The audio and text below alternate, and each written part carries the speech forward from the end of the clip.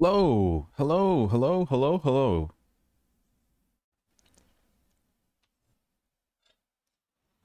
Hello, the attack rat.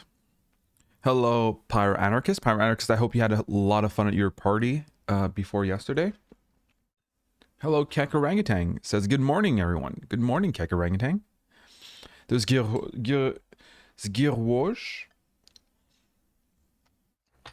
who's also there. Ugh, hold on.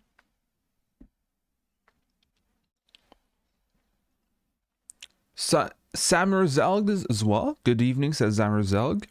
Rivers of Melancholy says, hello, every gender. Hello, Rivers of Melancholy. Halitosis 911. Always there. Hello, Halitosis. Clumsy Alexandra. Hello, Clumsy Alexandra. Hello, Rocket Supreme. Hello, everyone. How's everyone doing?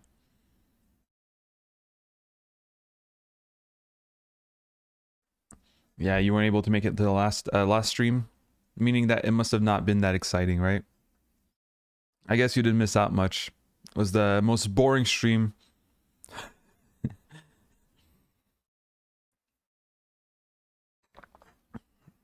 Listen, actually, was it last stream that we were talking about? No, no, no, it wasn't last stream, was it? Where we started talking about anti-theism. You were there, Power Anarchist. At one point, we talked about veganism. Oh no, last year we were talking. So that was before yesterday. We were talking about monogamy again, and polyamory, and polycules. Much better conversation when Lenore's not there.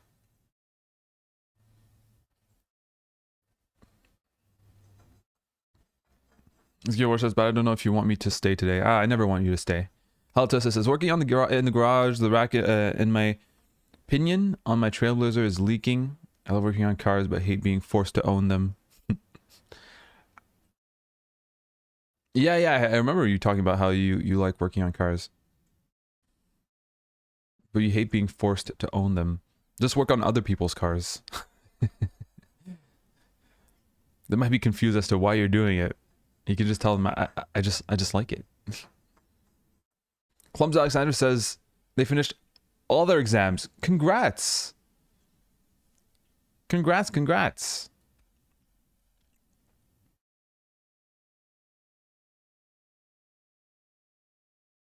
Rivers of Melancholy says, should I change my handle to Smelancholia _1, like Jura's engraving? Jura had _1 in one of his engravings. Truly truly avant-garde.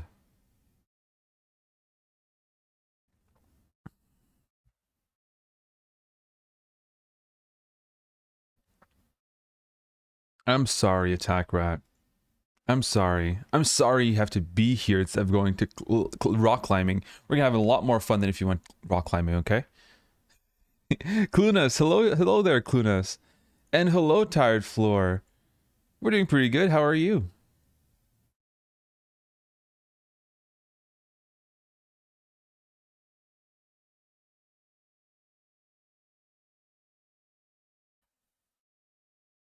You work on a lot of other people's cars. There you go. I'm willing to bet that you're a mechanic, because I know you're a small business owner. Are you? I don't remember. Showerthought DM says, I'm back. Hello, Showerthought DM. It's been a very long time. I'm very happy to see you. It's been, I feel like a couple of weeks. We were gone after stream anyways. There will be plenty of times to go rock climbing. That's something I was talking to Ballet with, you know, the whole fear of missing out kind of thing. Sometimes it really can paralyze people, the fear of missing out. And it's like, I don't believe that an experience is truly unique. You'll repeat it. Like, it's unique in a way, but like the general vibe and the general happiness of it is always repeatable. You'll repeat the same experience sometime in your life. Don't worry about it. Don't Don't fear of missing it out. It won't be exactly the same, obviously not. But things tend to repeat themselves. This Yale Warrior's gonna go back to working out. Gonna get swole. Hello, Miss Frizzle. Hello, hello. How are you, Miss Frizzle?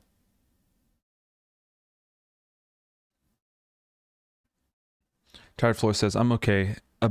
Tired. I am tired. But I'm always tired though. I'm excited for this stream. Oh, thank you. I'm happy. I'm happy you're excited. As excited as I am for the stream. Yeah, yesterday before going to bed, it was almost 1 a.m. I was like, all right, I'll post a video, or I'll schedule a video for tomorrow morning for the second channel. And I just uploaded it at 1 a.m. And I was like, fuck it. This is the video for tomorrow. Because I was kind of tired.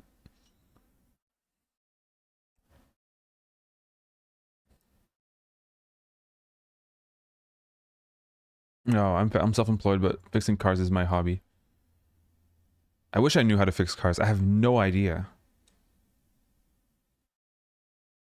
Can I call it a hobby when my income depends on it? Maybe it's just self-defense. Yeah, exactly. It's self-defense.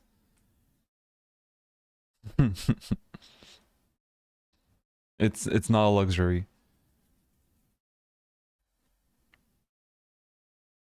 It's finally, Shower Thought DM says, it's finally summer in Canada, so school's out and commune anarchism is in.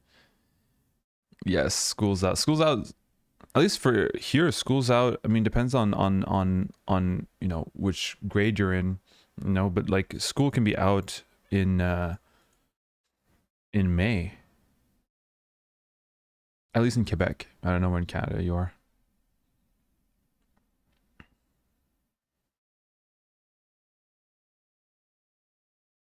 Try and distract yourself from a headache. Hope everyone else is well. Happy you're doing well. I think everybody in chat's doing pretty good. Aside from people who are omni-tired, like Tired Floor. Miss Frill says, I'm also interested in discussing this topic, abortion.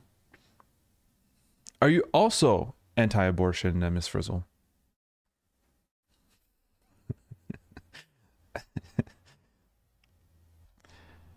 Oh. Everybody's going to be very, very surprised by my take. I'm joking. Of course I am.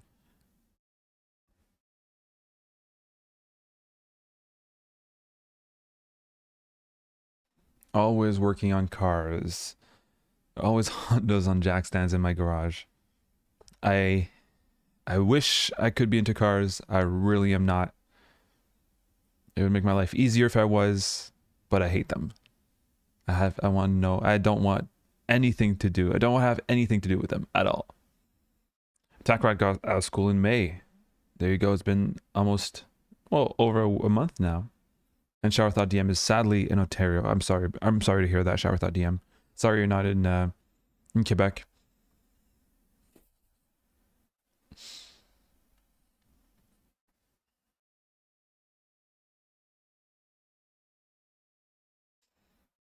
No, but I have been on every spectrum of abortion and pregnancy, to be honest.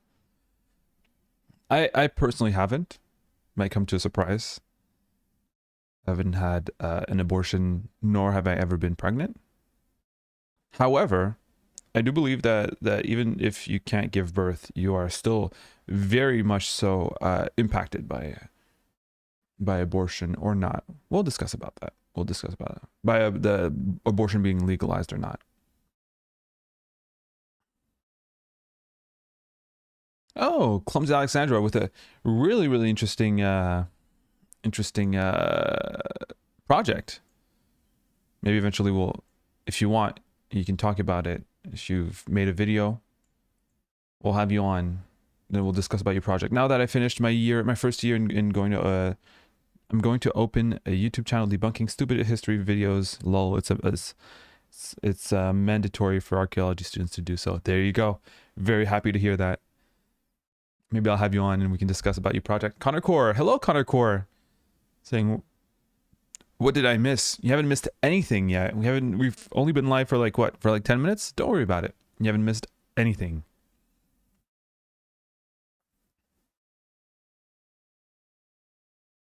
My landlord hates it.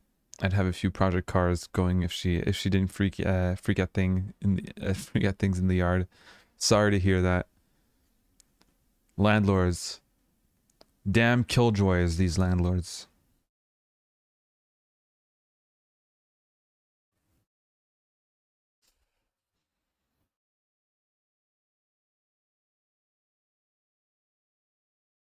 What do you think of the LGB Alliance? What is the LGB Alliance?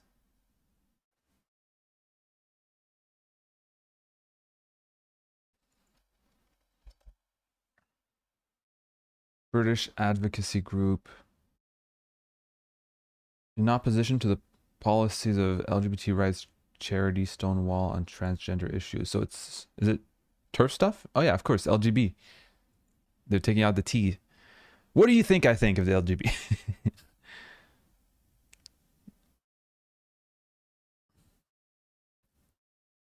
School's out, Posignac in the age of harmony is in. Absolutely. Yes, that's the vibe. Rocket Supreme says you're French Canadian. Oh no, I'm not French Canadian. I'm Quebecois.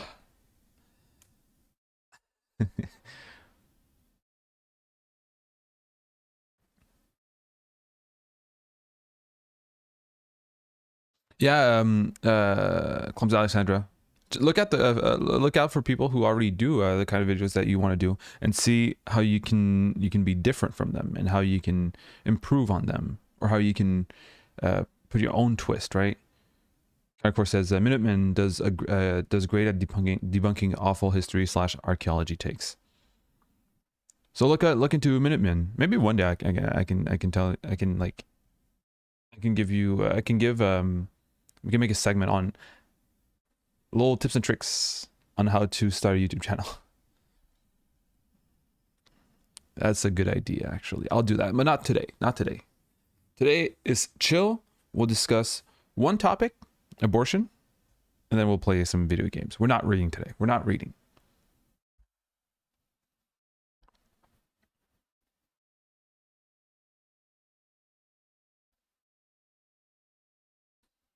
Oh, Tired Floor. Tired Floor says I hate to drive cars, but I have to because here there's no nice infrastructure for buses and trains. Pretty stressful.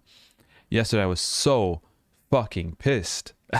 I went to a little village about 45 minutes from here, and it's the only village with a semblance of culture. With a little bit of culture, I have to go 45 minutes from here. It's a really nice village. It's really cute, but there's a lot of tourists, which you know, oh well, they're the ones who enable the culture in a way.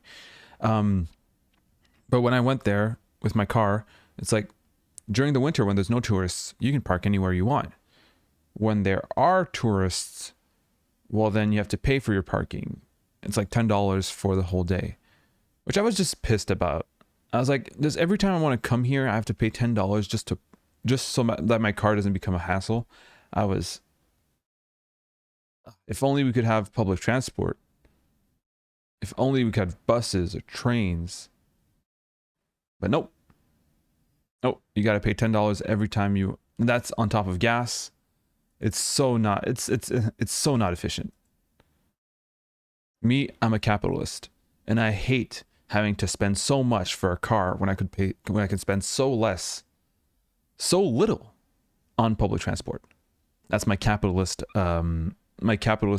argument for public transport.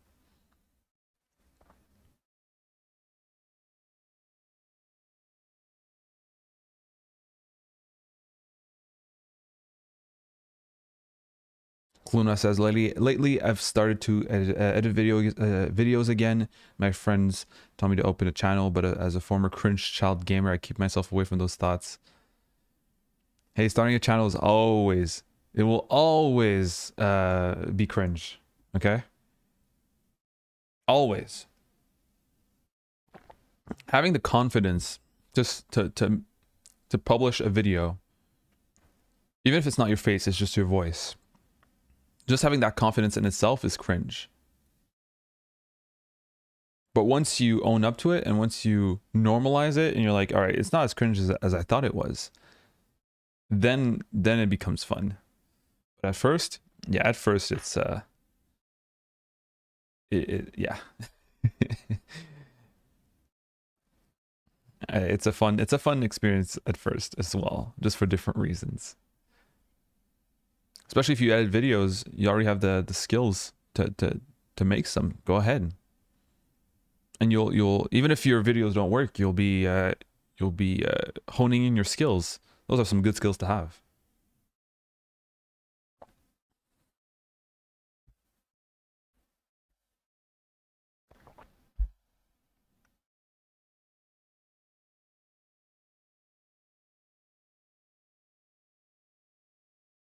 I'm sorry for calling the LGB Alliance. I think I called them TERFs. I think TERFs is that a slur? Should I not be calling them TERFs?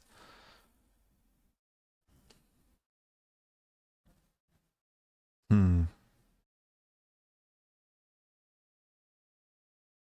All right. I'll make some.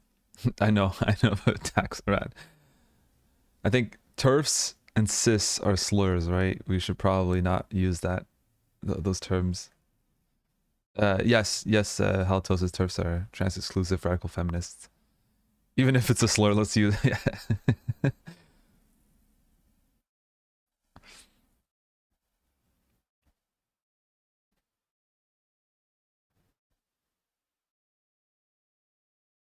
We discussed about that again with friends in that little village.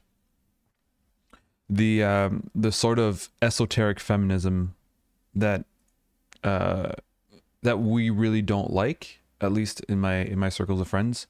You know how the kind of esoteric feminism where you know the womb is like a gift of nature. You know the you know like the appropriation of like witchcraft with witchcraftery or whatever. But all these all that like yeah that metaphysical, that esoteric, um I don't know how to call it, like aestheticism applied to feminism can be very harmful because it essentializes women to like some mystical attributes, which because of that can also justify excluding trans women from from the world of women, because women is it's not something that you identify with. It's not a social construct. It's something about nature, right? It's about the the importance of the womb and the sisterhood of women, which you feel when like as I don't fucking I don't know enough about that kind of esoteric feminism. My friend, she had harsh words for it, but it does play into to exclusionary discourse,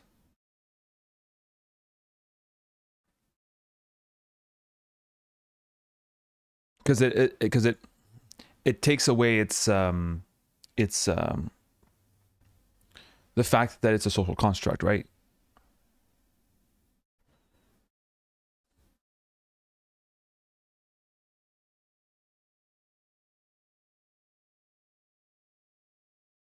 I will never understand why people don't like the term cis. They, yeah, no, they don't like it. But one day they'll start having pride for it. Don't worry about it.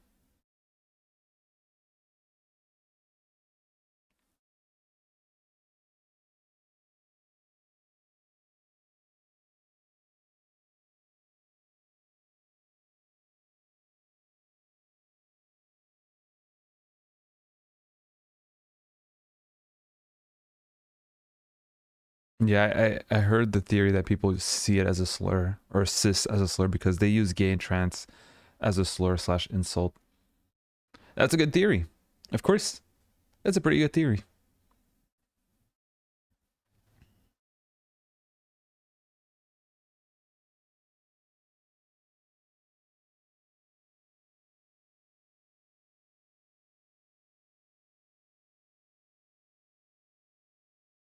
There's no sisterhood of women under capitalism.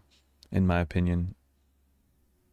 Yeah, well, as long as you have a system that like forces you to compete among each other, or not forces you, but at least incentivizes you to compete amongst each other.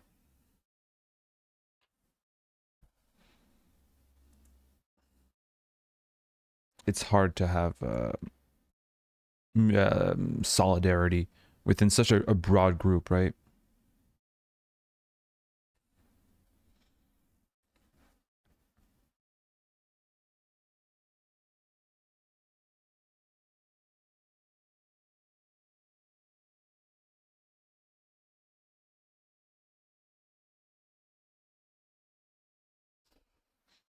Me as a historian, me a historian. Why does everyone hate cis? It's literally a geographical description. Countercore. We might be a bit different here.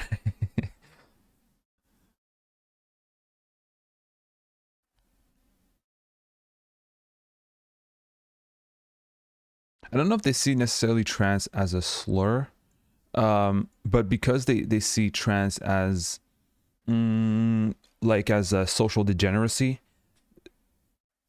then saying that you're cis, I think they would much prefer to be called normal, right? Those are the kinds of people who would say, all right, no, like, is cis just a word for normal? Then just call me normal. So cis is kind of insulting, right? In that way, because it tries to label normal for them as, you know, not normal but different as well.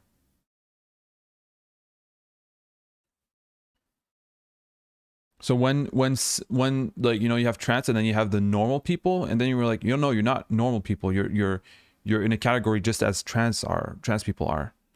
So cis and trans are both categories.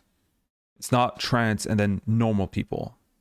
But they like to call themselves, or to, at least to associate themselves as normal people. So when you also label them, I don't know, it kind of undermines their conception of what normal is. It kind of gives as well more credence to like the trans identity, because now it's not opposed to normal people, but like opposed to cis people.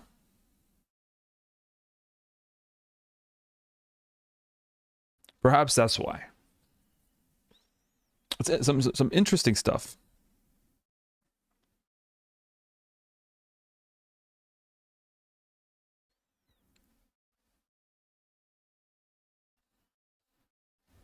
Haltosa says, I had conversation with a Christian about trans issues. I told him that Jehovah, Haltosa, by the way, is a ex-pastor, so they have the authority.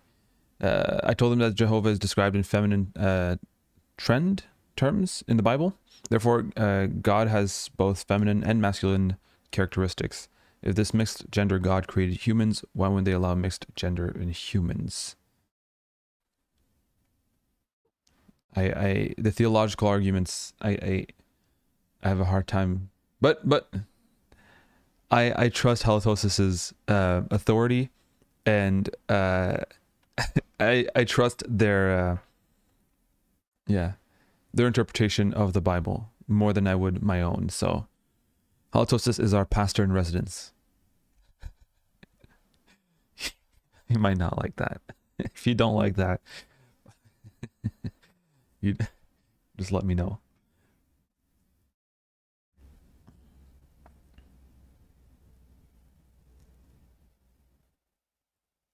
Hello, Proctophile. Good morning. Good morning. How's the stream going so far? It's going pretty well. We've just been so far hanging out. We're talking about trans people. Apparently, that's the topic we've stumbled upon.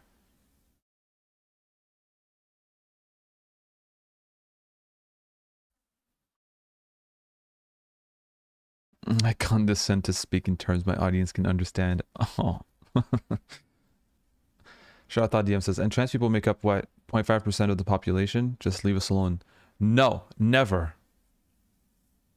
They'll never leave you alone.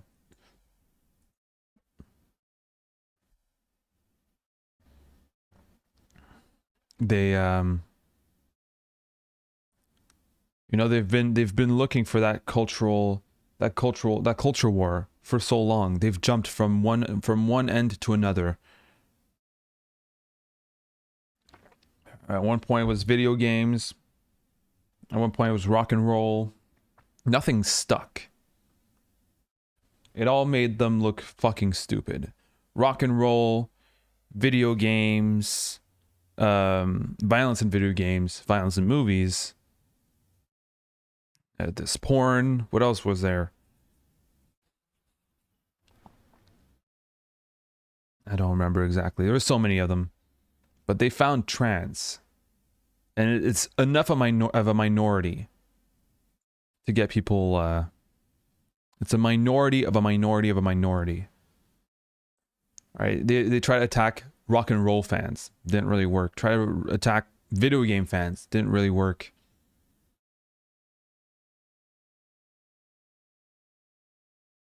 We're way too cute to be left alone. Exactly.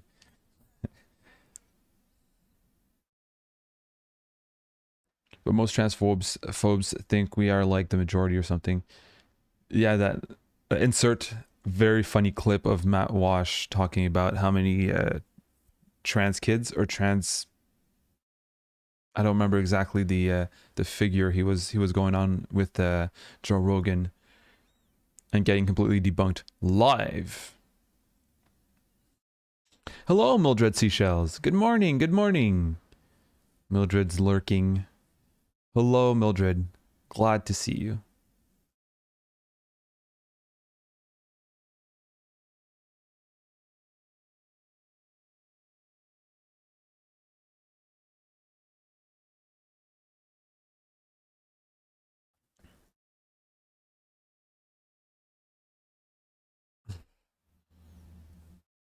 Aggressively bi fellow. Millions of kids have transitioned, okay? Millions. Sneaky Revenant. Hello, Sneaky Revenant. All right, people are slowly joining. Hello, everyone. Hello. We got Sneaky Revenant and Mildred Seashells. Though we've been streaming for like 40 minutes. How am I? Oh, thank you for asking. Nobody else asks how the streamer goes. I'm going pretty good. Had a pretty big day yesterday. I went to a village, as I said. So today is going to be more of a chill one. We're going to talk about one topic, and then we'll play some video games. We're not going to read. Today is a chill day, unproductive. We won't be productive today. But thank you for asking how I am. How are you, Sneaky Revenant? And Krena's also there. Missed the timer stream. I'm sorry. Listen, look, just for you. There you go. You got a timer. I'll put it right here, right above the YouTube plaque. There you go. You got an internship today. Congrats. Congrats. Everybody say congrats to Sneaky Revenant. Gotta celebrate those wins.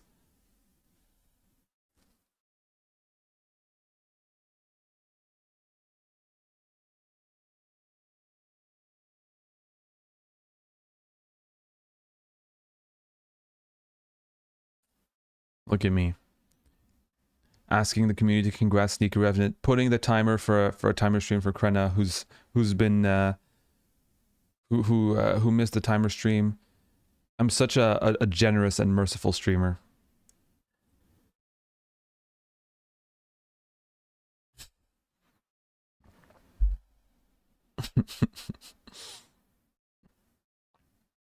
What happens when the timer hits 0? You don't want to know. I'll stop the timer before it hits 0. The end of capitalism. It's gonna happen, okay? It's gonna happen. Oh, hello, Dortox. Dortox is also there. Says abortion is illegal in my country. Oh, my dog. Yeah, I was also going to talk about abortion also in relation to my country.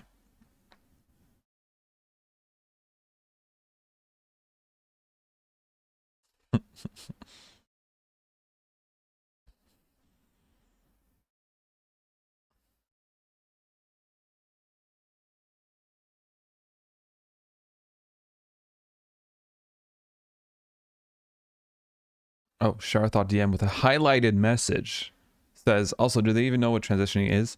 Sure, it can be the surgeries and all that, but it's also getting your hair done the way you want, learning how to do makeup. It's like anything that helps a kid feel more comfortable with their identity. Yeah, exactly. It's no, transitioning means, what do they call it? They call it mutilation, right? Motherfuckers have no idea what they're talking about. Have no idea what they're talking about.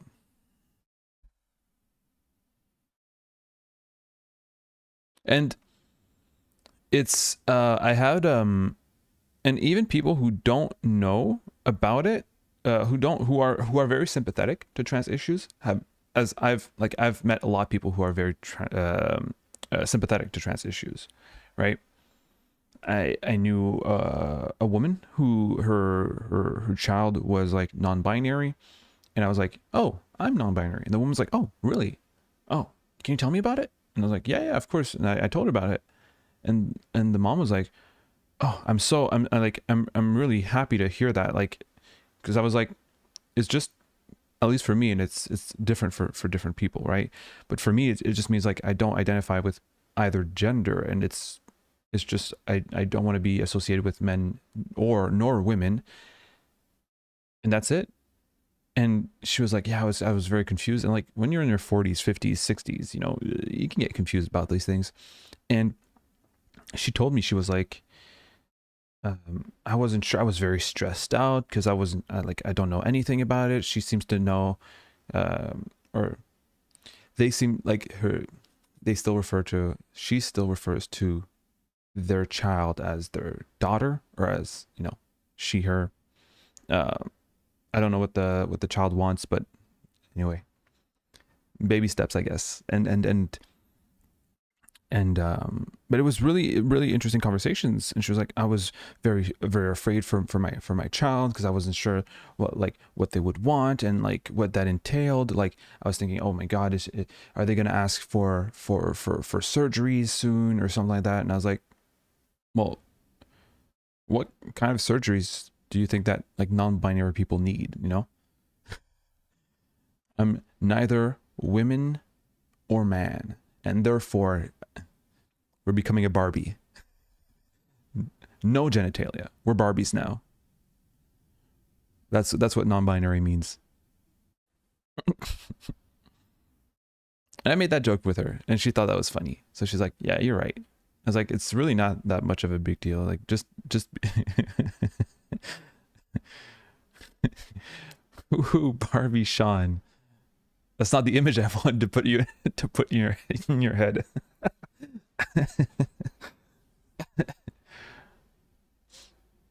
We've got nothing. um but yeah, no, like for a lot of people, they just don't know what transitioning means, even if they're very well meaning, right? Because at least transitioning in culture in the past few years, even decades, you know, when you talk about transitioning, it means like the operations and everything. Meanwhile, many trans people don't do operations. I'm willing to make the assumption that most non-binary people don't do any surgeries. At least that's from my experience from the non-binary people I know. But yeah, so very often, like, yeah, people don't know what transitioning is, but it's not necessarily it's not malignant, right? It's not mean. People actually believe that transitioning means we are, it's surgeries. And surgeries, I can understand, are very scary,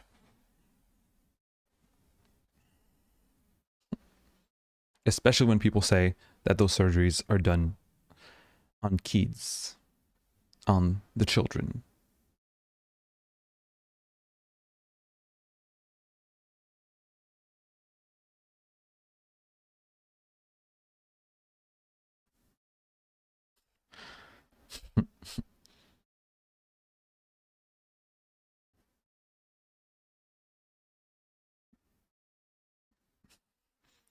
Clumsy Alexandra says, I've talked with people here in Albania, which like there are like only 10 trans people here in total. People in Albania they think we are a secret government who are trying to forcefully feminize kids or something. Are you?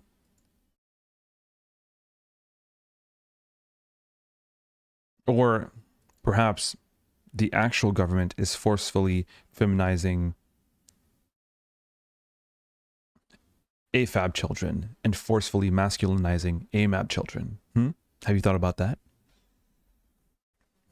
Okay. I don't know if we're gonna... People seem happy about being Barbies. I don't know if that's something that we want to appropriate.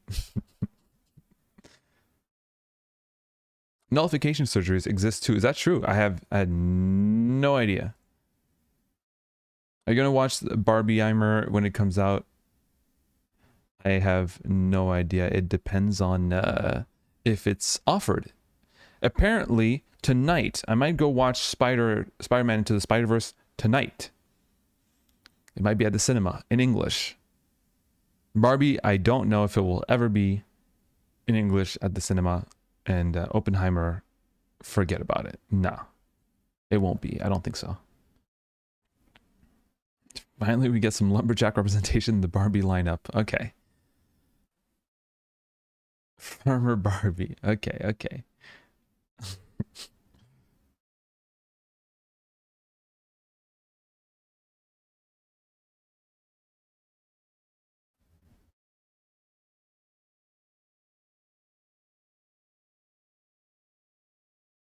I want to get surgery and hormones, but it's super expensive and my dysphoria isn't that strong yet. I hope it stays that way, says Tired Floor.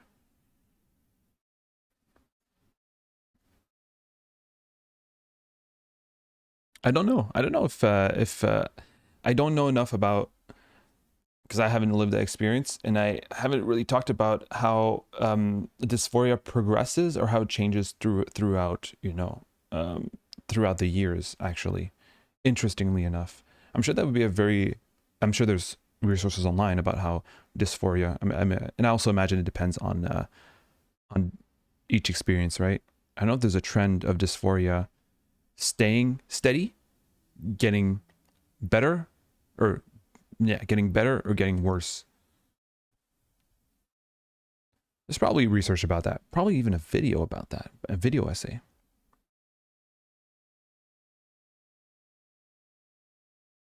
I am the shadow government. Happy to hear that, Alexandra. Happy to hear that you've... no. Sorry. Happy to hear that you have that kind of power.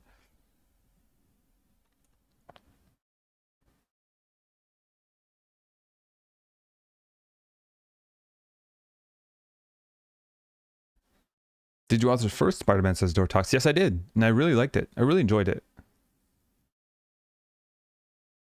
Ryan. Hello, Ryan. Hello.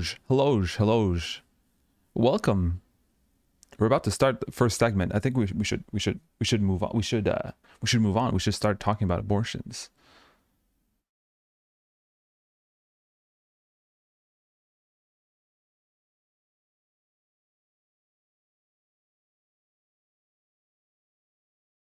Apparently, the Barbie movie got China's propaganda, so it's banned in my country.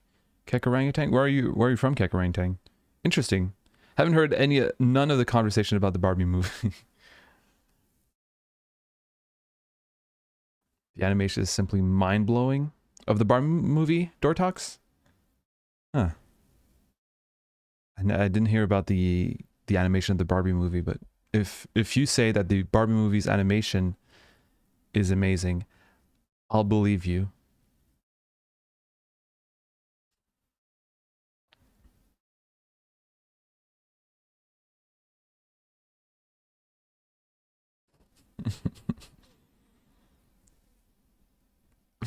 Sneaker it says recently my therapist talked about gender because I started doing feminine makeup, and now I found out that not all AMAB people want to be girls a bit. Now I'm confused. No, they all want to be girls. It's just that they don't want to say it.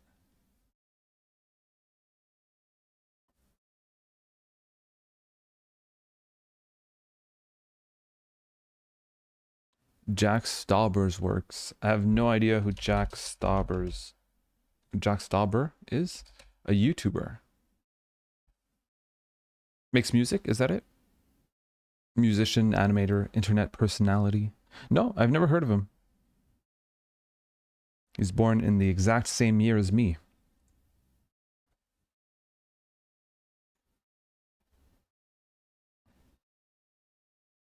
Oh, that animation does look kind of cool, though. Perhaps I've seen it before. Doxing again. You're from Vietnam, Kekarantang. Oh, I see. I think you've already told me. I know someone in chat already told me they were from Vietnam.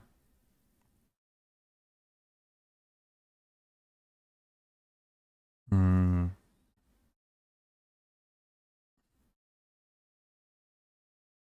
Yeah, tired floor, understand that.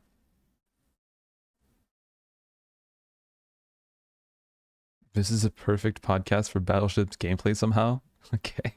Well, hello, WGTA. Happy you're having fun playing Battleships right now. Or maybe you're just saying that out of nowhere. It was banned in Vietnam. I didn't know that.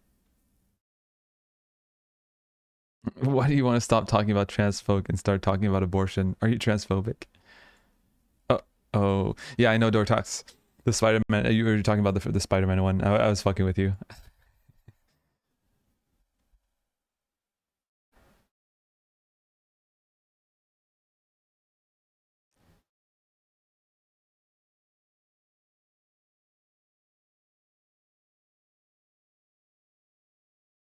I'm so happy to hear that, Attack Rat. Very glad to hear it.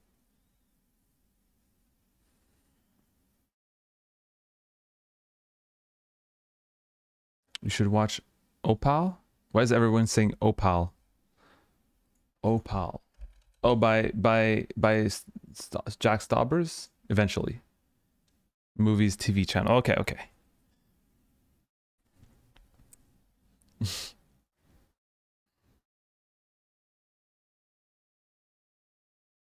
Hmm. Yeah, look at all these. Look at all these people sharing. Thank you so much. These témoignages with testimonies. That's what témoignage is. All right. All right, let's talk about abortion. Let's be transphobic and stop talking about trans issues. Yeah, you can repost a Krena, by the way. Of course. If people want to watch it, they can watch it. And maybe we'll watch it on stream some other time.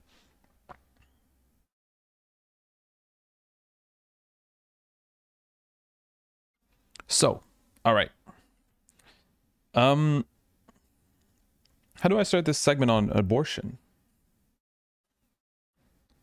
All right, I'll discuss abortion from a personal perspective because I think it's important to note that it can also impact people who don't give birth, and it impacts them negatively, obviously. I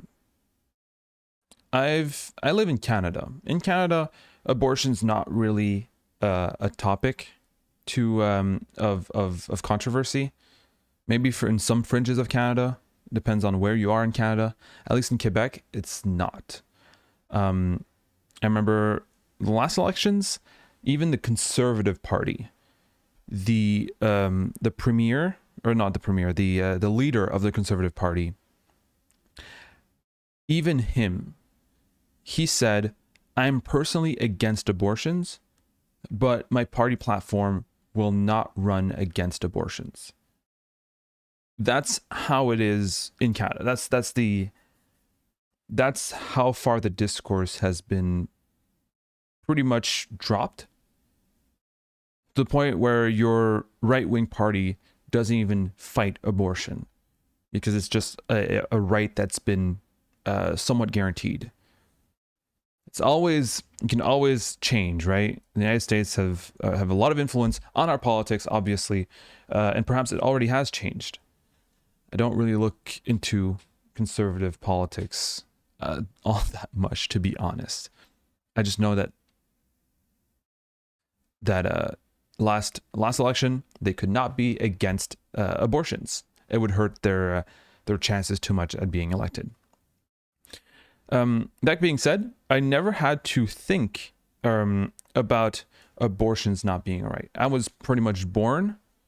When was abortion legalized in Canada?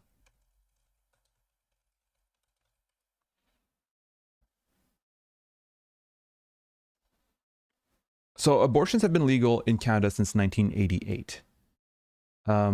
If I remember correctly, Quebec was even more okay with abortions than were Canadians. Quebec, all right, funny story. Actually, Quebec, there's a funny story about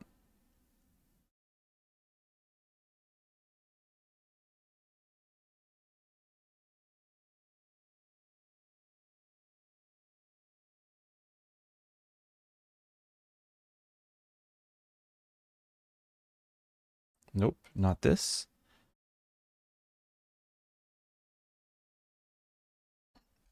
All right, I'll summarize the story, okay? There was this doctor in Quebec who performed abortions illegally in Montreal.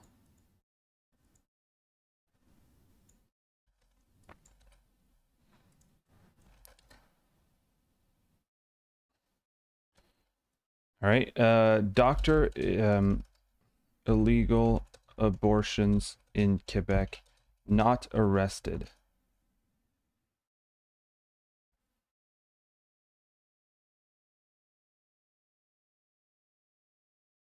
Because the funny thing is, the man, yeah, exactly. All right, let's look at this. This is a hilarious story, okay, of how Quebec is more progressive than the rest of Canada in many ways. You have here a man called Henry Morgentaler, who's dead, who died in 2013. He's Polish born. He died in Toronto, but he had his career in Quebec. So in 1969, and keep in mind, abortions were only made were made legal in Canada in 1988. He opened an abortion clinic in Montreal, completely illegally. On June 1st, 1970, Montreal City Police raided Morgentaler's clinic and laid several charges of performing illegal abortions. The first case did not come to trial until 1973. In the meantime, women's groups organized in support of Morgentaler, and he continued to perform abortions. In 1973, the doctor stated that he had performed 5,000 safe abortions outside hospitals, demonstrated that a hospital setting was not necessary. Between 1973 and 79, Morgentaler was tried 3 times in Montreal for defying the abortion law. Each time, he raised the defense of necessity, and each time he was acquitted. Each time, the jury took less time to reach their decision to acquit. At the third trial, they took 1 hour. This is called jury nullification, the refusal of juries to enforce law that they perceive to be unjust. And the thing is, they kept bringing him to court. The man was aborting left and right, illegally, and they kept bringing the man to court. In January 1976, a third trial was begun against Morgentaler on the first set of charges. On 18th September 1976, the trial ended up in an acquittal by a different jury. This was his third jury acquittal in Quebec. And the funny thing is, they realized that the abortion law could not be enforced if juries would not convict, so they dropped the remaining charges. They dropped the charges. Bédard, who was the Minister of Justice in Quebec, called the anti-abortion law unenforceable. From that point on, Quebec refused to enforce federal law prohibiting abortions by qualified medical personnel. Bédard emphasized that police would continue to identify and charge unqualified backstreet abortionists. Federal Justice Minister Ron Bassford said that Quebec had made a just and fair decision that was proper to the provincial authority. So basically, in Quebec, since the 70s, about a decade before abortions were legal, it was illegal, but they wouldn't enforce it because every time they had a jury, the jury would say, yeah, let that man like do abortions. No one would oppose it. They couldn't find a jury that would oppose him. So all of that to say, there's a culture for several decades here that it's not a problem. They couldn't even find people to oppose this man who was doing illegal abortions back then. Okay? This dude freaking loves performing abortions. Yeah, 5,000. Yeah, he was straight up, yeah, I've done 5,000 of them. But keep in mind as well, like, there wasn't that many people to do it back then, right? So he might have been the only one, so he might have been just doing abortions, you know, all the time. Keep in mind as well, back then, the contraceptive methods weren't as developed and widespread, and sex education just didn't exist. I'm assuming.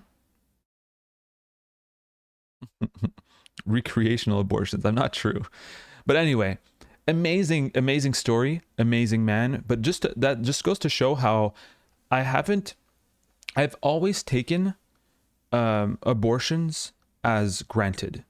My parents were basically raised.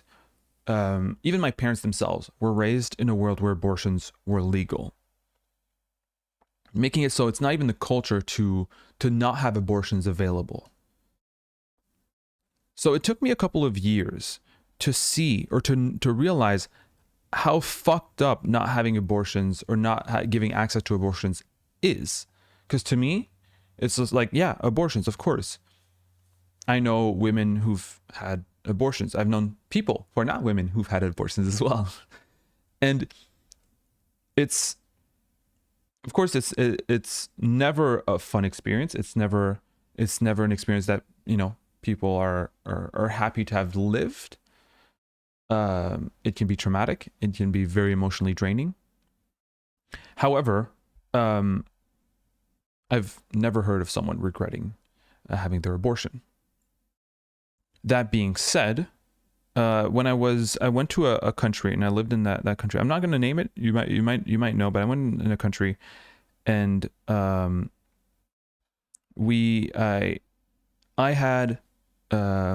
met someone. I made a friend, and in any case, there's the whole topic of pregnancy scare, which I had never experienced.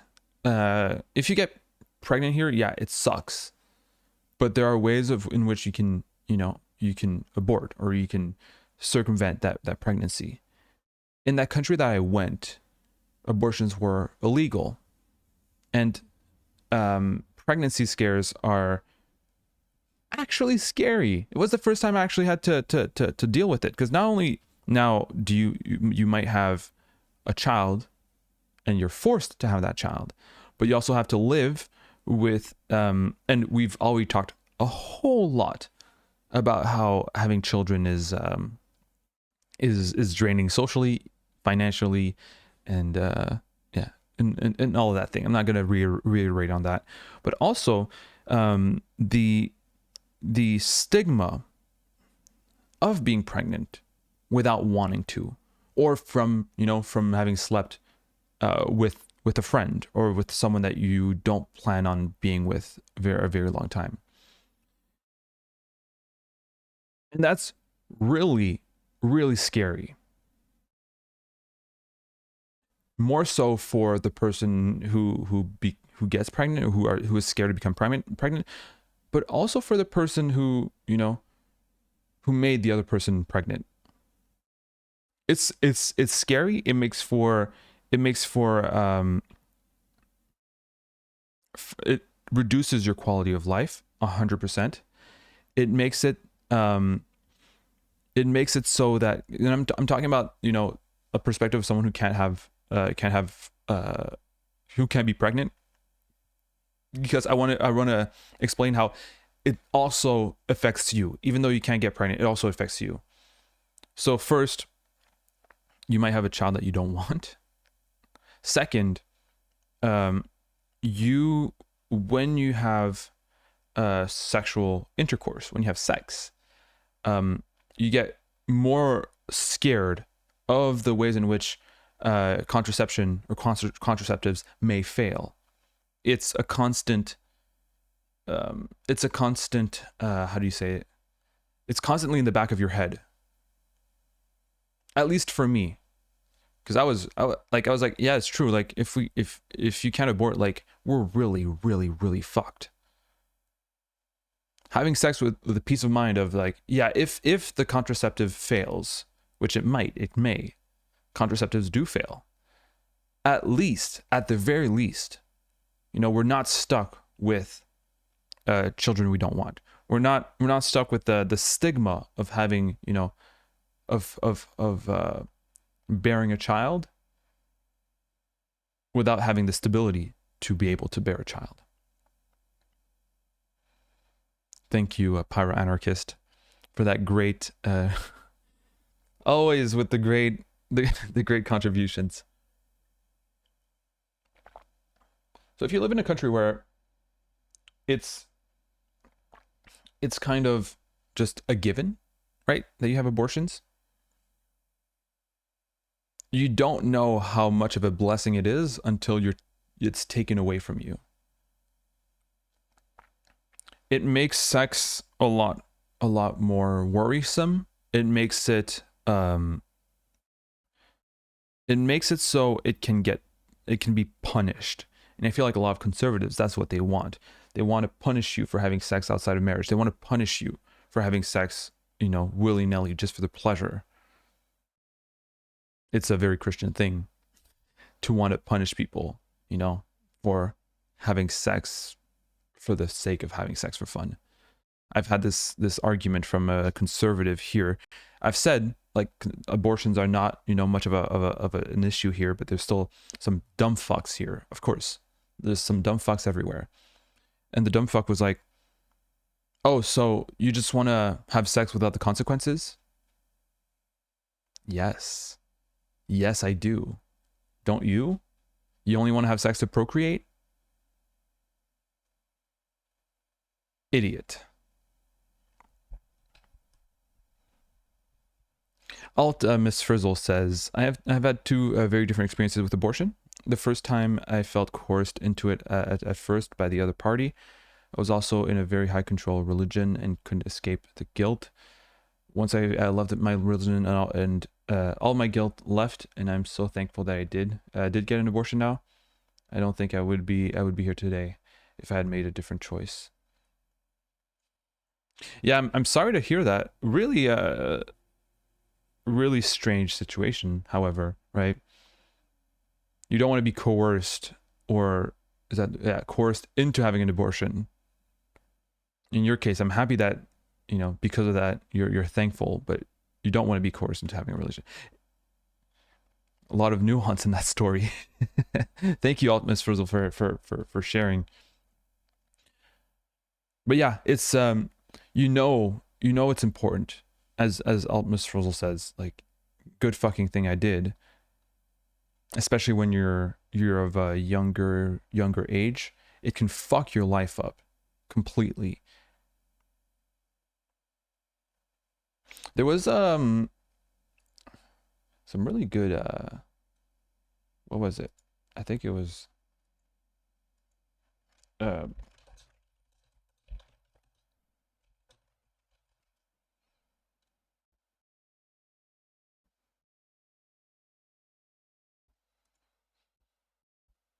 think you've probably all seen it. The Rage Against the Machine, who are some I can imagine very, very cool people, have had a lot of arguments against abortions behind their behind their stages when they were giving a show. I'm trying to find where I can find it. It was in 2023, I believe. Was that it? No, it was in 2022. All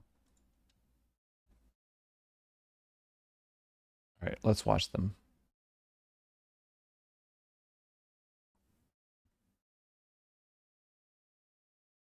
If we can.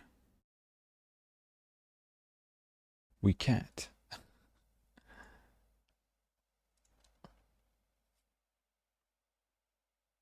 All right, we're gonna watch it on YouTube. This is gonna work, right? Hopefully. It says reading, but we're not reading. Can I put it?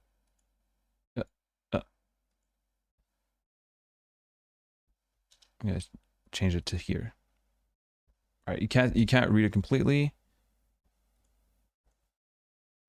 Forced birth in a country that is that is the only wealthy country in the world without any guaranteed paid parental leave at the national level. So there you go.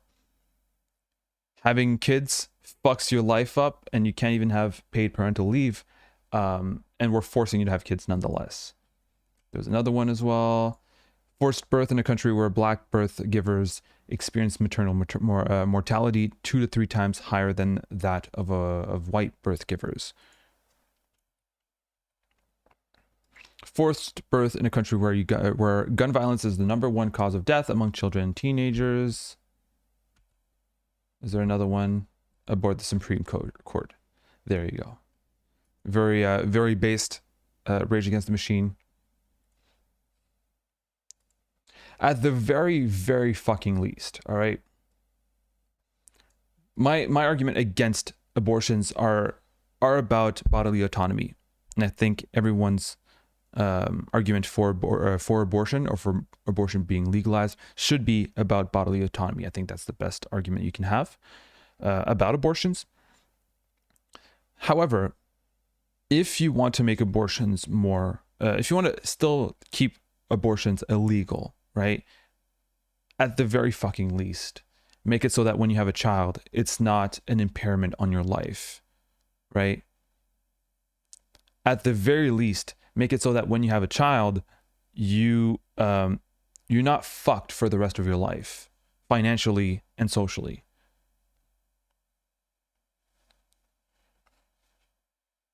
Make schools at least decently free and safe.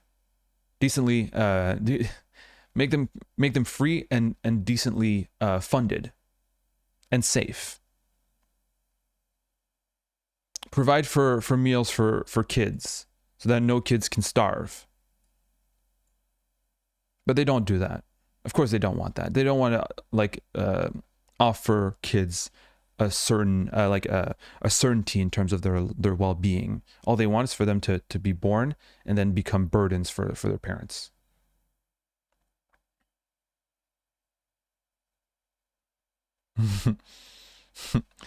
I saw a video of a dumb fuck conservative of dumb fuck conservatives with a thin blue line flag dancing to Killing in the Name of. They missed the point so much.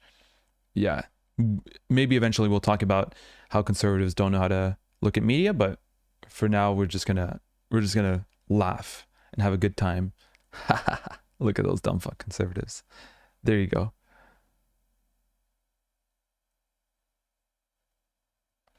They always scream about adoption, but they never want to adopt children themselves.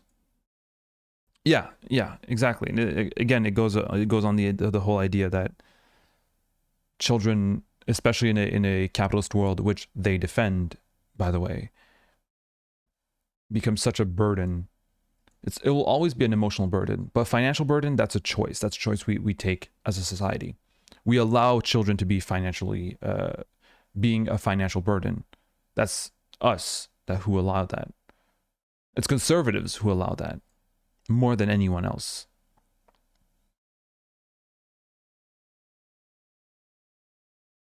Frizzle says, the second time I had to have an abortion was for a pregnancy my husband and I wanted, but had a molar pregnancy, which is non-viable pregnancy, which turns into a precancerous tumor. This was after a lot of anti-abortion laws had passed in Texas. It was very eye-opening how much more the hospital was being afraid of getting sued by the state for emergency surgery than making sure I didn't bleed out and die. Insane. Insane, but not surprising.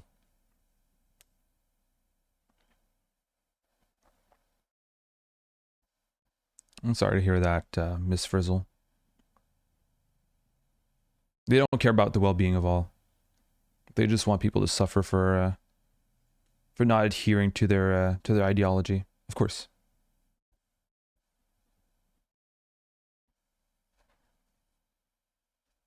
Attack Rat says, I've noticed that a lot of conservatives either miss or ignore political messages in music, not just music, in so many things as well.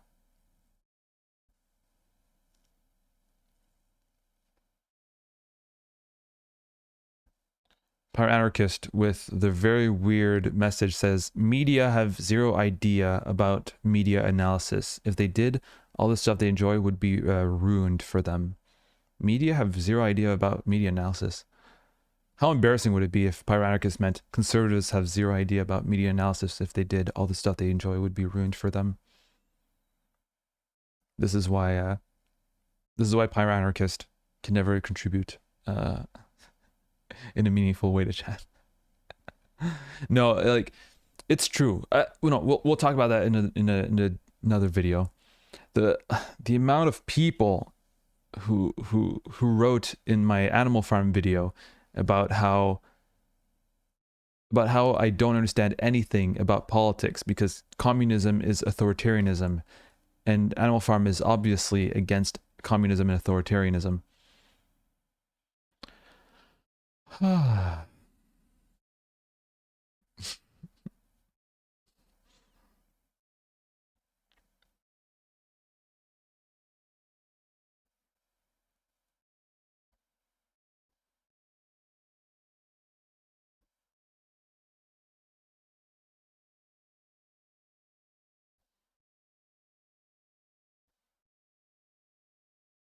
Reading all your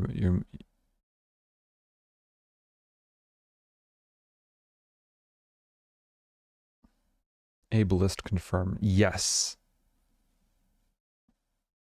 Is no, I'm not gonna go there.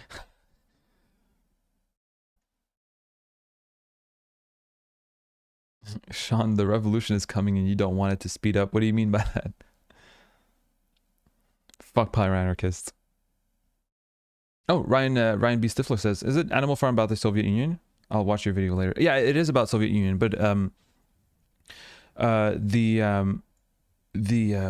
animals at the beginning of the book pool in all the resources together, right? The means of production belong to the animals of the farm. And Orwell shows how this is more productive and it makes for a better life for all the animals. The fact that they've ousted the farmer who exploited them. So Jones was basically the owner of the means of sorry, spoilers for this book from this 1944 book, I think 1945 book. You have a farmer, right, who owns the means of production. Oh, Sneebop. Sneebop? Thank you for following. Everybody say hi to Sneebop. Everybody say hi to Sneebop. Sneebop.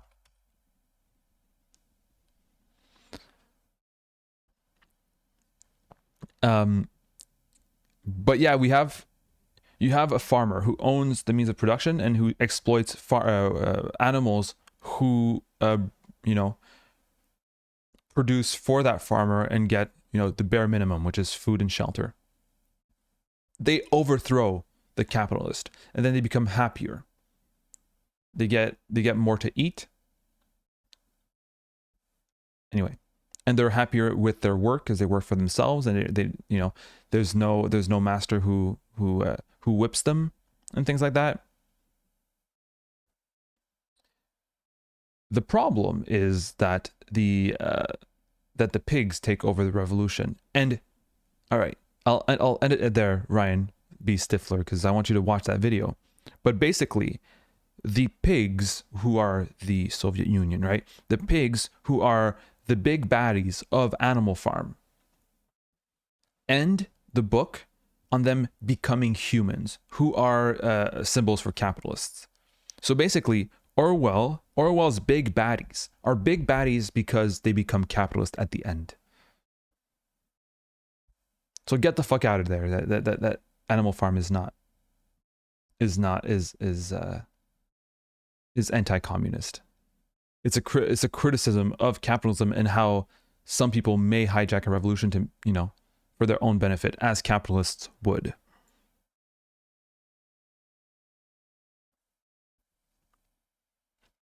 Wow, some people are saying hi to Sneeboop or Sniboop. Thank you. Thank you all for being so nice. And Snibop, not Boop, sorry. Sneebop says, hello everyone. Good morning, evening, night. How sweet.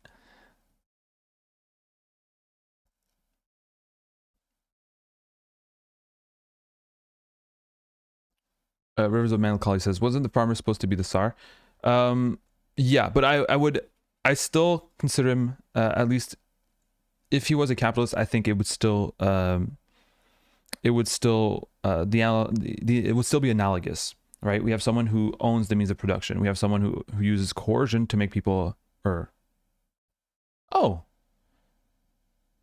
Oh, we've got a raid. Well. Well.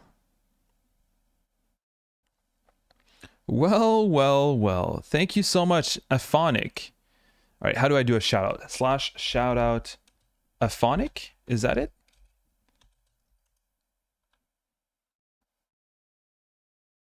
Yeah, I just did shout out Aphonic. Aphonic is cool. Aphonic has a massive peepee. I don't believe that. No, I do believe it. Thank you, Aphonic, for the raid. I don't know what Aphonic does or who the person is. I'll check it out after the stream. Massive. Hello, Raiders. All right, my name is Sean. Go by they, them. I'm an anarchist, or just broadly a more leftist.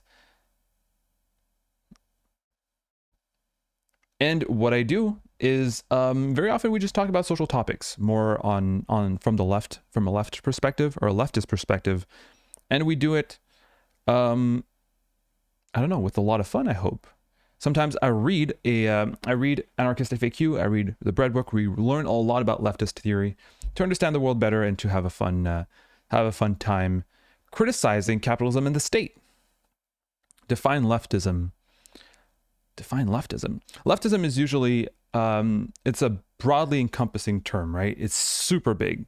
The way I see it is most importantly a criticism of capitalism. It's basically anti-capitalism. The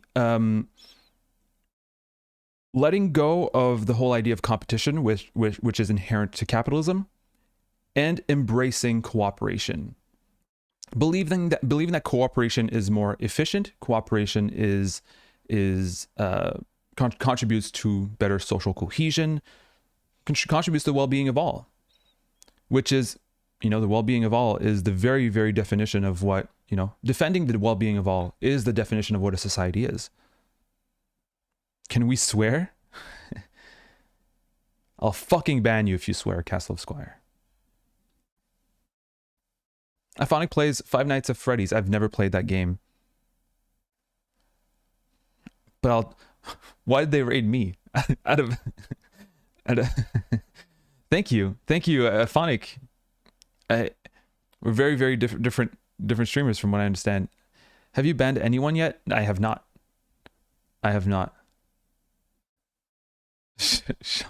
Sean has a massive hairdo. Thank you. That's why I keep it. I have to hide it. It's so massive that I'm hiding it.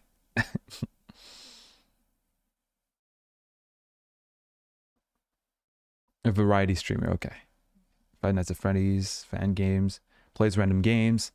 I'm not much of a gamer, to be honest. I discuss more politics. Oh, you discuss politics as a phonic. Okay. So they're trolling me.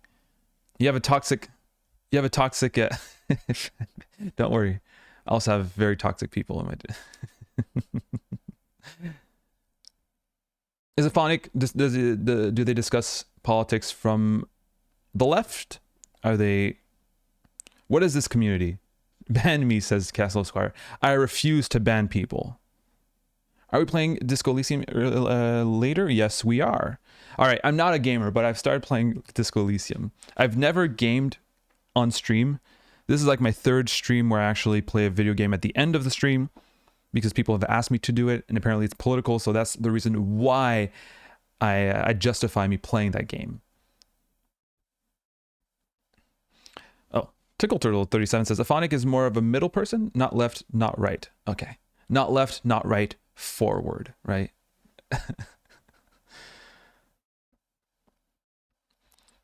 WGTA says, Sean, alcoholic roleplay. All right, no, I'm not roleplaying as...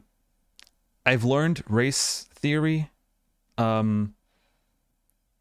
I don't know how much how much I should have done that. We're going on a very, very different path. It's how I sneak in reading in my no reading streams. I love reading with chat. Though it gets like sometimes it's heavy reading, it's not always super easy. It's very theory heavy, but we learn so much, and by learning, we have fun. Halitosa says, I thought you banned that end cap. I did ban an end cap, okay? But that was on YouTube, on the YouTube stream, not on the Twitch stream, okay? Very, very different. Extremely different. Thank you so much for everyone who's been following. You have Amatsuki, DSTN159, and It's Pandy. Thank you so much. It's very sweet. No, I won't ban you, Castle Squire. I'm sorry.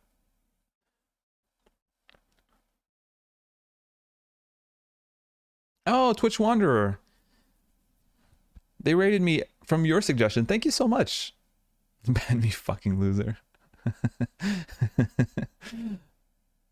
Oh, all right. Well, I'm glad you're here.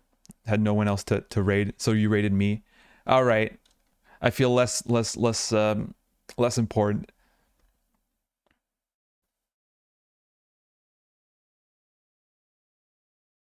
Twitch Wonder says, talking about game and politics, do you think that what J.K. Rowling said about transgender people consider as controversial or not? Yes, it is controversial. Of course it's controversial. By definition, it is. It's more, I think she is definitely a TERF, you know, but I've talked about boycotting her game, and I don't believe boycotting her game does anything. I don't believe in boycotts, or at least in loosely held boycotts. Some people may disagree with me, and that's fine.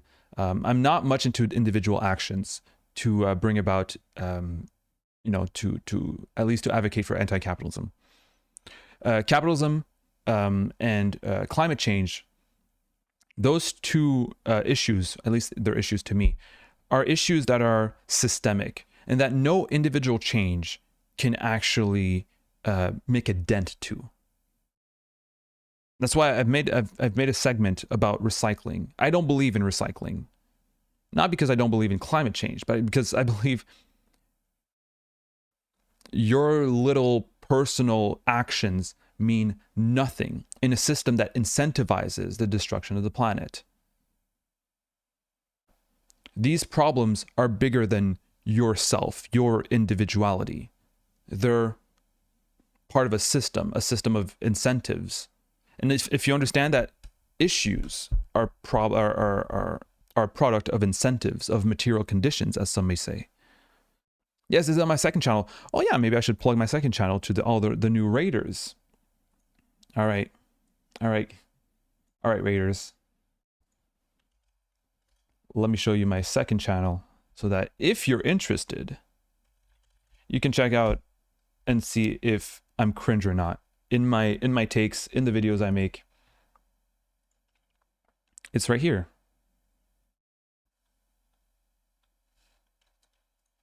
I'll put it in chat if you're ever interested, if you want to subscribe, if you want to check it out. I have this one. That one I put in the middle of the night because I fucked up. But if you want to look into Pledge of Allegiance, Polycule was a good one. The one about recycling is, do you recycle? And I say, I don't.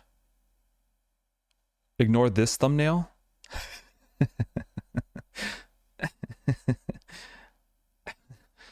Ignore that thumbnail. That was a fun one to make.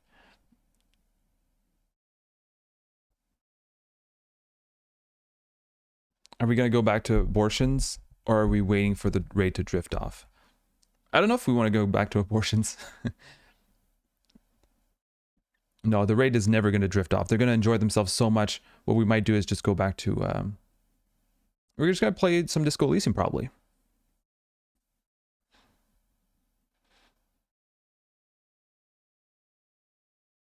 Don't look up the canvas. Apparently they look a lot like me.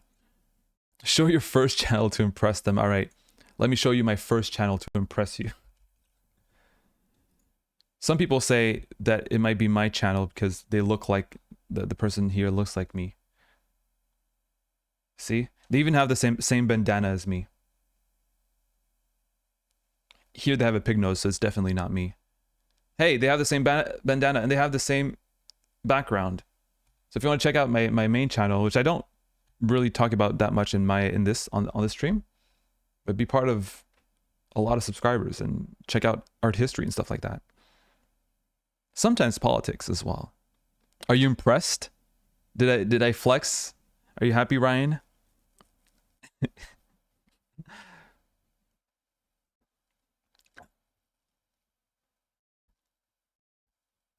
Look, everyone, they're so famous.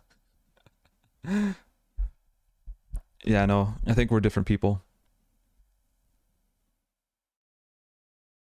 Can we play Pajama Sam? Pyro Anarchist, I'm so happy that you're saying that. I fucking love Pajama Sam. Video game that made my childhood when I was young.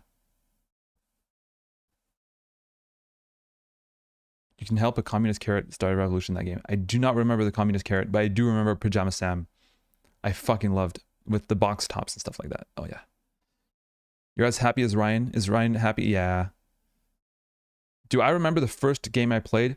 Probably Pajama Sam, actually. Because it was like a game on the PC so long ago. I think it was free. I think it came from... Did it come from like a... I don't remember where I got it from. Bomberman. Now, I started off my gaming journey on PC. And then later my parents bought me a PS2. I played a lot of Jak and Daxter, which I've recently been looking back at through reviews and stuff like that.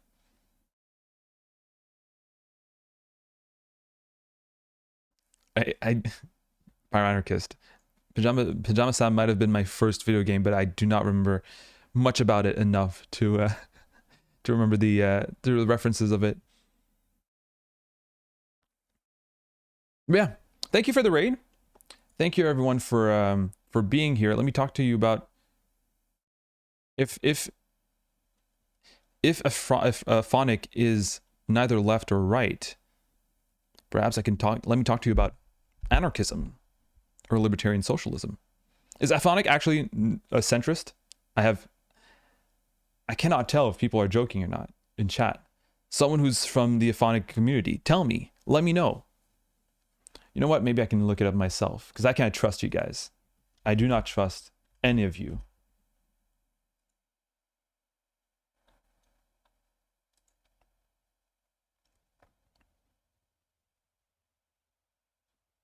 A streamer that cannot comprehend the idea of shutting up. Okay.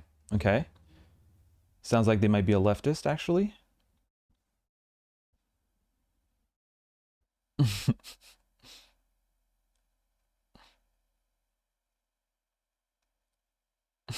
Mr. Canvas over there clapping their thighs together, talking about Magritte and stuff.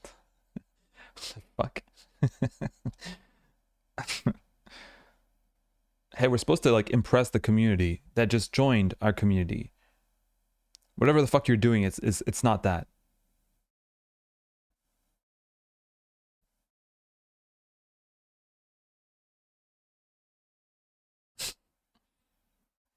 All right. Well, whether or not Aphonic is leftist or right wing or centrist or apolitical, who knows? Let me tell you about anarchism, because this is what this stream is ultimately about. So anarchism is a philosophy which believes that inherently in freedom. Freedom is the main value of anarchism. But what is freedom? This is a question that many people may ask. What exactly is freedom? Freedom, depending on who you ask, can be defined differently. Some people will say it just means no intervention in my life, right? So people who believe, let's say, in free speech, in the government not, imposing regulations, blah blah blah, and those people, they're partly right, but they're also dumb fucks. The reason why. Okay. The reason why they're partly right, but they're dumb fucks is because, yes, freedom is about not being coerced. You don't want to be coerced. You don't want your speech to be restricted. You don't want your actions to be restricted by an authority. But also, freedom is about being able to do what you want. It's about maximizing your potential as a human being, because maximizing your potential as a human being allows you to develop and to grow in the direction you want. That is freedom to anarchists. It's not the American freedom. It's not a negative freedom. It's a positive freedom. Negative freedom is about not being coerced and nothing else. Positive freedom is about being able to maximize your potential, being able to be who you want to be. Because right now, you can't be who you want to be. You are not free. Yes, perhaps you have freedom of speech. Yes, perhaps you have freedom of travel. You can travel within your country. You can't go outside your country, but that's maybe perhaps for another day. However, you're not entirely free, are you? Most of you have jobs you don't like. Most of you have to submit yourself to employers who you don't necessarily like. And even if you do like, well, you're still submitting yourself, so you're not entirely free, are you? You might not see it as submission. You might see it as obeying orders from your boss. You might be seeing it as doing tasks for your boss. But keep in mind, your boss has power over you. Your boss decides, sometimes in some cases, which words you can use, which clothes you can wear. Your boss decides a whole lot about how your life will be determined, how you can live your life, not your whole life. They can choose for 8 hours a day, 5 days a week, perhaps more if you work more, perhaps less if you work less. But nonetheless, you have to submit yourself to someone who has more power than you. That is your boss, for a majority of your life. Some people call that freedom. And yeah, you can choose which boss you're going to submit yourself to. And yeah, maybe you can try to make your own business, right? Good luck doing that. Competition makes it so that try to compete with big businesses. We've come to a point where you are forced to live, to survive, to work for someone else's accumulation of wealth, accumulation of power. And because of that, I would argue that you're not free. So this framework of freedom is at the very basis of anarchism. And to be free, anarchists would say, you need to abolish hierarchy. You have to abolish people being on top of you in terms of power. Because as soon as some people have more power than you, then they have the opportunity to make you submit yourself to them, to their will. To a point where eventually you'll need to submit yourself to them. just in order to survive.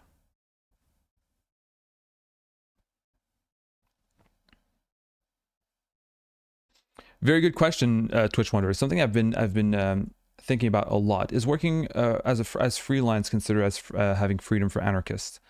No, the gig economy has a lot of criticisms associated to it.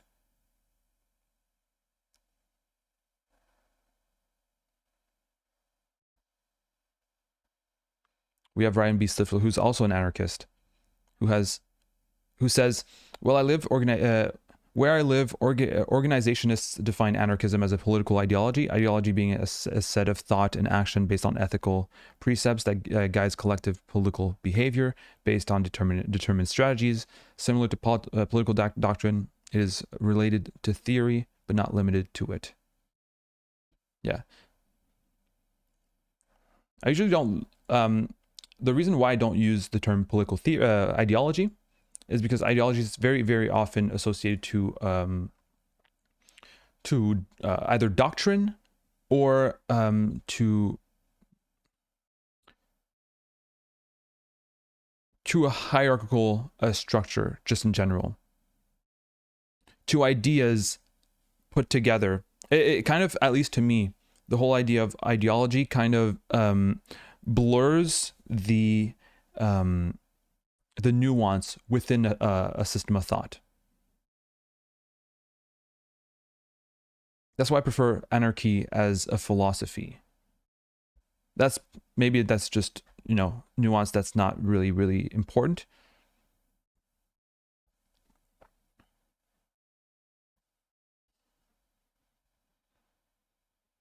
Because there's no, at least from my understanding, there's no like set strategy for anarchy, for anarchism, right?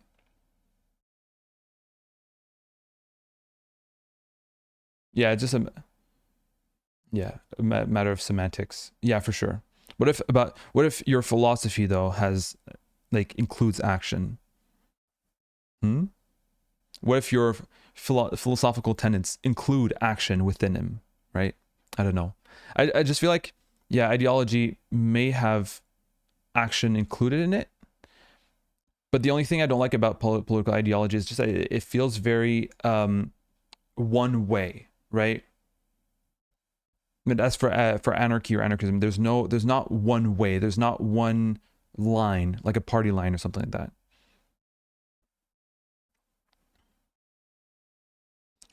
That it's, again, maybe semantics. It depends on how you perceive philosophy as well. As Pyroanarchist says, yeah. Well, the term ideology, I don't like it because of what we associate to it. Maybe not the term itself that I don't like. It's more what we associate to it, right? There's when we think of ideology, we think of, something either authoritarian or, something that strips away the individuality of people who adhere to it. And anarchism is strongly about the individuality of people who adhere to it. The individuality of people is very, very important to anarchists. And I feel like ideology kind of makes it seem as if the individuality of each people is kind of stripped away from the thought that they collectively hold. Yeah, Lenore, as a philosophy student, says philosophy shouldn't just be a passive activity. Yeah, as Marx would say,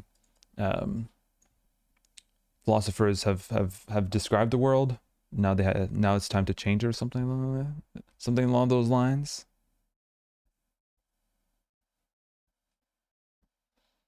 State of Anarchy is 3 or 4 beautiful babes who absolutely love farming, and the rest are philosopher artists. Or everybody can be both. Yeah, if you're interested in anarchy, that was like a very, very brief summary. I didn't go that much into anti-capitalism. Maybe I did. I didn't go at all into anti-statism. I didn't go at all on how anarchy and which movements it's related to. But if you're interested in that, and I hope you are, I hope I've made you interested in those ideas, you can check out my second channel, as I've already, I think did I link it? If I didn't link it, here it is. And if you want to go more into the theory of it, there's something called an anarchist FAQ. An anarchist FAQ, I've been here, I'll put it here. In anarchist FAQ, I've been reading it on stream, and I've been putting every single question, which amount to a chapter for every question. Every answer to each question is about a chapter long. And those answers are right here for every question. So if you want to look into it, I'm only at 8.5. If you want to look at the actual questions, these are it. So I'm at 8.5 right here, but there's also section B, C, D, E, F, G, H, I, J, and then there's appendices. So all these questions are all chapters, individual chapters with more resources if you're interested in looking more into it, and with quotes and stuff like that from famous anarchists. So if you have a more specific question, you can look it up, Control F, and write some keywords, and maybe you'll find a question that's relevant to it. And if not, if you don't have any specific question and you just want to learn more about it, there's What is Anarchism? The Introduction to Section A. And if you don't like reading, you can check it out here. Section A.1 is at the bottom. What is anarchism? Section A, what is anarchism? There you go. So that was my introduction to anarchy, really, really, really quickly. Oh, Ryan B. Stifler asks if I'm any kind of specific kind of anarchist. I'm an anarcho-communist, more specifically. But as I said before, I like to just call myself an anarchist, or sometimes even just like leftist or far left and stuff like that. The reason why is because I don't think we're deep enough into, we're not close enough to any revolution to be pro or anti-organization, insurrectionist, revolutionary or reformist and stuff like that. We're not there. Right now, I think political theory at the stages where we are is about propaganda. Propaganda, not in the you know, the bad term, but in the actual term of it, which is spreading ideas. Dortalk says the government removed philosophy from public high schools in Brazil. Motherfucking Brazil. Yeah. I'm sorry to hear that. But philosophy, what does it matter? Why would you need philosophy at your job?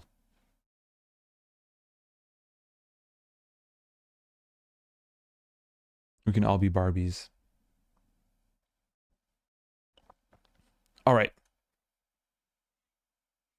I had philosophy in my school, but only because I was in my high school, but only because I was in a private high school, and it was only for one year, which was the last year.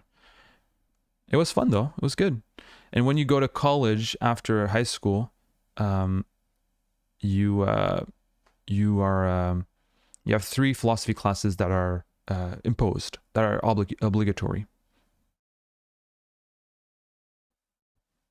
You mean Bolsonaro doesn't like to think and doesn't like philosophy in general? I do not believe you, Dortox.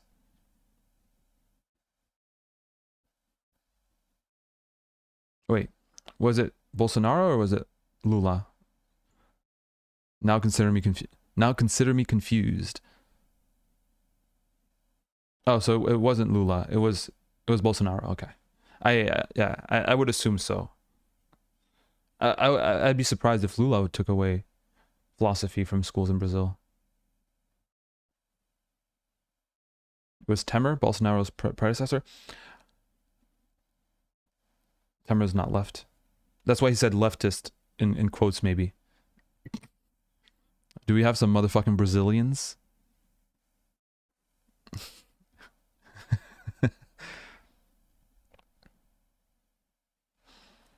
I don't like calling myself an anarchist because that would mean I have to have an actual beliefs besides hatred for capitalism. I understand that. I think anarchism is the system that, or the philosophy that requires the least faith in post-capitalism. Brazilians are worse than French people. Ugh. And chat really, really hates French people. Oh, they're bad. Now they're going full Portuguese now. Uh-oh.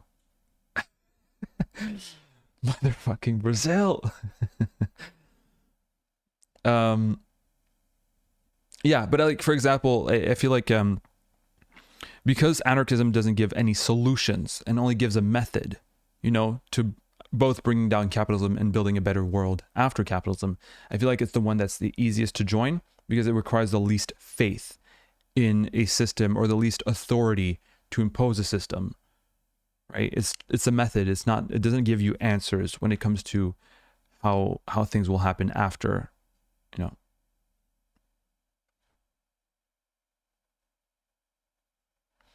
And as Lenore says, the destruction of capitalism can also make the world a lot worse if not handled properly. Absolutely.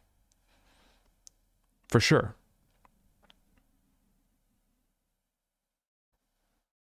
My way to fight capitalism is watching you in my job time, like now.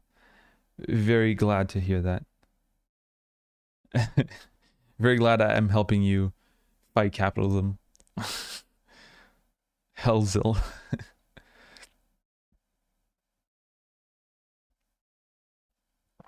All right. All right. All right. All right. I really, really need to go pee, and I really need to get some pussy water. Thank you for the raid. Thank you for everyone who's there. We discussed a bit about abortions. We discussed about a bit about trans issues. We discussed about anarchism, which I was really glad for. I think from now on, every time we have some raiders, we'll be talking about anarchism after flexing my main channel because chat wants me to. But for now, I'm gonna go pee, right? And I'm not gonna bring you with me, despite you begging for me to bring you with me. I can't. So what I'll do is I'll just give you a little timer here, and when I come back, we might hang out just a little bit, and then we'll play some Disco Elysium. I'll for those who haven't been there in a couple last streams, I'll recap what we've done in Disco Elysium so far, so that way we can be all up to date. I'll be gone for like 5 minutes. Okay, give me 5 minutes. Okay, we got it. All right. 5 minutes to pee. Listen. I'm gonna pee. I'm gonna go get some water. I'm gonna go stretch. And plus, like, people like the timer stream. All right. People like chair stream, timer stream. I'm giving you so much time. 5 minutes to pee. I'll take as much time as I need. Also, if you're still here from the raid, check out the Discord. We have a lot of fun. People are very nice most of the time. We got a cute community here. A cute community full of cute folks. All right. Let me go do some stretches, get some pussy water, get some, empty my how do you say it in English? My vessie? My vessie. All right. Shut up and show the chair. Yeah, you're right. All right. See ya.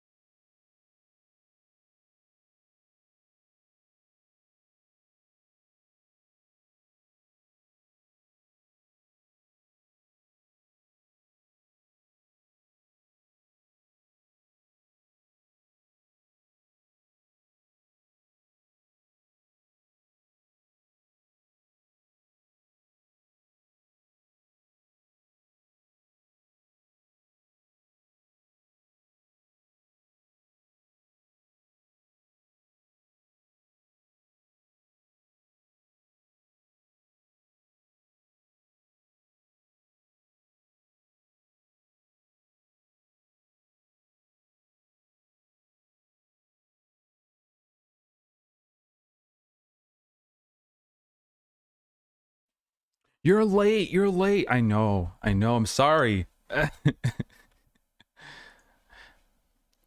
I went to go get some water, and then Bally texted me. Then I texted Bally. They're at work. Sean is a speciesist. I am. Yes. Yes, I am. Wait, what's going on? Justice for chair?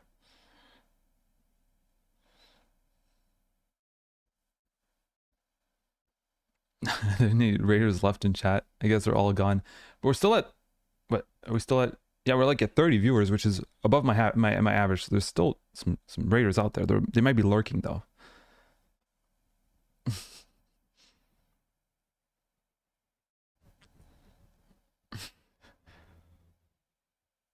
All right, people are feeling bad for the chair. People, you've never felt bad for the chair. You've always loved the chair.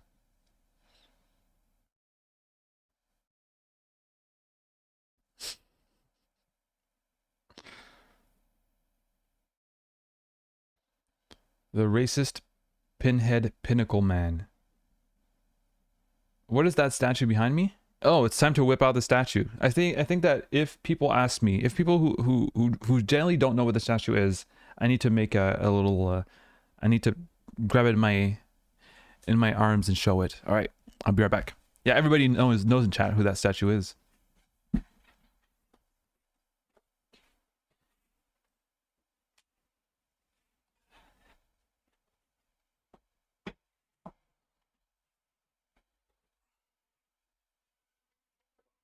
Like this. This is better. Yeah. This is a statue of Saint Dominic for use on OnlyFans. Yes. So this is Saint Dominic. It's a statue. It's the patron saint of the place I live in. You like his haircut? He says thanks. And the building I bought that I live in, the house I'm in, used to be a religious building. So it came with this.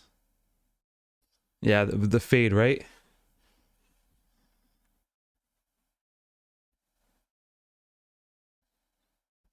Wait, is it just?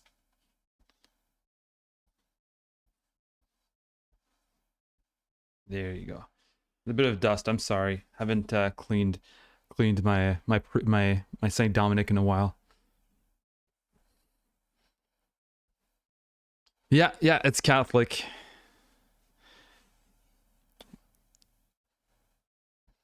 Oh, we have Mrs. Liberal in chat. First time chatter says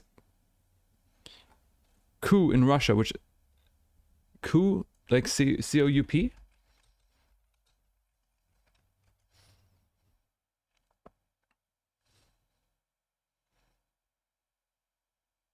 Hello, Mrs. Liberal. All right, Corinne already says hello.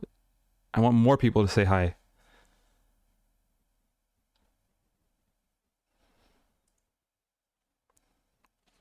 We're not very much liberals here, but you're more than welcome to the community. Obviously, we welcome all. From Marxist Leninists to liberals to the worst anarcho-capitalists. We like everyone. All right, I'll put it back. He's kind of heavy.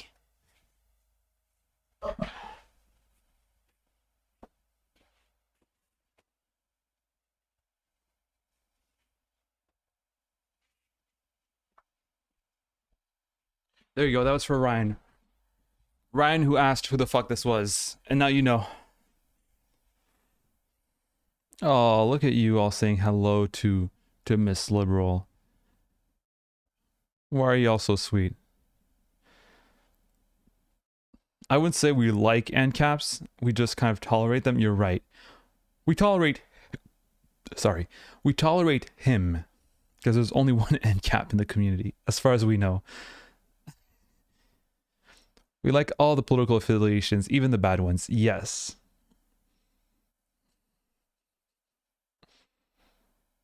Yeah. No end caps. Yes, end caps. We believe in including everyone in our community. Though, if you didn't know, we are anarchists. Aren't we, chat? Aren't we anarchists?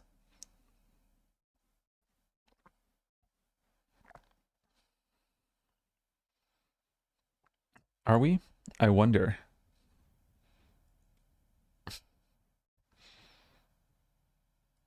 Especially pyro anarchists. Oh, hello, Willis a Zombie. Have you been here for a while? Have you been lurking? I don't think I saw you. Is that your first chat today? Hello. Glad to see you here. Small anarchist.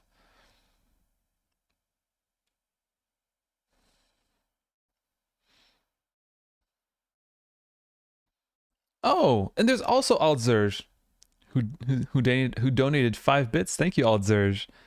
En esta casa se fomenta la anarquía. Gracias. Gracias, Altzerge.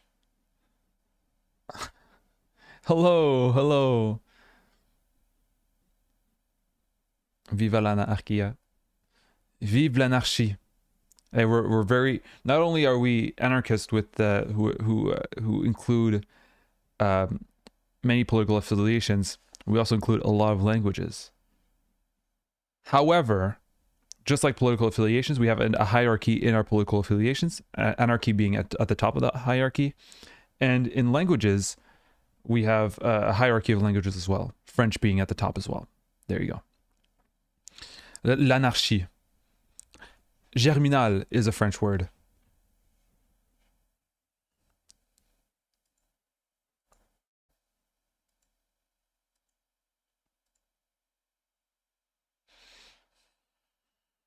All right. So we've got some francophobes in chat, but you know what? I'm merciful. I won't ban them. I've never banned anyone on Twitch. Actually, I've even had some trolls come in and they followed me saying, "Hey, you're the first person who hasn't banned us." And they said, "Pretty cool guy." Which was really nice and heartwarming.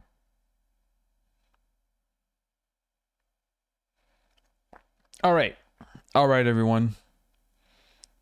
What's it time for? What are we going to do? What are we doing? Anarcho-feudalism, let's go. You know what? Highlighted message, I'm a proud francophobe. You know, that's nothing to be proud of. Clumsy Alexander says, French is like garlic, it smells, but I love the smell of garlic. Not only do I love the smell of garlic, but I love the taste of garlic. I'm a huge garlic fan. Not only do I eat garlic on, like, you know, on bread and pretty much in every recipe. Sometimes I eat raw garlic just because I love the taste so much. It's very strong, but so good.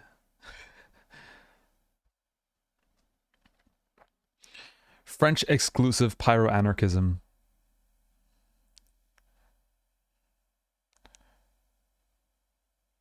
FIPA.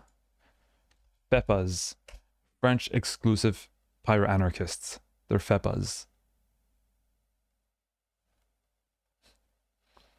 Yeah, I'm not a vampire, confirmed. Despite my my fangs. I'm not a vampire. Yeah, thank you, Tired Floor. Also says that garlic is so good. Spring garlic is unironically good raw, though. It is good. I love. I'm not a secret vampire. I wouldn't be eating raw. Yeah, Disco Smellicium. That's what we're about to do. Come your FEPA to my face. Skill Wars, you're FEPA.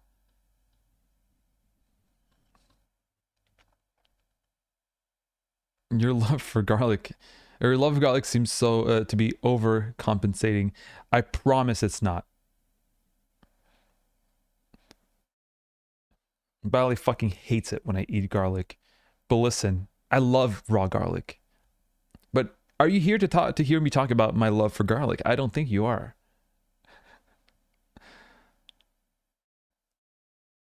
FEPA is a slur confirmed. FEPA pig. Yeah, you guys are all FEPA pigs. Bunch of FEPAs.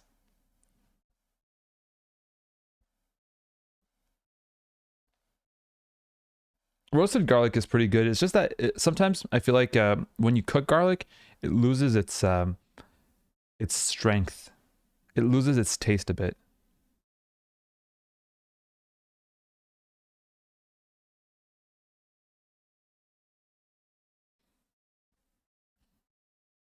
You have to eat it right out of the ground. Stick some garlic into a frog. That's French cuisine. All right, enough. Enough. We're playing Disco Elysium. We're playing Disco Elysium. We've talked about abortions. We've talked about anarchism. We've talked about trans issues. We've talked about garlic. We've talked about enough. We haven't read. We don't need to. Who needs to read? All right. I played a lot of Disco Elysium last stream, and I feel like I haven't done that much progress. But we are on the verge of progress right now. When will we play Pajama Sam? Once we're done Disco Elysium, we will play Pajama Sam. And we'll do an unironic political breakdown of Pajama Sam, Pyro Anarchist. To be put on the main channel, the canvas. How far did you get? Not that far. Hold on. So what I need to do first is saying fun, because we have to say fun, leftist playthrough of Disco Elysium. Fun leftist playthrough of Disco Elysium. Yeah, that sounds fun. Okay. Now we're going to change the category for Disco Elysium. There you go. Title changed. Fun leftist. So people know that we're having fun and that we're leftist. Yeah, as... Is it me or is it louder than usual? I don't know why. It's loud, eh? I didn't change anything. Okay, we'll put it here. Is that good? Yeah, it is very loud. Why is it so loud?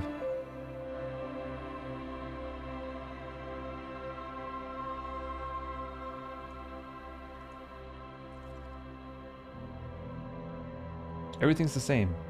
All right, is this good? The menu is loud. Okay, it's just the menu that's loud. It's extremely loud. Okay, because now it's better. Okay.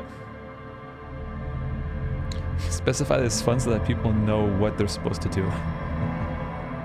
Alright, we're supposed to have fun here, okay? How many communisms have you done? I'll show you. Alright, I'll show you. I'll show you how many communisms I've done. Fun and leftist, lol. What are you implying here? C'est quoi un FEPA? A French exclusive pyro anarchist. So we're about to talk to this guy. Measurehead. So what we've done, all right, we haven't done much. We've looked at the corpse that we had to be that we were investigating. So here we've had 1 point in rhetoric, 1 point in drama, 1 point in conceptualization, and 1 point in perception. The reason why I have a point in perception is because we wanted to take a shortcut to go to the docks. But then I went up to the docks right here through the shortcut, through perception, and then turns out I have to jump. And exclusionary, thank you, representatively. Yeah, it's not exclusive, exclusionary. So what I did is, and then I got stuck here, so my perception was pretty much a waste. So now, but now I'm good. I've got, I've learned about racism.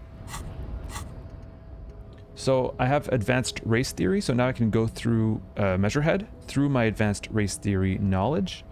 I am a feminist. I am a Marxist. And well, that I needed to have to learn about the body, the corpse. So I'm also a volumetric shit compressor. Racist, feminist, and Marxist. I advanced race theory, if I remember correctly, there was something that told me that I could understand advanced race theory, but not necessarily adhere to it. And from what I understand, this is about understanding it, right? And not necessarily adhering to it. Thank you, Krina. All right, I'm not gonna let anyone in chat call me a racist unwarningly. And aside from that, we've talked a bit to the lady who's here. She gave us a lot of money, so now we're sort of rich. The lady who came here to negotiate between the union and the bosses. We've talked to that lady, and she wants me to do something about some drugs or whatever.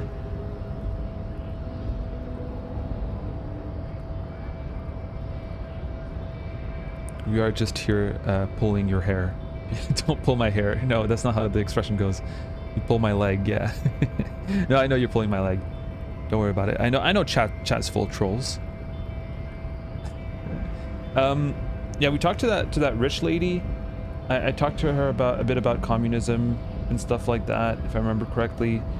She gave me some money, but we didn't go really far because I didn't get because I don't have my badge. So I need to find my badge. I don't know where to do that. But in any case, we will discuss with Measurehead. We'll go into the docks. The unpromising race pupil returns. Asked Thatcher for cash. Yeah, Thatcher gave us some cash. You accuse us of being trolls. Rightfully, yes. Alright. The unpromising race pupil returns. No, I can't knock him out. I think I know what the race enigma is. And? Oh, hold on. Okay. Wait. Sorry about that. Is the race enigma here in the solution? I'm sorry. Everything is calm in the eye of the race storm. Your mind is lucid and bright. The mind-bending phylogenetics appear more distant and, to be fair, a little ridiculous. The great race mystery has cleared up. All that's left to do is to verbalize your thoughts. Go and talk to Measurehead about your newly found insights. Okay.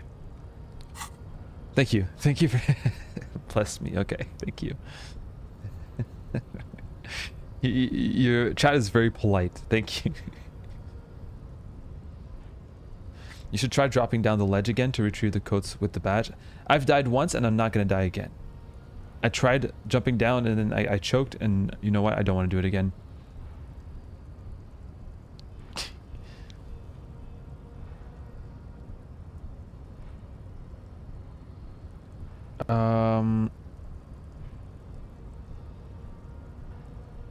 Okay, so I have to tell him that I like race theory, right? Race enigma.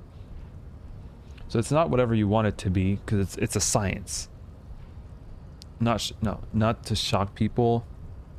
This racecraft is what rich people want us to do while they get all the money. That's true, but I can't say that because I want to get past them.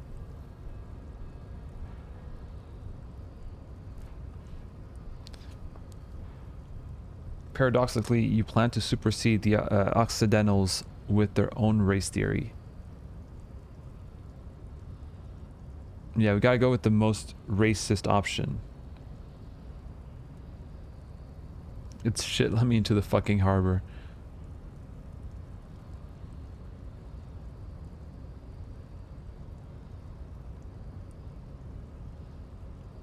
Alright, let's try with paradoxically, you plan to supersede the Occidentals with their own race theory. Look, babe. The minion of law is also a racist.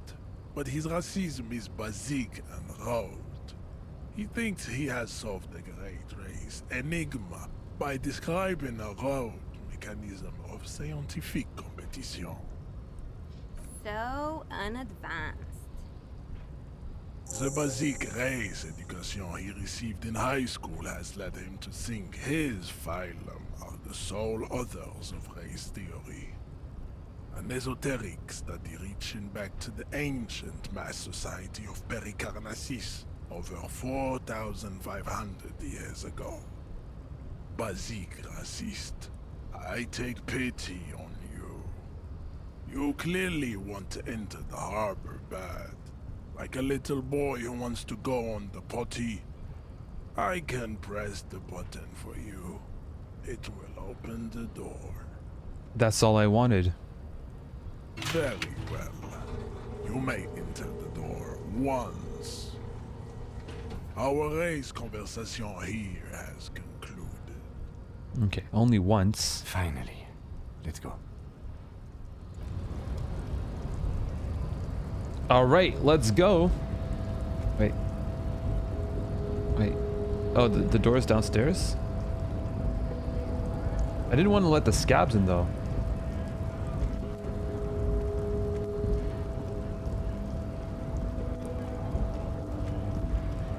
Are the scabs gonna go in? Wait, where's the door?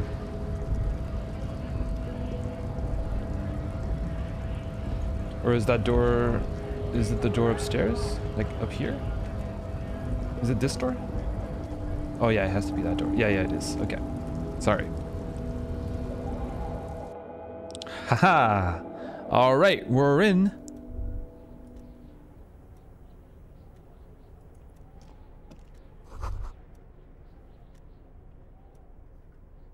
Every worker equals member of the board is written on... Okay. Demand democracy. Okay, what's this?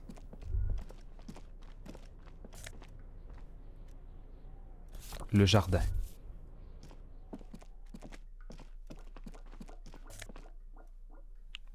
Oh. Some neat official office shades. I'm gonna wear that. I don't know how much...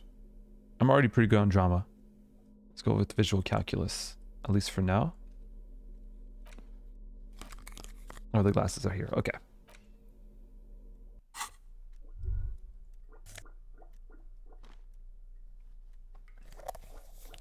God, we're balling. All right. All right. This is pretty good. This is pretty good. Yeah, we're going to go upstairs, but hold on. I want to know. I want to know everything that there needs to be known here. Left the coffee machine on.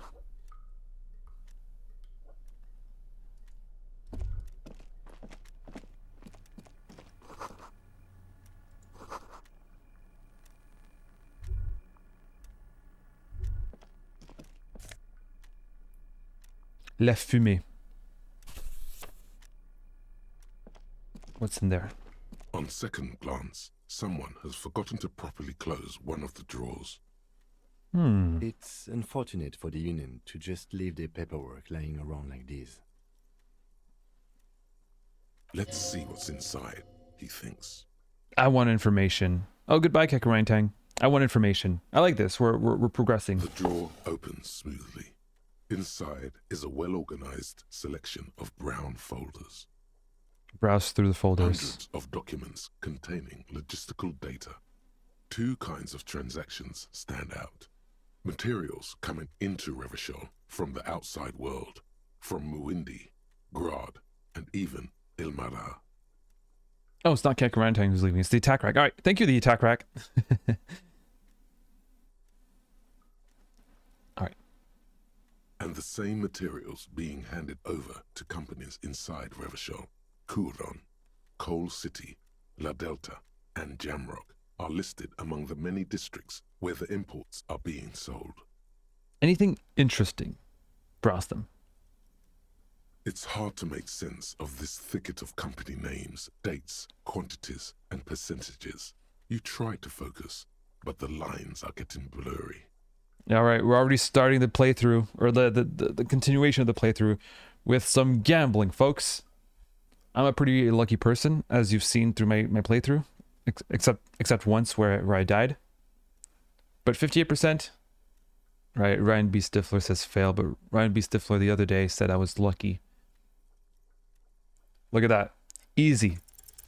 Whatever's hidden here is hidden well. Concentration isn't enough. Only a trained accountant with a background in logistics would be able to really make sense of it. However, there is a little handwritten note. stuck on the side of the drawer. Oh, look at the It note. appears to be a to-do list written in large, uneven capital letters. What does it say? Remember, Leo, Everard's shoes, special whirling borscht, water Everard's plants, sweep office floor, more banners. All items on the list have been crossed out and the note itself is crumpled. I remember Everard. I remember the name Everard, but I don't know where it's from. Turn to Lieutenant. Look, Kim, a to-do note with a list of errands for Everard. Everard Clare, probably. The head of the Debarders Union. One of his aides must have left it. Nothing incriminating here. Oh, right. Yeah. It's the head of the Debarders Union. The Right. special borscht seems a bit odd in the list. Take another look at the note. Remember, Leo, Everard's shoes, special whirling borscht, water Everard's plants, sweep office floor. All items on the list have been crossed out and the note don't know what itself is crumpled. I don't know what a borscht it is. The drawer slides shut smoothly. Okay. Oh, I can interact with La Fumée. Huh. If I The interact front with La of this Fumée. quarterly journal features a large satirical portrait of the late King Friesel. From the sides of his head, a pair of white antlers spread to the corners of the cover.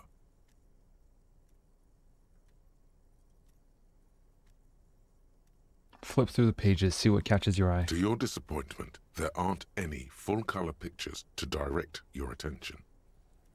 Just column after column of closely set text, interrupted occasionally by little doodles in black and white. After rifling the pages with your thumb several times, you return to the table of contents. The magazine is divided into several sections: international development, Kunst und Kultur, and local concerns. Just inside the cover, there's also an editor's note. Alright, fuck it. Put the magazine away. Fuck that shit. I want to know what's going on here. I want to go upstairs. I'm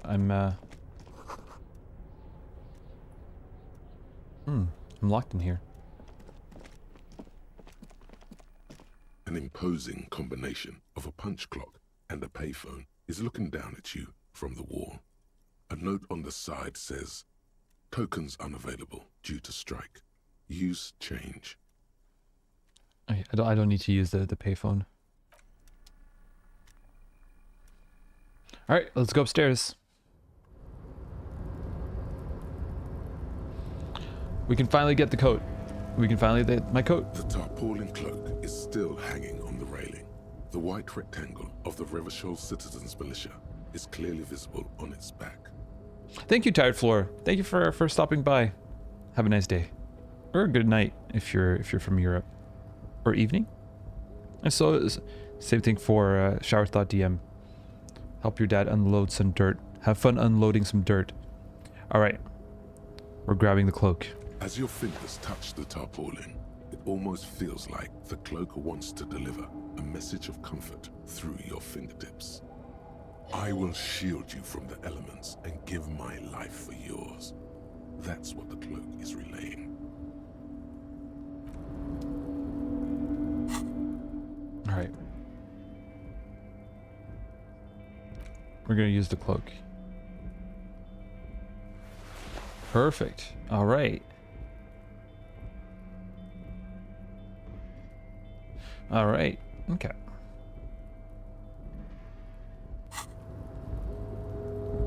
Now we can look at this. Yeah, looking good, eh? It's collecting rainwater. Okay. Let's continue. You can either go downstairs. Let's continue. Oh, I have so many bottles to pick up. Let's go.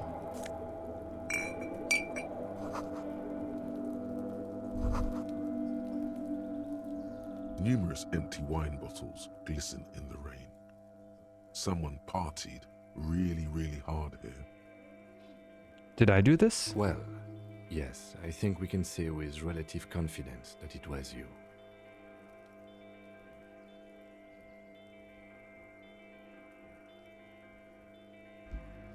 I must have had been on an advanced scouting mission in the harbor. Yes, this looks pretty advanced, all right. For now, let's just move on. Okay. So that was me. How do they know it was me? I'm gonna pick up my mess.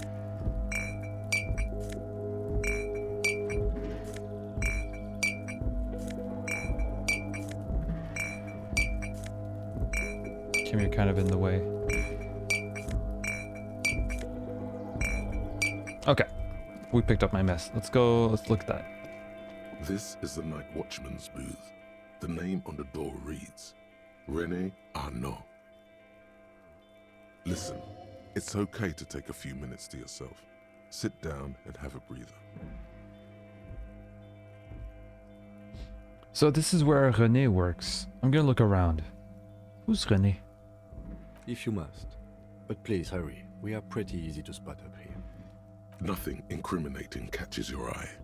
The cabinets are clean and their sparse contents meticulously organized. There's a framed photograph on the table. I don't want to take it, but I want to see it. It's a black and white photo of a young couple out in a street fair. The man, René, is dressed in a Royal Carabinier uniform. The girl is young and very pretty. She is smiling playfully at the camera. René looks like he's about to smile. This photo must be tied to some good memories. Why did you take that picture of René? I just wanted to see it.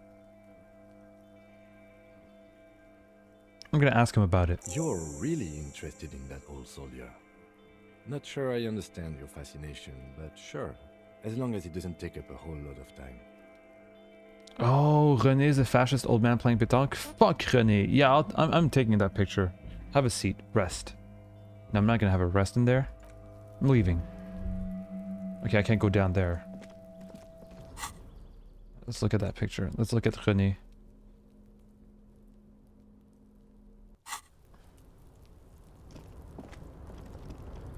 Can I look at this? Oh.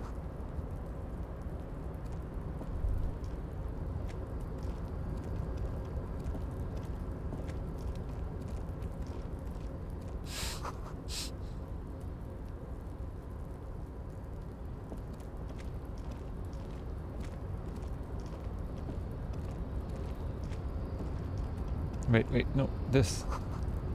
Okay, what about that?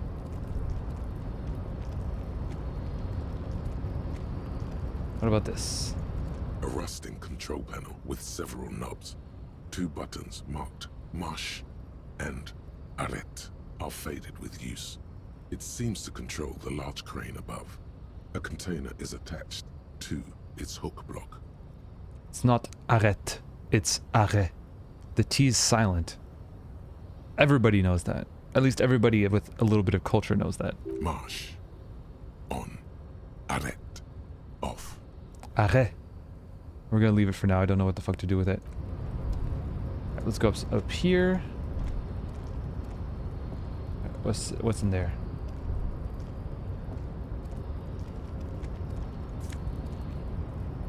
Oh, some health. Perfect. And what about this? Money. Amazing.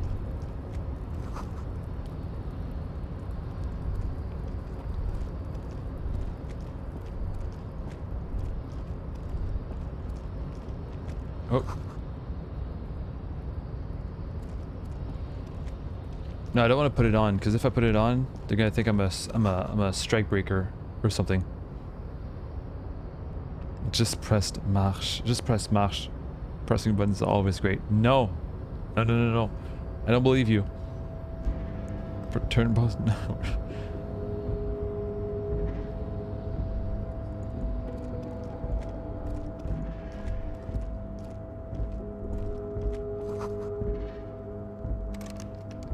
So the union's gonna hear it and they're gonna be really angry at me. Is it locked? Maybe. Alright. Oh, we got some money. More money. Wait.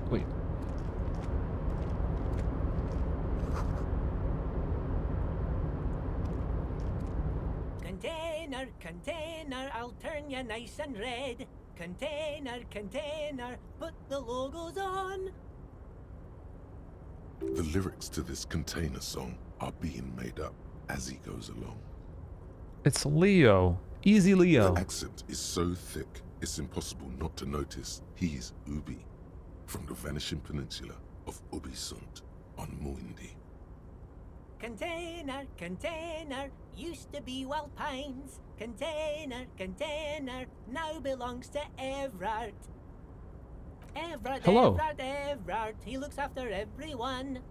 Huh? Well, hey there. How can I help you, mister? Yeah, he's a rapper. He's freestyling. Oh, Raffolino followed. All right, everyone say hello, Raffolino. Very appreciated that you've joined. You're most welcome here in this community. How can he help me? All right. The look in his deep blue eyes is as sincere as you've ever seen. Kind of makes you feel like an arsehole for no apparent reason. Okay. I see you are not a union man, mister. Did you get lost? You're not one of them scabs, are you?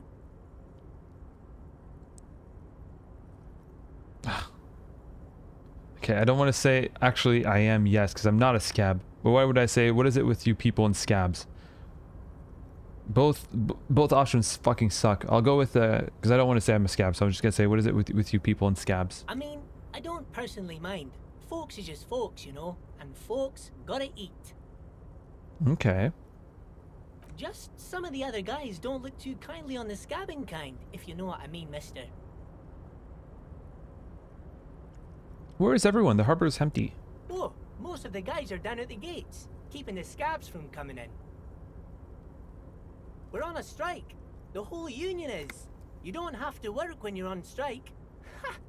We haven't worked for 2 months now. So no one is working?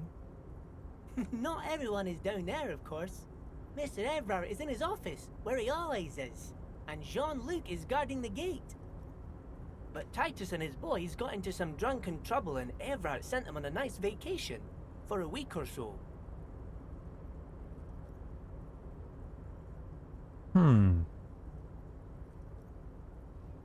What kind of trouble did this Titus and his friends get into? Oh, I'm not really supposed to talk about that.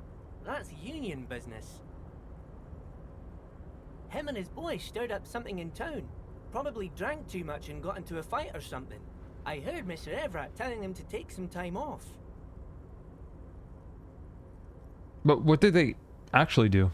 I guess the boys got a bit too rowdy and had to let out some steam. I don't really know the details. That's just how boys are, you know. I haven't been in a fight since I was in middle school. Huh, interesting. And you know what's more interesting than that? We have Alex Saki 4, who also followed and who also deserves a warm welcome from everyone. The racism is starting to take effect. No, I refuse. Thank you, Greta. Thank you, Ryan, for saying hello to Alec. Thank you all. You're very sweet. Welcome, Alec. Welcome very much. Easy, Leo. Let's keep this on the hearties. Look at him. It's not gonna be anything useful anyway. Don't fight it. Better to go with the flow. Yeah, I'm not gonna say did they kill mercenary. That's gonna reveal my cards. Okay, Leo, let's hear about this fight you got into. I remember I was the runt of the class. The bigger boys always used to pick on me. You see, I had a bit of a temper back in the day. Flew off the handle like nobody's business. But Mr. Everett and his brother always came to help. Once they beat old Noel Becker so bad he needed stitches on his head. Noel never started another fight with anyone after this. Mr. Everett and Mr. Edgar are real nice guys, mister. You should go talk to Mr. Everett. I'm sure you'll be good friends. He's friends with everyone around here. We'll see about that. Yeah, what's in that container over there? Because I could lower it. I don't want to, because that would be bad. But I want to know what's in it. Oh, that one. That should be empty as far as I know. Lots of containers here have nothing in them. They're just waiting to be loaded up. Hmm. I'm looking for the leader of the dock workers union. Evart, right? Oh, you want Mr. Everett then? He's an awfully nice fellow, he is. Him and his brother are both nice fellows. They've lived their entire lives in this here neighborhood. Guys like Mr. Everett and Mr. Edgar, his brother, are real good guys. Made Martinez what it is today. Mr. Everett and Mr. Edgar and I went to the same school we did when we were boys. Darn it. Are you actually a dock worker who got amnesiaed into a cop? I do think so, Rivers of Melancholy. That was... Nobody spoil, but I do believe that this is what's going on. I have too much information about the dock inherently. And I know a lot about the dock. You thought it was a joke, but I do think that's what's going on. I'm hoping that by going out, people will recognize me. We'll see. Hopefully, perhaps Everart will recognize me. Yeah, exactly. We knew the model of the crane. We knew about the strap. You know, it's a heavy-duty strap. That's used for a very specific task. That's holding the body. Anyway. Interesting theory, Raffaellino. Thank you. We'll see if I'm a big brain or if I'm a... I kept telling you, I keep saying that. I just don't know. I was thinking perhaps the cop, you know, the actual cop got killed and I'm like the cop and like they just put me as a cop. But the thing is, if the body that's being suspended is the body of a cop, well, the cops only came because there was a body. So that means that the actual cop is probably dead somewhere and I've just been amnesiaed.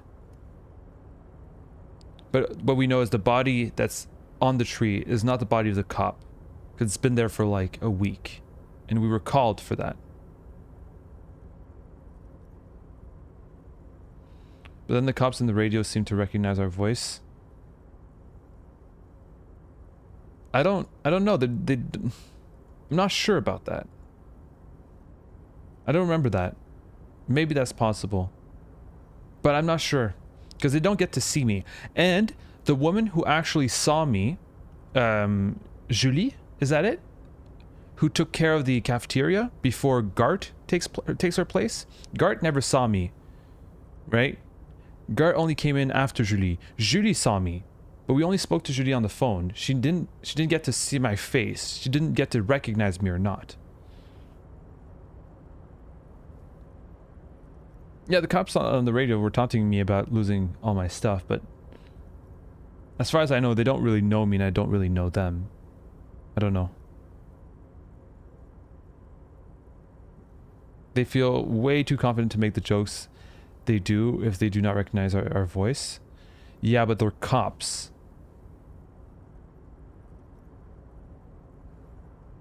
You're saying that cops are being too cocky to be cops?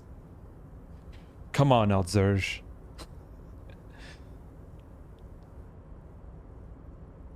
Yeah. All right, we'll see how this develops. All right, we'll see. Let's continue. Easy now, Leo. I just want to know where can I find this man? Okay, so it's to find the union brother. Oh, Mr. Everett is where he always is. In his office, of course. His office. Okay. I don't know what else to ask. I'm not gonna ask if he's Ubi. Sounds like a weird question to ask. What are you doing with the containers? Oh, I'm just making some covers for them containers here. Yes, I am. So it's easier for the crane operators to spot them.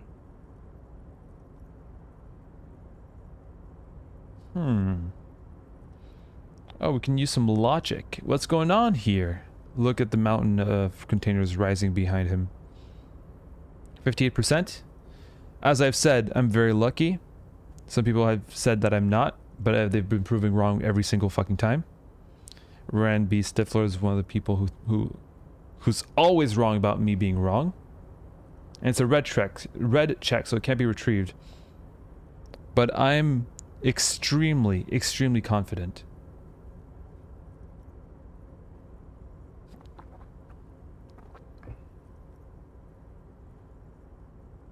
Yeah. Fuck the doubters in chat.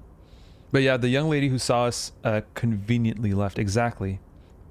Fuck the non-believers. We got this. The containers in the yard are green in Wild Pine's livery, and the mountains rising behind Leo is all red in Union colors.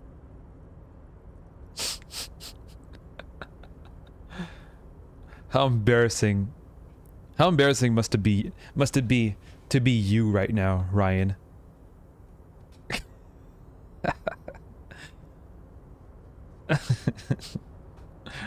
It's like some red infection was spreading outwards from the container yard's core. There appear to be cisterns underneath the Union container covers.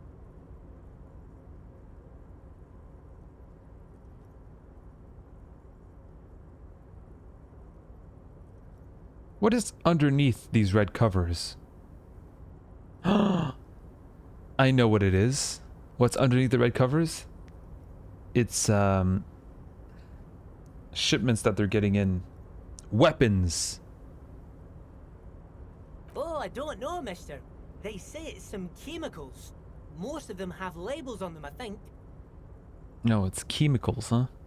Okay, so maybe it's not. I was thinking maybe it's the armor that we saw on the body.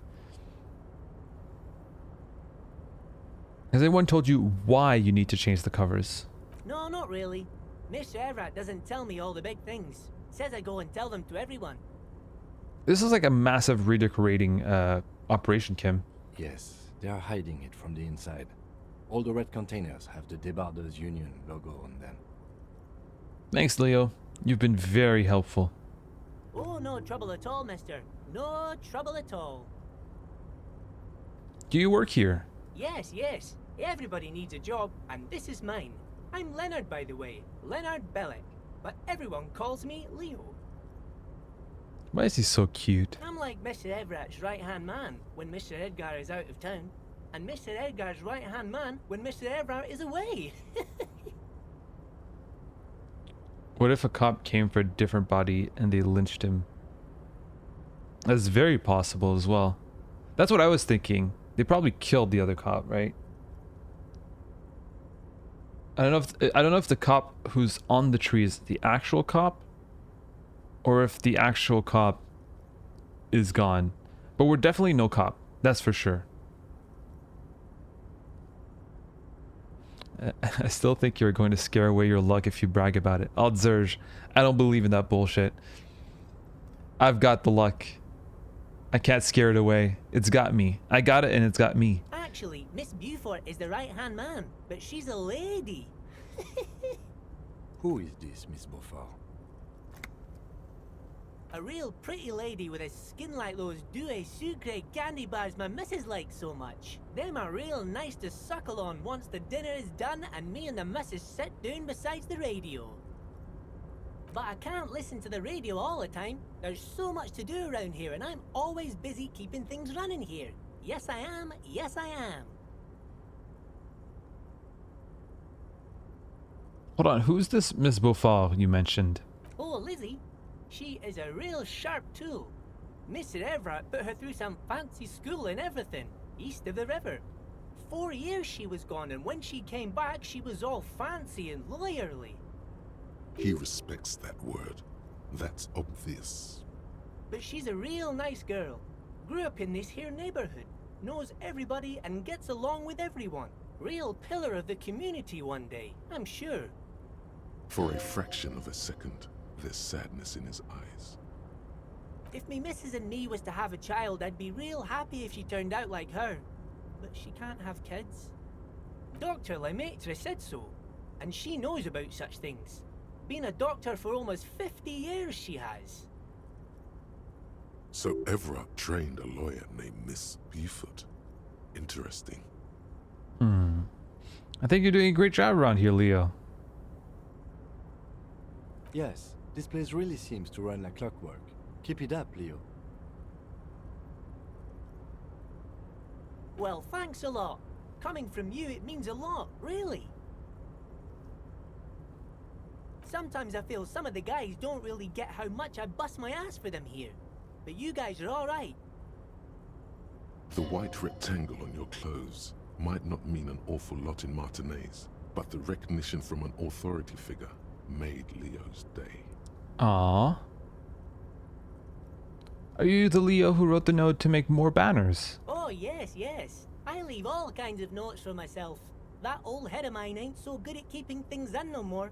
I almost forgot about the borscht.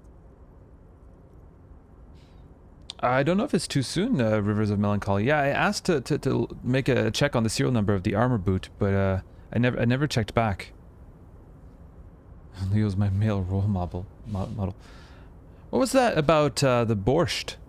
Oh, yes. I've been taking special whirling borscht to the men every day since the strike started. It's very, very good. Makes a man feel so warm and happy. I feel like I could take on Mr. Renadan's boar dogs every time the lunch is done. What do you mean by taking the soup to the men? Is it for striking? Yes, yes. I'm taking it to them.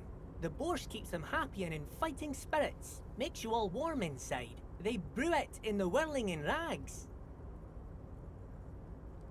Hold up, hold up. Who makes it at the whirling? Oh, the whirling's cook. He makes it. Them is always talking with Mr. Manana in that weird language and laughing together. He doesn't speak what we speak. He's from Grad. He speaks Polish. We've already established that. Something's off about this borscht. I'm going to look into it. Yeah, let's look into the borscht. Oh, sure, mister. Sure. You do that. Yes, sir. He didn't actually understand what you meant, and now he's just nodding along. Yeah, it does sound like cocaine borscht. Does it have something to do with the chemicals? Hmm? Are those the drugs? Are the chemicals the drugs that they're talking about? Okay, I'm off. Bye bye now.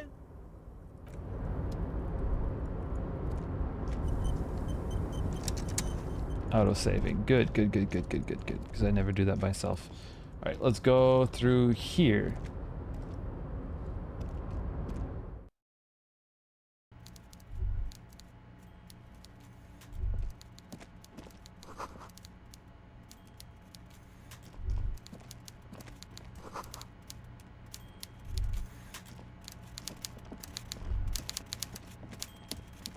Is this him? No, that can't be him.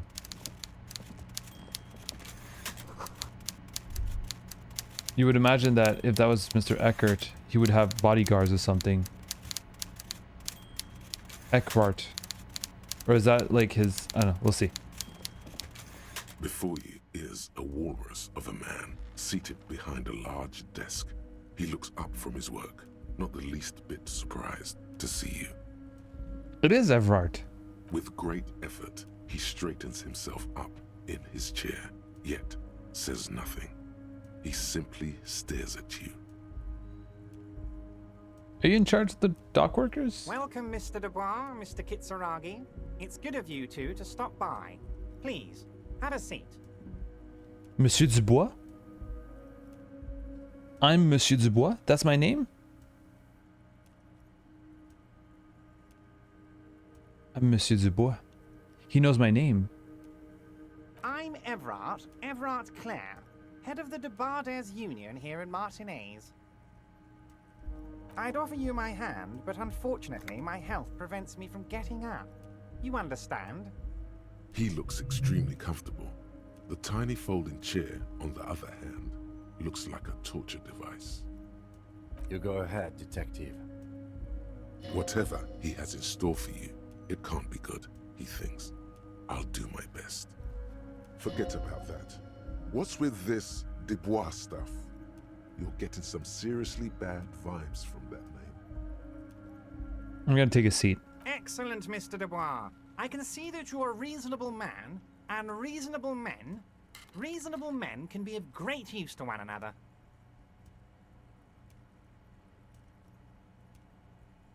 I'll remain serious. I mean, I gotta wink back. So tell me, how can the head of the Debarders Union help a representative of the Revachol Citizens Militia today?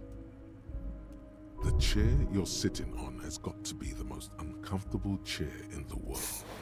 It's violating your backside. Oh, by the way, I heard you got a rather rude reception from a certain Lawrence Gart. Some people have no manners, it pains me to say. This should take care of that nonsense. It should be sufficient to cover your expenses for a few days and patch over your differences with a cafeteria manager. Go ahead, take it. Wow, that's 25 real. That's good money. You need it.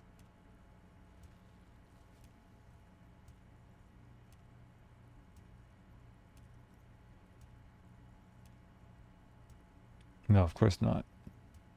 I'll say, wait, you know Gart? Yes, I know Lawrence. He's a real character. No union man in him. A real piece of work, that boy is. With a grin, he points to the checker game. It's like you're on a game show. At least don't thank him for it. I'm taking it. Take the comic large check, but don't say anything. No, I'll say thank you. I want him to be my friend.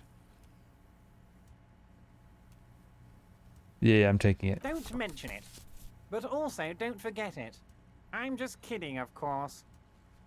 Yeah, no, I will forget it, but I'm super rich anyway. He's not. Now, I'd like to set your mind at ease about one other matter. Your lost gun. Let me assure you, Union people are on it as we speak. I've got my best hounds looking for that lost gun. His slug-like lips move, but all you hear is an echo. Lost gun, lost gun. The world is swallowed by a black hole of fear.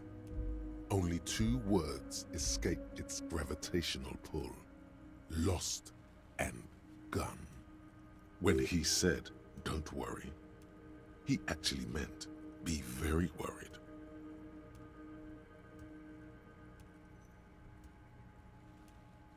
How do you know about my lost gun, huh? I know everything, Harry. Right now, I know that you're worried. Don't be worried. Everything's going to be all right. It's not like you left it loaded. You didn't lose a loaded gun. Local children aren't out there playing with it right now, pointing it into their own mouths. It's in a safe place. I just know it. I have a feeling everything's going to be all right. It was loaded. There were 2 bullets in it. You always keep at least 2 barrels loaded. Okay, I can't have composure. I have to turn to Kim. Kim. Officer, we will deal with this later. We don't need Mr. Clare's help with this. I wouldn't be so sure about that.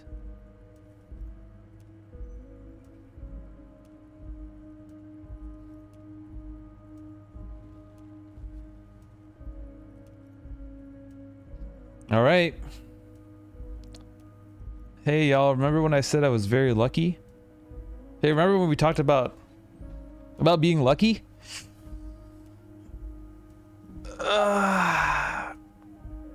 All right.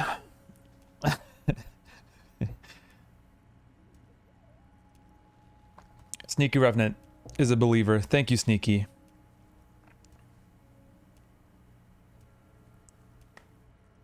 All right, we got some believers in chat. Thank you for believing. Ryan, of course, is not believing, but that's characteristic of Ryan. Your luck will run out if you got this one. It's at 8%. I have no other choice. Whether I'm lucky or not, I have no choice. I have to go for it. However, I am lucky. I'm extremely lucky. But I don't think I've got this though. 92% chances of failure is a bit too high, even for my luck. All right, so I don't believe I've got this. I'm not even a believer myself, but to all of you who believe,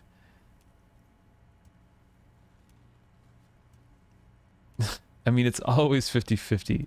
Succeed or fail. Yeah, I don't know. The 8% there is looking at me very, very seriously. All right. Thank you to all the believers, but I'm not keeping my composure here. Let's go. God, you're sweating. Your knee is jerking. You're about to cry, aren't you? You're about to cry Because you lost your gun, and those children are gonna shoot themselves with it. No, I'm not about to cry. Try to stay cool. Mr. Dubois, you don't look so good. What is this, Mr. Dubois? He keeps repeating. What is he trying to pull here? You need to cool the fuck down. Chill. Right, is this like the final boss or something? Because I'm getting I'm getting handled here. Mr. Dubois! Mr. Dubois! Harry! Harry Dubois.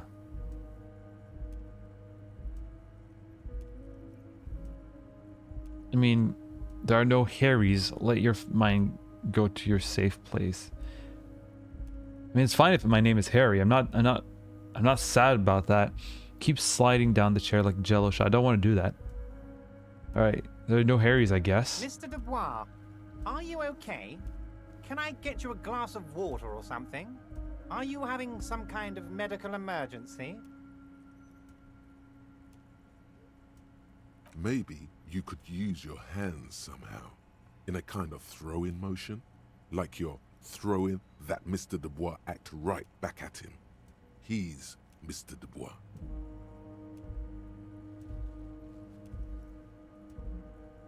Oh yeah, man, I'm fucking great. Don't be dramatic. I can see your condition isn't terminal. What an odd demonstration of... you got me, Harry. I don't even know what. As entertaining as it was, I'm afraid we're wasting our time. And I'm an extremely busy man, as I'm sure you are too. Okay, enough. We are here to ask you some questions pertaining to a murder investigation. Thank you, Kim. Holy fuck. Quick, here's your window. Get yourself together and ask him questions. Police officer questions. It is about time to stop embarrassing yourself. Questions will help you regain some of your lost dignity.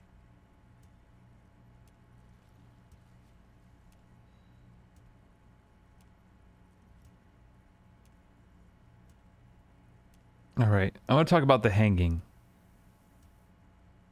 Oh, of course. That's your main thing here. That's why you're in Martinez. I know everything that goes on around here, and I would love to discuss it with you. I mean, it's no secret that the lynching is connected to the strike. So much to talk about. Honestly, it's been weighing on me so heavily. I understand you need to interview me. I'll say nothing. But there's a thing that's been keeping me up at night. I want to talk about the hanging. I mean, if we could just calmly talk, exchange information, we could blow this thing wide open. Yes, that sounds good. Let's do that. But I can't think straight with this thing weighing on me.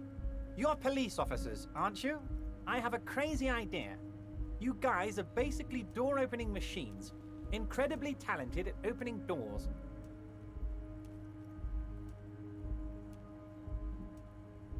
I've opened a few doors in my life. And I'm sure you're going to open this one with flying colors, Harry.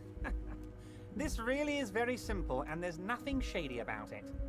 An excellent opportunity presents itself, sire. You could win the trust of the arch-liar, pretend to play into his hand. Then, should you wish, bend his efforts towards your own.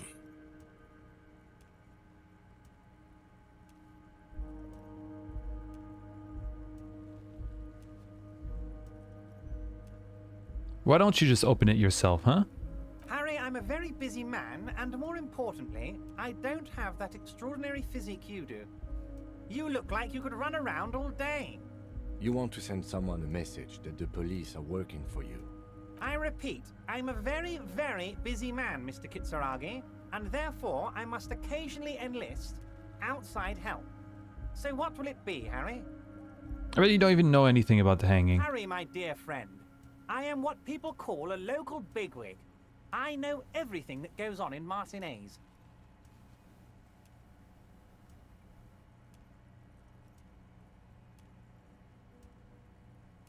I can't accept this thing. Refuse a task. Fuck this guy. I hate him. Of course, Harry, I understand. But if that's the case, I don't think we'll ever find your gun.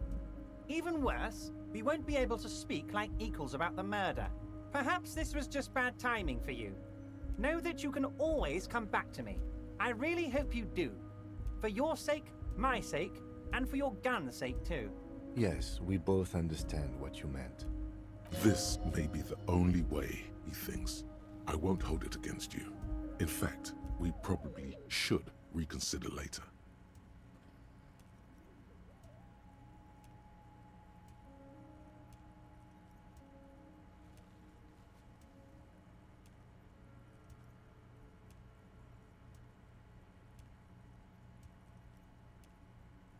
I think I'm like too physical instrument. I have nothing. I'm told about the units involved in the local drug trade. What? Harry, how could you say that to me? You know I appreciate a joke as much as any Johnny Fat Guy, but I can't take slander. Are you actually investigating this? The reaction appears to be sincere, but it's impossible to tell with this guy, honestly. No comment. Harry, you wound me, Harry, in the heart. But I trust you to put this to bed. Do what you must, and let's change the subject, shall we? He's hiding his real reaction beneath courtesy. Thank you for your understanding. We will continue to do what we must. You too, Lieutenant. You know, I like you, but you never were my favorite. I'm a Harry guy. I'm Team Harry. None taken. Did we have anything else to do here, Harry?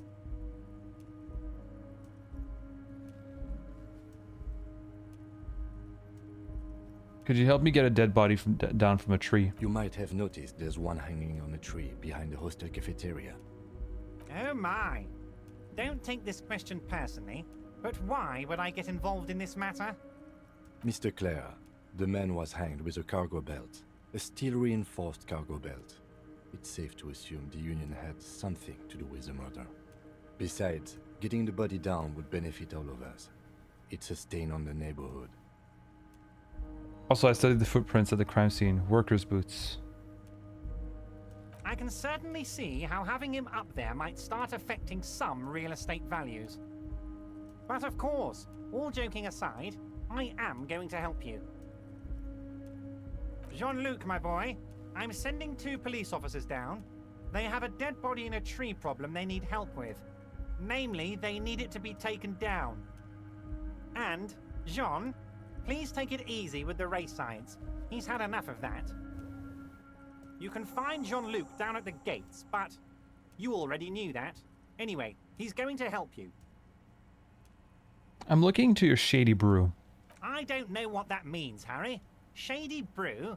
There are so many moving parts in my operation, I can't keep track of them all. You know what? Don't even tell me. Whatever it is, do it. Surprise me. Just one thing. If you can, make it even shadier. He sincerely has no idea what you were talking about, and he doesn't care either. I met Joyce, the company representative. Oh, that's very nice. I haven't gotten around to her yet. I'm very, very busy, you see. I hope you're getting along.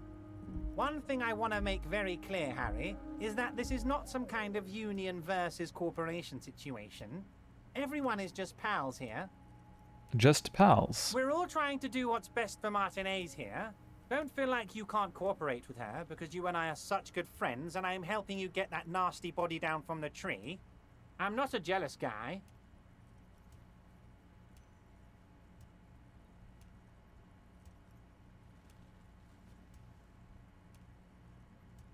Joyce said the previous union leader vanished under suspicious circumstances. Vanished? Harry, the woman left her casserole in the oven and couldn't make it here in time for the voting. You better solve that murder by the time I'm gone. I don't know if I will. Oh, did I leave my casserole on? Better go home and check. The election can wait. When she got back, the whole thing was over.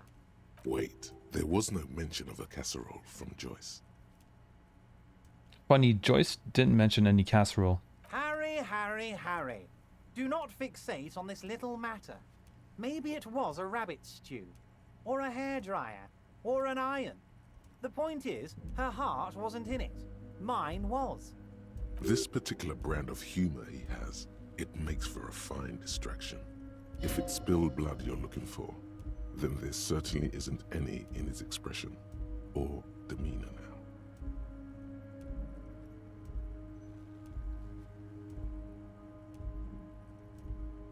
Why haven't you let her in to see you? If she actually wants to see me, she will find a way. Any good negotiator would.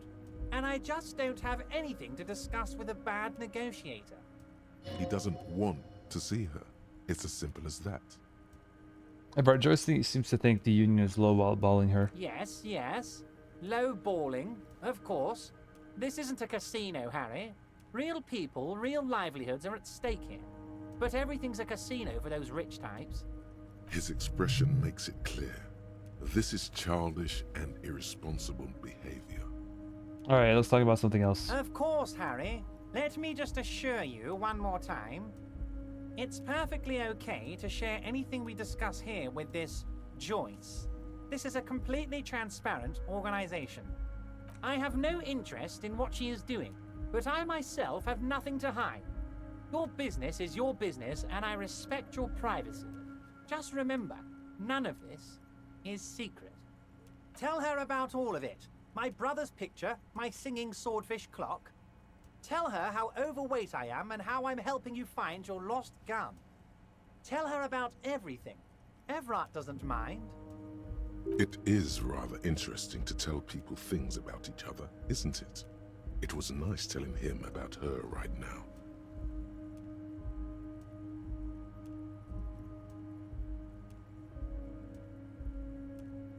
Alright, I'm reconsidering opening that door you asked me to open. Perhaps it will help me somehow. A fantastic change of heart, Harry. Go talk to Manana down by the gates. He'll brief you and give you the key. Just open one little door. You don't need to go in or anything. I just want that weasel to come home and see the unlocked door. That's it. Anything else we should discuss?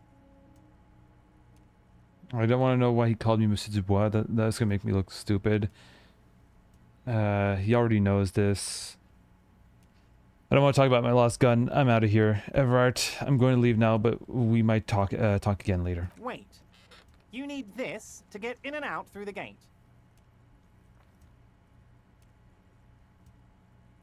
Thanks. I was wondering how I'm supposed to get out. Here. You're one of us now. A real red and white Union man. Take care, Harry. Alright, fuck the Union.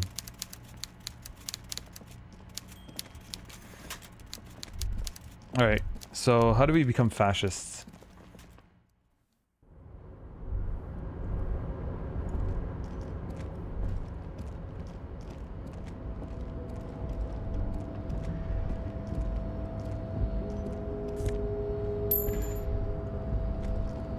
I mean, the Union itself is pretty fascist. It's a fascist union.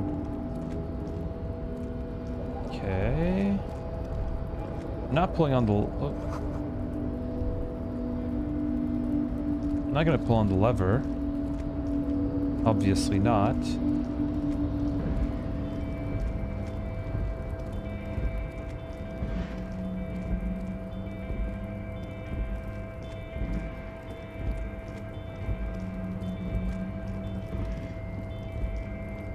Yes, exactly, para-anarchist. Alright, we're out of here. There are a couple of things that we can do. Let's talk to this guy, so he can brief us. So, how'd you like our harbor? You've been in there, he means. Talked to the boss man too, probably.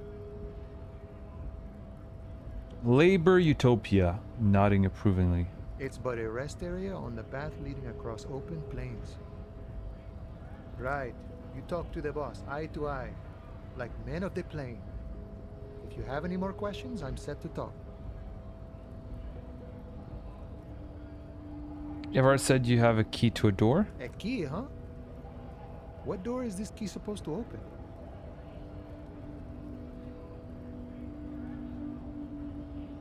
I was hoping you could tell me. Of course, I got you. You don't know anything. I got that key right here. And let me tell you, it's mighty good of you to help us out during the strike. Working class solidarity, as they say. A hustle grinder, maybe not. I heard something about a weasel, and it didn't sound like a local polar weasel, if you know what I mean. I have no idea what that means.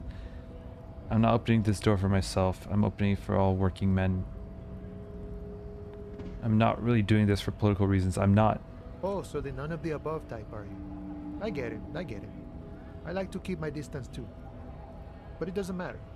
It's a good thing you're doing. What you're looking for is a basement door behind the greenhouse. That's behind the whirling in rags. That's all I know. Our organization is what you call compartmentalized. Means we keep out of each other's business. Okay, but where did you get the key from? The janitor gave it to me. Nice fella. We talked about life and things that really, truly matter. None of this mess we're in. This jiving and juggling. What's it for? To feed our children, I guess. Anything else I should know about this task? This weasel person, when he'll be home? I'm more of a philosophical dock worker. I like to talk about the big picture stuff. Who I am, who you are, what we are fighting for. He means he's not going to tell you cause he doesn't know. But he will shoot his mouth off with you now that you're working for Everard. Who he is and what they're fighting for. This Why is are you striking? interesting. Why are you striking? We're negotiating our share. Your share? Aye.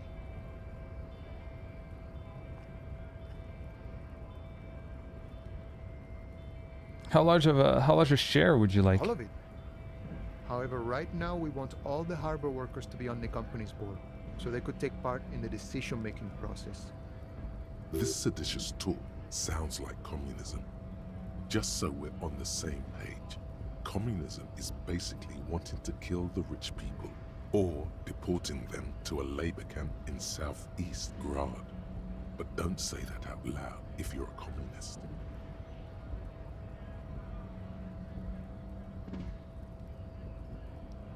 Are you a communist? Yeah, he is, of course. I'm also a communist. No. I don't think I'm a communist. Seeing something of value and saying I want it all to myself is a much older and simpler notion. No science to it at all. Even a weak child can think it. The only things holding someone back are I can't and I shouldn't.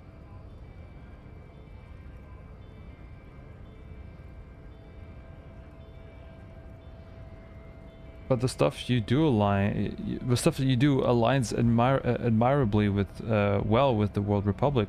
Why won't you call yourself a communist? I have nothing against communists. They are honorable boyaderos. But my own code serves me well. If my code starts failing, a code can fail a man as well as a man can fail a code, then I will have to submit to a new one, which may well be communism. He knows who he is, firmly grounded, has no need to reinforce or elaborate his political identity to himself or others. Sounds like you're a communist who thinks he isn't doing enough to call himself one. See, I'm primarily a lazy person. The bossman, Everard. What can you tell me about him? I think it's best you make up your own mind now that you've met him. In my eyes, he is a capable organizer and a decent businessman. What does bossing the union entail anyway? I guess you kind of get to be the village chief.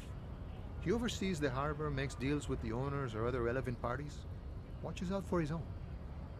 By that, you mean corruption? By heavens, why would he not be corrupt? We live in a harsh and disordered world, see?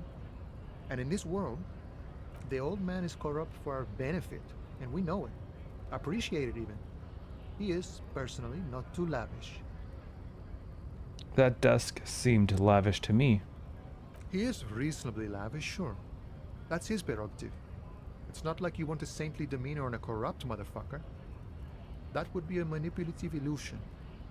Besides, there are no non-corrupt systems in the world anyway, and moralism is the most corrupt of them all. This man has political theory, and it has not failed him today. You seem to have spent a lot of time thinking about the political situation. Sure, I've had the necessary free time. Fortunately, there's always time. The look in his brown eyes conjures up an understanding. For him, having command of his time is the most important thing. So far, I don't see what you guys see it as like a great political game. This is trash so far in terms of politics. This is a world. This is dog eat dog kind of world. This is like some conservative, I don't know, jerk off kind of game. Everybody's corrupt. It's a dog eat dog kind of world. Even the union becomes its own company, business, whatever. Hopefully it gets better, like at least politically. Because this sucks so far. It all comes together now. The way he speaks about scabs, his general attitude. He's a follower of a 500-year-old Franco-Nigerian Boyadero code, itself an appropriation of Vespertine cool. That of a noble peasant or a traveling herdsman. True to yourself, independent in your actions, loyal to your friends. Maybe I am Boyaderos.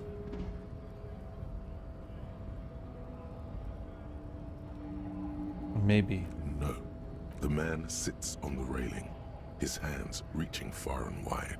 Yet it feels as if he could, effortlessly, go even wider, if need be. An endless torrent of time. Any idea who killed the hanged The man? mercenary, eh? Who could have killed him? That's indeed the question. Why even do such a thing?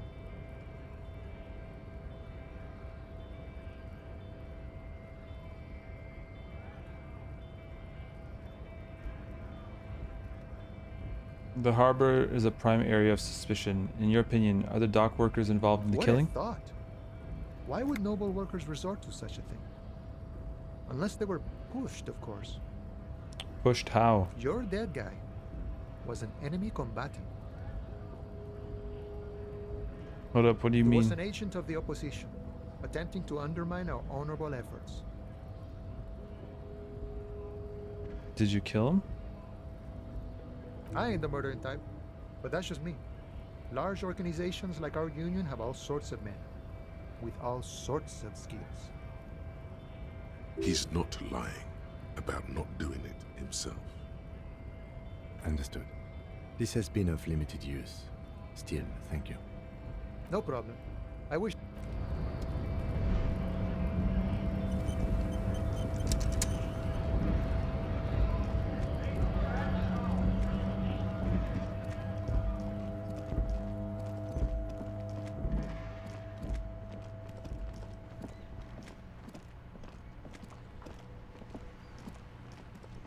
Inside, you see a set of steering levers, a radio microphone, a pull-out toolbox, and the soft glow of the fuel preheater gauge. This is Precinct 57. How may I assist you?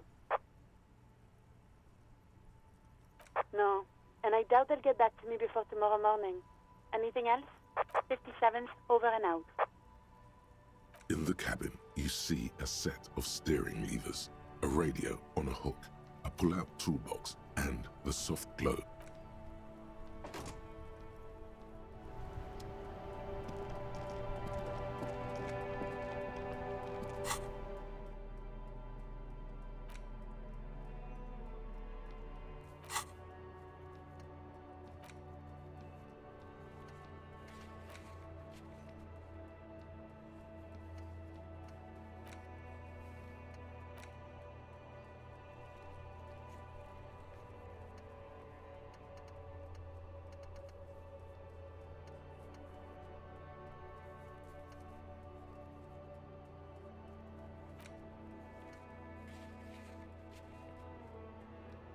I have not explored the south. Let's explore the south.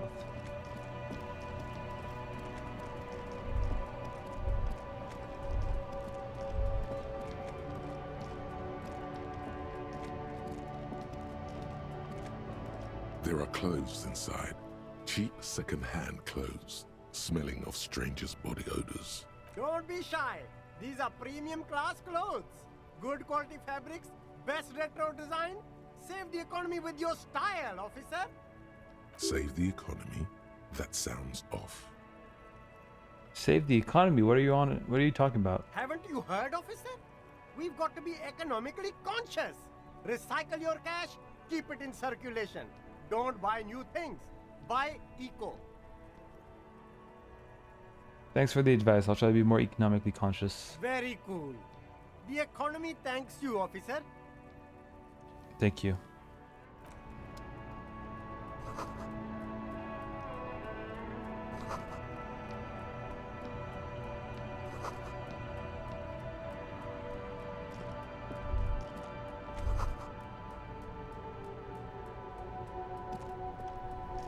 You see two lowly, defeated speakers, thralls, slaves basically, perched atop them like conquerors surveying the land.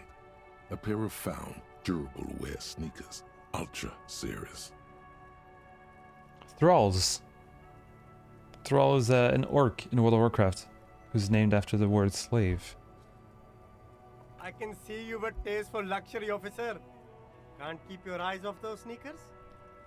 No, thank you. Not really interested. What about you? What can you tell us? You see a Samaran street vendor surrounded by a motley assemblage of goods. When he realizes you're looking at him, his face breaks into a wide, welcoming grin. The name Sileng is embroidered over his breast pocket. Happy shopping, officer. Everything's cool here. What's so cool? Everything's cool. The goods are cool, the customers are cool, the place is cool.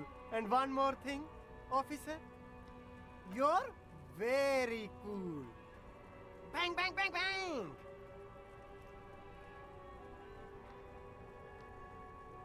Whether I'm cool isn't important. I have police questions for you. You're right, officer.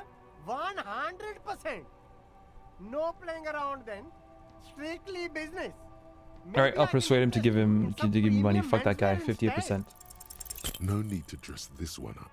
Just tell him what you want. Yeah, I want your money now. Oh, okay.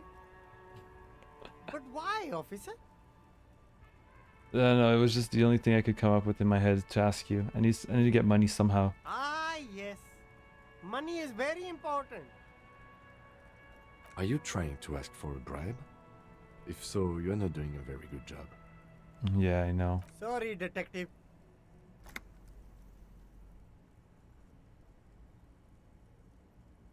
The food packages you're selling have humanitarian aid written on them. How come? You mean these delicious pre-packaged shelf-stable meal kits? Really easy to cook, no hassle, really cheap too. Buy some, try them out. No hassle. There's a little of a hassle here, it appears. A moral hassle. It's supposed to be free. That's what makes it humanitarian. It is practically free. Yours for 5 cents a piece. Rock that tuna. Why not some macaroni too? I think one said not for resale in the packaging. Don't play games with me, Hawker. What's going on? No problem here, officer. I get all this from one of my suppliers, an extremely reputable guy. Wait. Humanex. Humanitarian aid.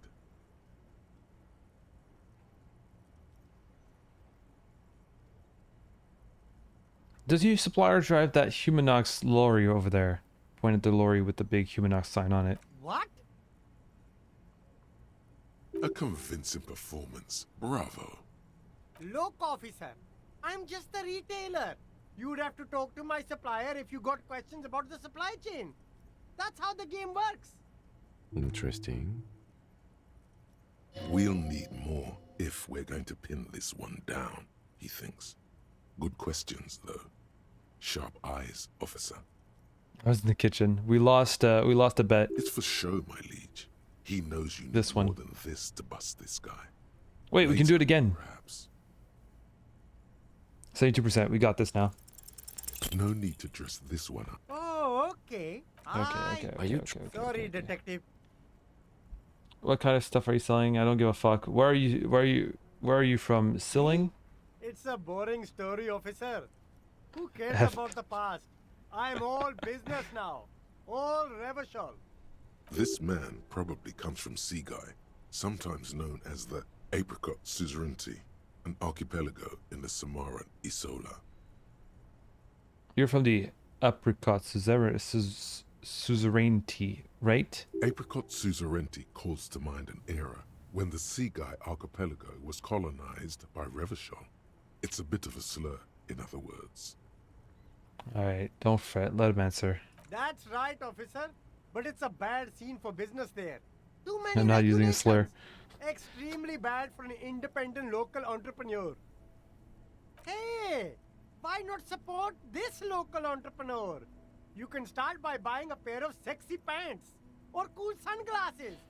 Maybe some macaroni?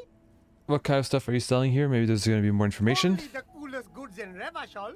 I've got sneakers, speakers, extremely comfy pants too. Try them on right here. No shame, only freedom.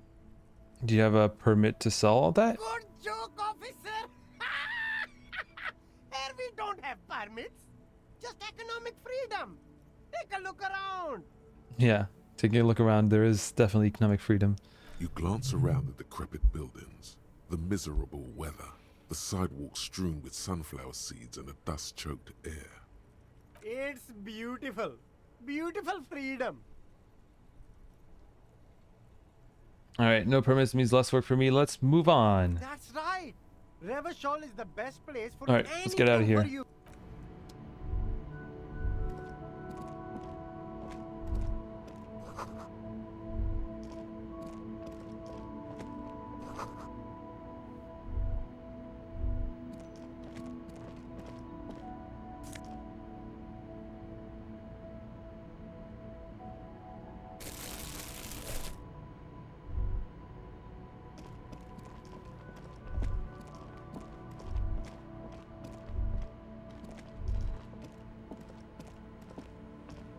Trash, alright, let's go see the trash.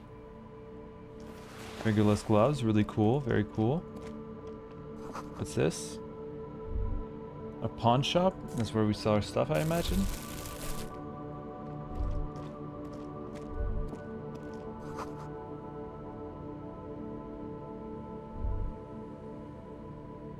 Wait, who's this man? Evening, officers. A burly man hangs out by the waterlock, carving up a generous serving of salami with an old hunter's knife. His eyes are fixed on a man stranded on the other side of the waterlock and on an enormous billboard that has fallen down into the canal between them.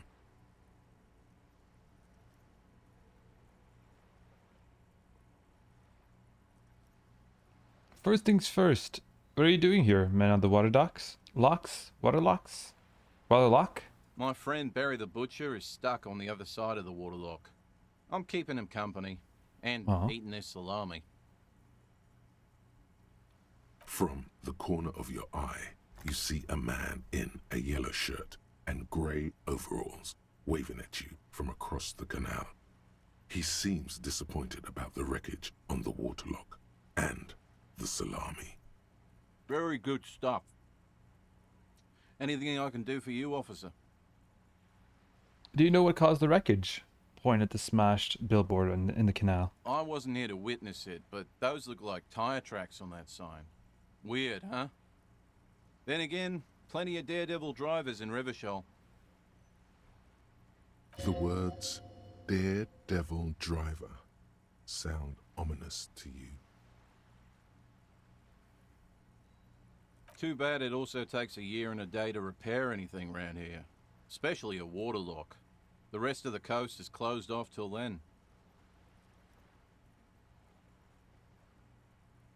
Do you know what's further down the coast? Well, there's the fishing village, an abandoned fish market, a bizarro church. Not much use to the congregation, though. There always seems to be something wrong with it. Yeah, not really much else. Just bombed out ruins. Do I take his salami? Can I have some of that salami? Sure thing.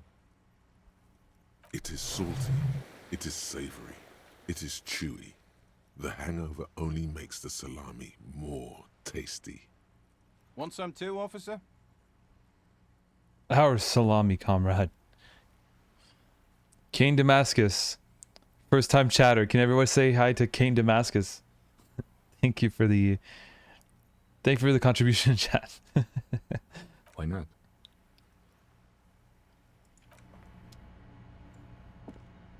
A couple of indicator lights are missing from this control panel. Loose wires dangle from the now vacant holes. In the middle is a lever.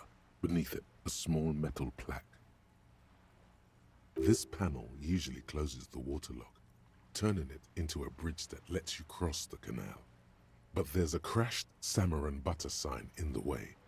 Pulling the lever probably won't do anything. Let's still try. You pull the lever all the way up until the metal clicks against the contact pins.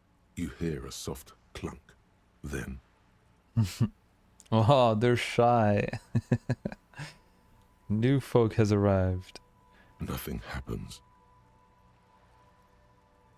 Release the lever. Let's not break it. A spring brings the lever back to its original position. You still need to close the waterlock to get across the canal. Some other way. Wasn't there a sign over there saying functionality will be restored on Wednesday morning? Yeah, we're gonna leave.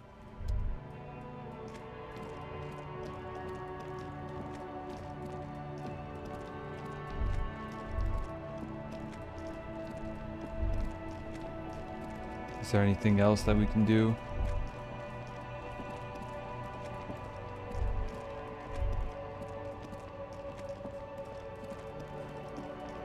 What's that door that we have to unlock? Was it?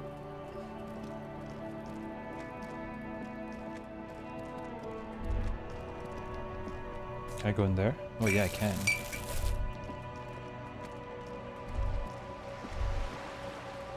I never spoke to this person.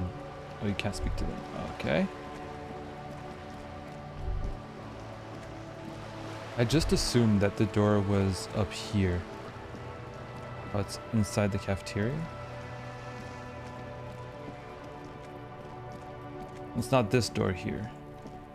No, it's not. What about this?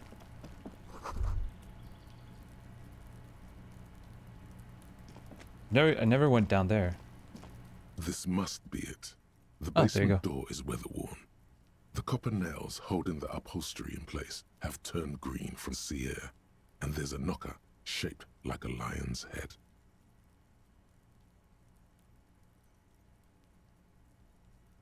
Carefully knock. You knock silently. The upholstery muffles the sound. No response comes from the apartment. I guess no one is in. Press your ear against the door. Lieutenant, what is your opinion of this task we're undertaking? Let's be honest. This isn't what I joined the RCM for, but every day tells you something new about yourself. Apparently, working with the local union boss to get info on an investigation is not something I'm squeamish about. So you don't mind if I unlock the door? I mind that the local thug is using the RCM for his busy work. But if this gets us to the bottom of this hanging, then I'm willing to look over it. On the other hand, we could just leave and tell Evrart we opened the door. No one seems to be tailing us to see if we actually did it. Lie to Evrart. That's also an option? Yes.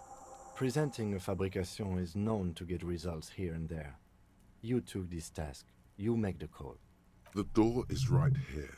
You can just open it and be done with this. Fuck Besides, that, no. if you never open it, you're never gonna find out what's behind the door. I'm gonna press my ear against The it. leather upholstery is worn and rough against your jaw. You don't hear any movement. In fact, it's oddly silent in the yard around you. No birds chirp. Hey, no, we're not touching it. All right. We're gonna be lying.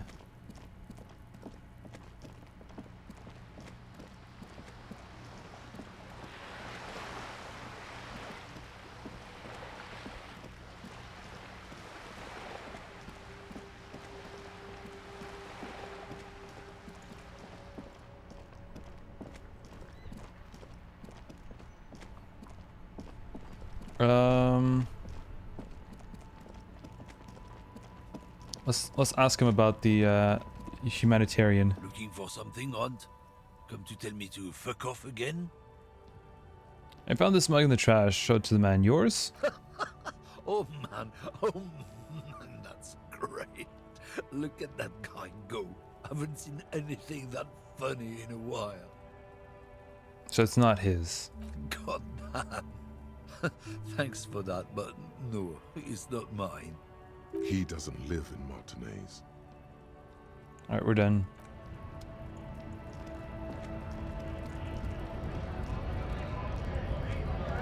So the scout, we can probably get nothing from him. Let's go talk to Method Man or whatever. Measurehead. Method Man, that's it. The unpromising race pupil returns. Everard told you to help us get the body down from the tree. So it was. My unpromising race pupil entered the harbor and used my superior to give me orders. I salute your cunning and will remove the body from the tree with my bare hands. Wow. You're so noble, Measurehead. There's a but. But while I am gone, someone must stand guard on the bridge. That someone needs to be you. Both of you.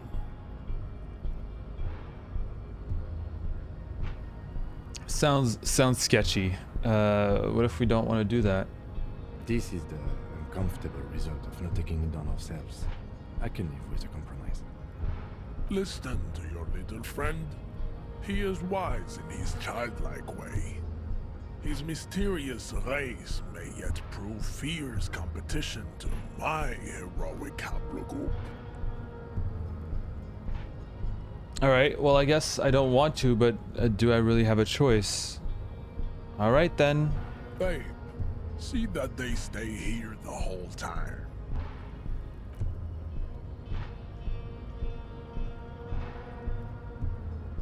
It's probably to hide something or whatever, but like, again, we don't have a choice. The woman's gaze follows Measurehead as he leaves. So, you guys are like cops or something? Apparently so. Yeah, still so many men are watching, I know. Cool. I like men with guns and power. I'm Katya, by the way. Yeah, it's Brano. Hello, Brano, by the way. Yeah, it's true, we never said hi. Hello, Brano. It's Branu.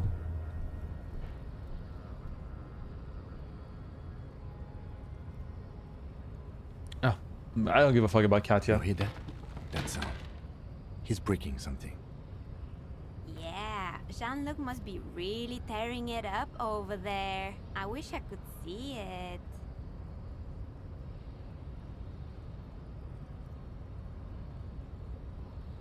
I also wish I could see it. Look at you! RCM rent-a-cops! Guarding that bridge like Everott's lapdogs! Is this where it's at now? The RCM is for sale! And who are you? What is your business here? Why are your clothes 4 sizes too small for you?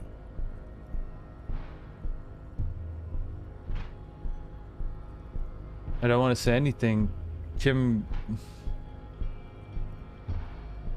That's none of your business.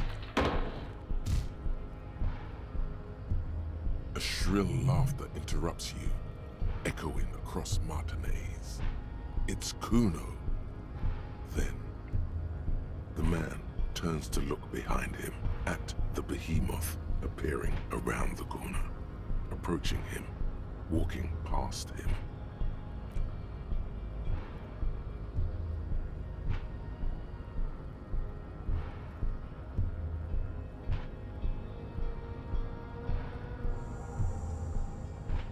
The corpse has been removed from the tree. Stand down and congratulate yourself. You have sided with Ray's victory today. Yeah, whatever. Thank you for your cooperation, Mr. Head. Farewell, ham sandwich. You are a Union man from now on. Goodbye. All right, so the body's down now. So that was the first thing I wanted to do when I started playing the game, is put the body down, because Kim said it was the first thing we should do. What about this guy? What does he have to say now? Ham sandwich. Right to work. He has nothing to say. Okay. Oops, sorry. Let's move on. It's getting dark. Let's go see what he did.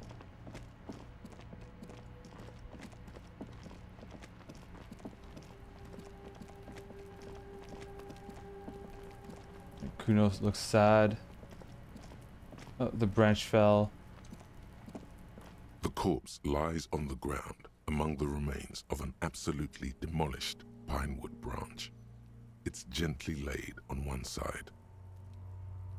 Well, it's down. Mr. Measurehead has done a good job. Nothing is too broken or compromised. The victim is ready for a field autopsy. A field autopsy? Yes. 1. Investigation of the scene. 2. Initial examination of the victim. 3. Field autopsy. 4. Transportation of the body to the morgue. We are on number 3. Yes, King Damascus, it is my first. I started off having no expectations, so everyone said it was really good, so I wasn't too sure. I was convinced, because of its political leanings, that I might like it. At the beginning, first two playthroughs, we did like 6 hours each. I really liked it, and now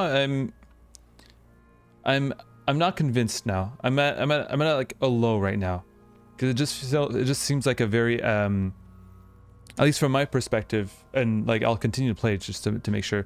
It sounds like a very everything is bad kind of moral to the story. This you know, a very cynical, it's a cynical game.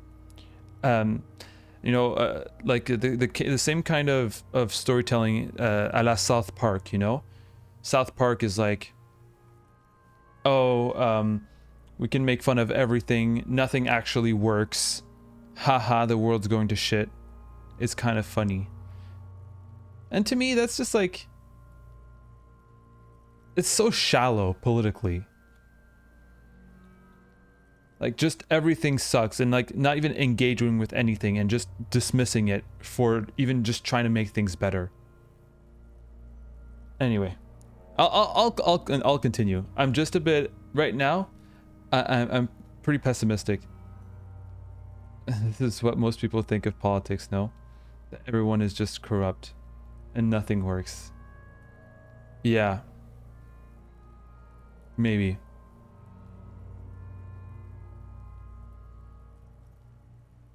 The RCM's I'm still at day four-phase one. murder scene processing manual.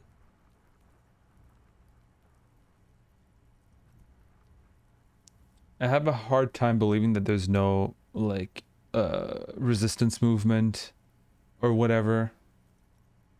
Perhaps the door, what I'm hoping for, my last hope for this game is that the door that we haven't like opened was the door of some kind of resistance movement who are trying to you know, who are fighting both the union and the company.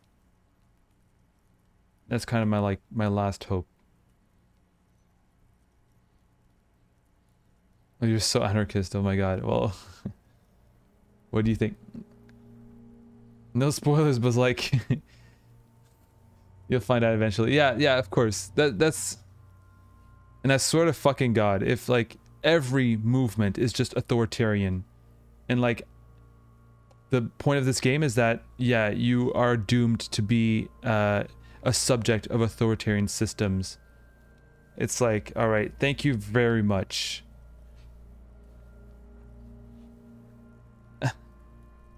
Okay.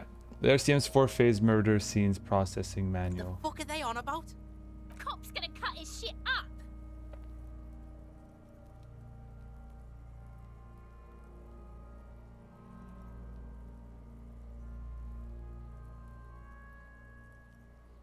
Don't we have something else to cut this shit open with?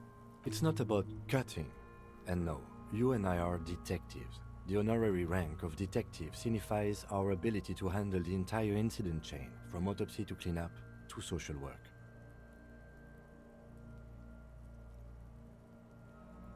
I don't think I'm a detective, and I think I'm right by saying I'm not a detective. You are. Your station would not have assigned you on this case if you weren't. Now... The lieutenant adjusts his glasses and takes a deep breath. First, what exactly is a field autopsy? Autopsy? Come on, officer. You know what a field autopsy is. You've done 100 of them. Kim is fucking brain dead. I keep saying I forget everything. What you do know is, at 18.9 kilometers, the dormant shield volcano, Corpus Mundi, is the world's highest summit, and the failure of the 38 single, Et puis descend, to crack the top 20 was the death knell of disco. But what a field autopsy is, you have no idea. Don't be mean to Kim. Yeah, Kim is not understanding at all. I'm like, Kim, I really don't think this is me. I have no idea, no recollection. And Kim's like, just shut the fuck up and like do the job. But Kim, I don't even think I'm an actual cop. What makes you think I can do this?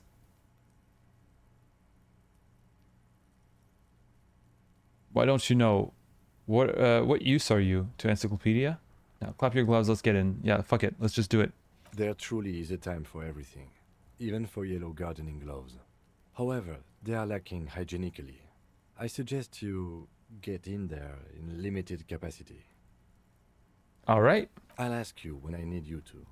For the most part, maybe I should handle the content and you take notes. We just fill this in, right?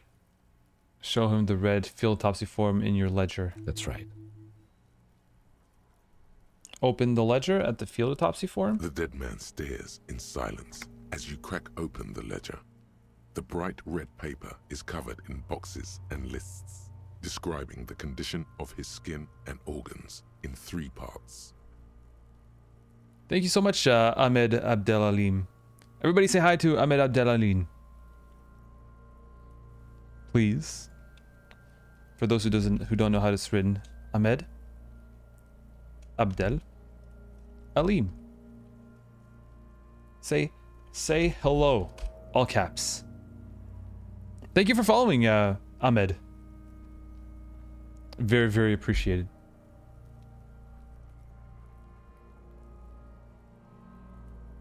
I think this is Brano. I think the nihilism is just to get you in the game. I have a little pocket of hope with the people you'll meet. Thank you. Thank you very much. The nihilism is getting to my head. It's affecting my psyche. Above those, an 11-field info form needs filling out first. It begins with 1 assistant. That's you. Write the initials HDB. Harry Dubois. The corpse is indifferent to your scribblings. Just lies there. The next box says 2. Coroner's case number. KK57-0803.0815. Thank you, Kim. KK equals Kim Kitsuragi.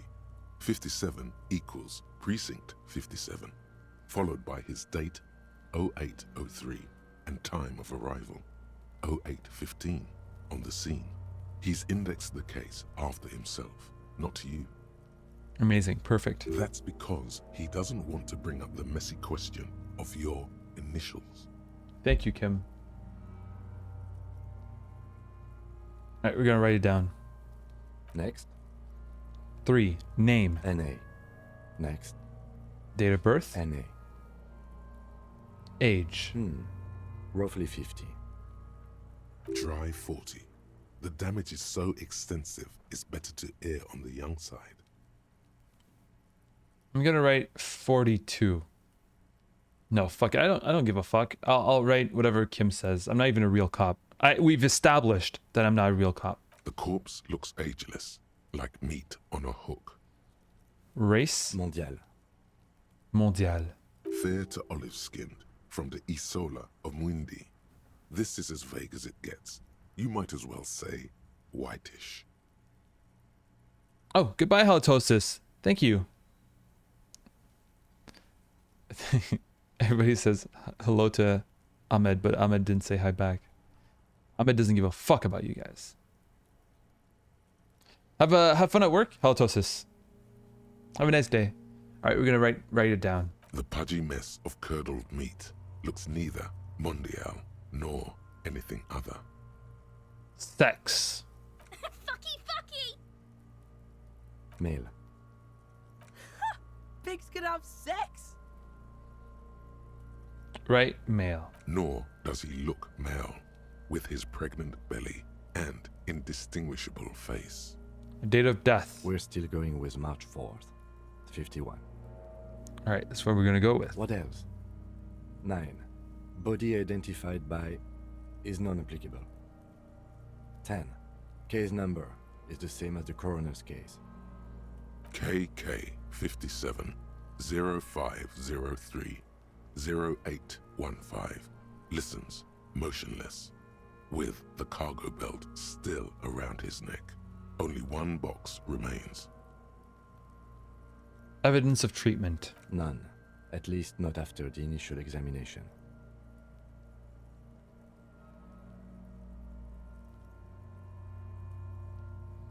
I don't even know what that means, but like, he's the cop, I'm not. What's next? He places his gloved hand on the dead man's chest, as if in preparation. Your central nervous system recognizes this gesture. It's the stations of the breath. Ecclesiastic, religious in nature, a holdout from pre-DeLorean burial rites. It takes him 2 seconds to perform. Then, So Kim thinks you're faking it because he knows you're not a cop. So Kim he also knows it. We all know it. I'm trying to tell him I'm not, but he's still faking it. somewhere in Jamrock North, a small wood shed behind Rosencrantz Row, Lieutenant Nick Feuerbach puts his hand to the chest of a small corpse, no larger than a monkey. It's raining outside, light drizzle. There is darkness in the shed. Elsewhere yet, an obese female sits in a wicker chair, her silhouette bull-like against the window. Outside, Grand Coudon. The day is turning dim for Sergeant Mac Dawson. Hand extended, he approaches, to make sure she is dead more than anything else. And so, all across Jamrock, Coal City, GRIH, 42 deceased persons found today, 42 stations of breath. We should start the post-mortem. Turn the page. The corpse cannot feel Kim's hand on his chest. It no longer meaningfully interacts with its surroundings. A thicket of boxes and lists on red copier paper tries to answer why. External examination summary. Clothes. The deceased wears armored boots and white briefs. The make of the briefs is Babrodine, I think. Let's see. See, it's happening. Babrodine, yes. Inexpensive. Size M. Color white. Did you find your holographic insignia inside your hedger? I don't know. No, I haven't. Maybe I should look into my hedger? My ledger, you mean? Is it a hedger? What's a hedger? The disappointment is palpable. The red-haired thing was expecting something more lurid. Yeah, I'll look into it again. I got bored of the ledger. Yeah, I should inspect it more. Okay, I'll inspect it more. The boots are ceramic, vitreous enamel. They are fused to his skin from blood flowing downward post-mortem. Removal of the boots is left for processing. The boot has a serial number. It's E50.100.100. The lines between the plates are in the shape of the alphanumerical. The number is purposefully concealed by the design. Tattoos. The upper torso is covered in a single, continuous tattoo, resembling a national pattern. It reaches from the right shoulder to the heart. The ink is blue and white. The assistant has a color photograph of the markings to be added to the case files as document A1. The photo is taken on the scene using a Trigger Mini. The deceased has a belt for airlifting cargo around his neck, tied with a hangman's knot. Color yellow. Length 3 meters. There is a buckle on the other end. Well nourished, athletically built, measuring 1.8 meters. Generally consistent with age, about 50. Preservation is good. Ambient temperature below freezing. Body hair is light brown. Distribution is consistent with age. The deceased had male pattern baldness. Hair is combed back, short. Write it down. Short, light brown, male pattern baldness. Lividity is consistent with hanging. The head is congested.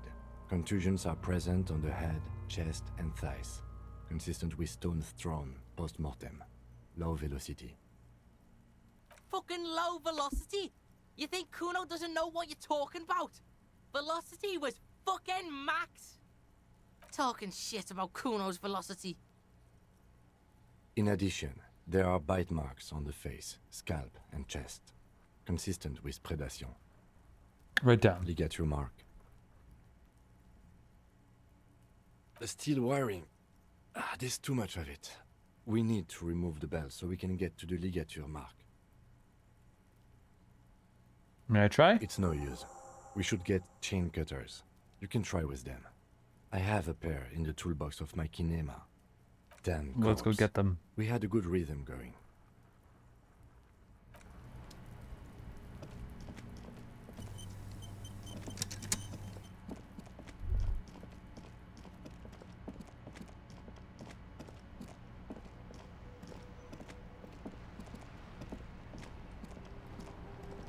Inside, you see a set of steering levers, a radio microphone. A metallic drawer slides out from under the seat and clicks into place. Take what you need, officer. It's going to be a long case. I'm not protective of my tools, like some men. He's clearly a little protective of his tools. But what can you do? The handles are long and sleek. You can do good work with these. Cut chains, locks, and ropes. The pull-out toolbox slides back into its nest, preheated. Maybe I should sleep. I'm gonna sleep after I'm done with that damn body.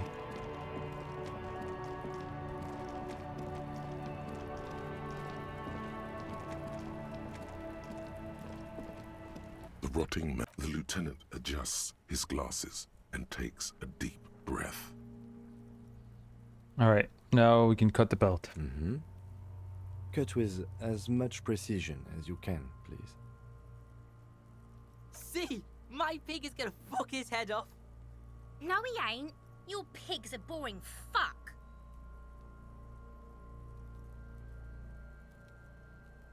Look for a good spot to cut. The belt is equally tight around the whole circumference of his neck, swelling over the edges like white bread rising from the east. The knot is the weak spot.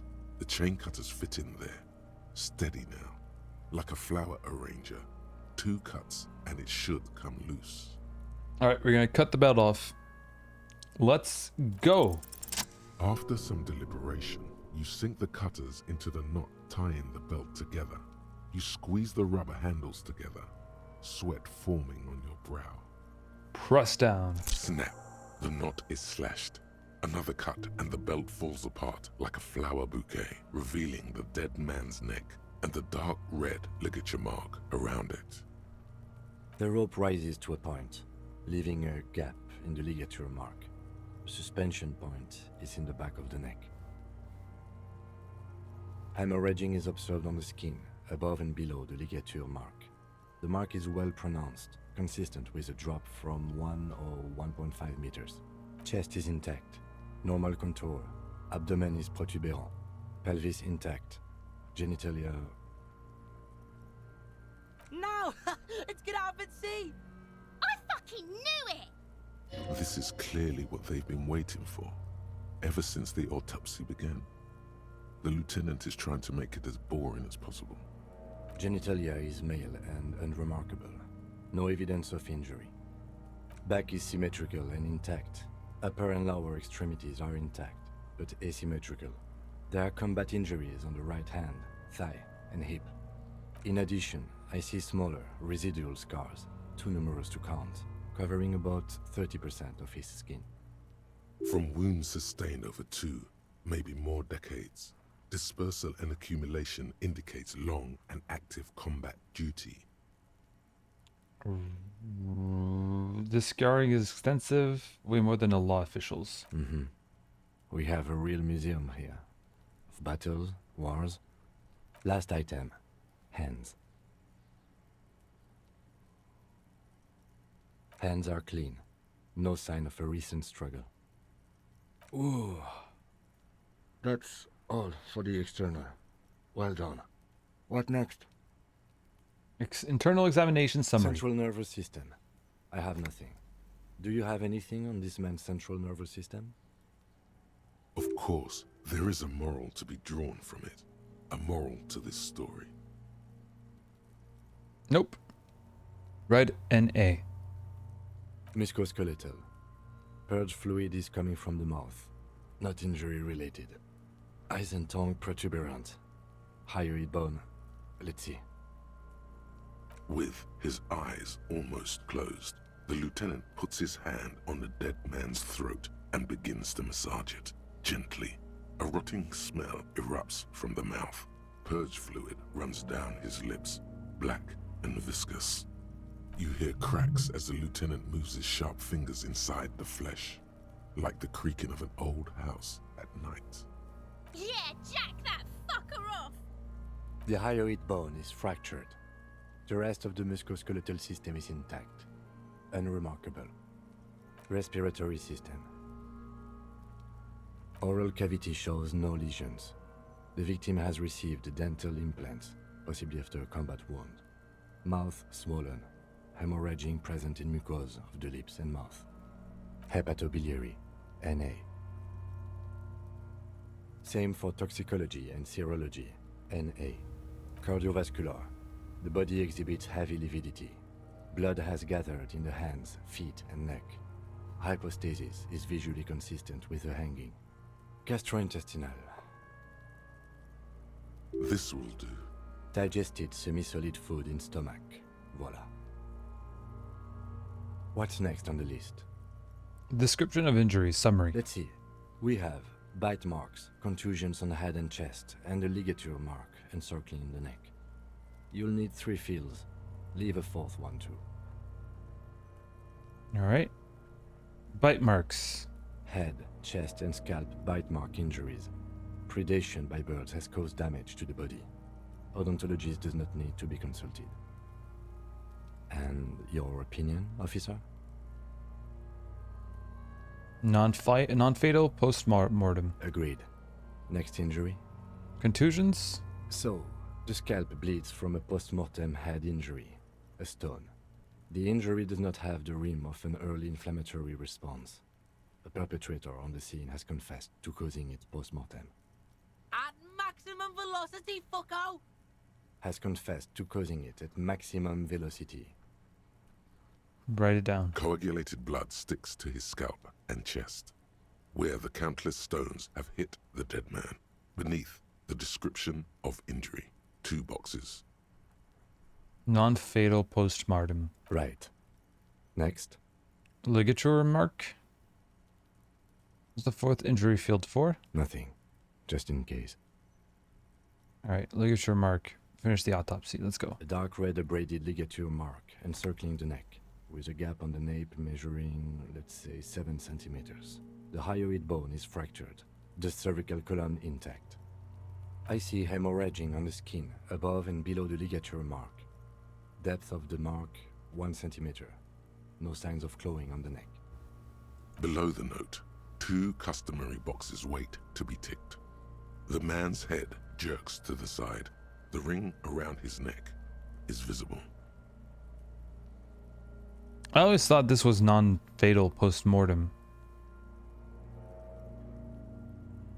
I always took for granted that he was already dead, and then they put him up there. Am I wrong? I think it's non-fatal post-mortem as well in that case. But maybe I'm wrong. I'll still do it. We'll see what Kim says. He is deep in thought, eyes fixed on the bright red ring around the dead man's neck. Cooking. Why do you say that? Yeah, I don't think this was the injury that killed him. Okay. Why don't you think it was fatal? I arrived it through the psychic acts. It's just a feeling I got. There's no reason, just a random guess. No.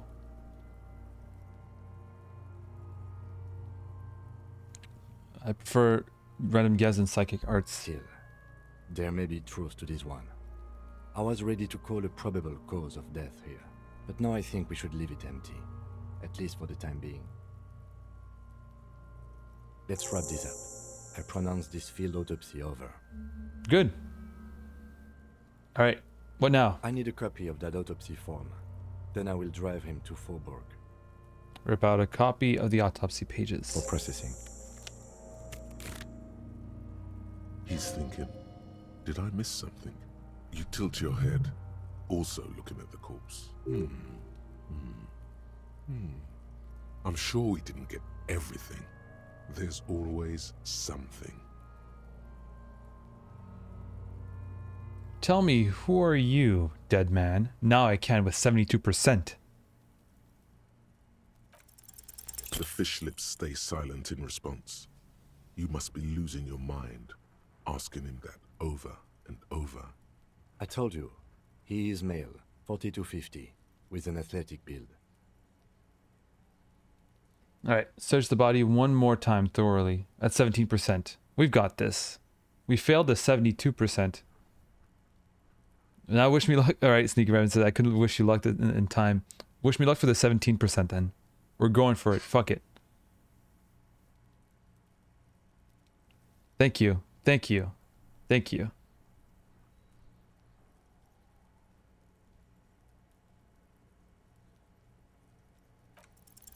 You run your hands over the victim's cold body, his limbs, his torso with its swollen organs.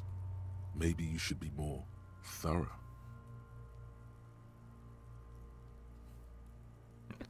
People are like, go to sleep, go to bed. All right, give up. The corpse seems to... Do you think we missed something? You can't shake the feeling that there are more secrets concealed in the flesh before you. Yes, there's something we're not seeing. Okay, well, we are in livor mortis here. He is disintegrating. We need to refrigerate the body if we want to conduct another examination, and we need to do it fast. Okay, where do we find a fridge for the body? It would have to be industrial in size. Let's start by asking Gart at the Whirling in Rags and the Fritz store down at the gates. If they don't know, but only if all else fails. Fuck are you looking at, Beano, man? You want a piece of the Kuno? Wanna get fucked? Only if all else fails. He wants to get fucked only if all else fails. Alright, let's leave. This is one task we cannot sideline. With every hour, whatever we are looking for will become harder to find. Okay.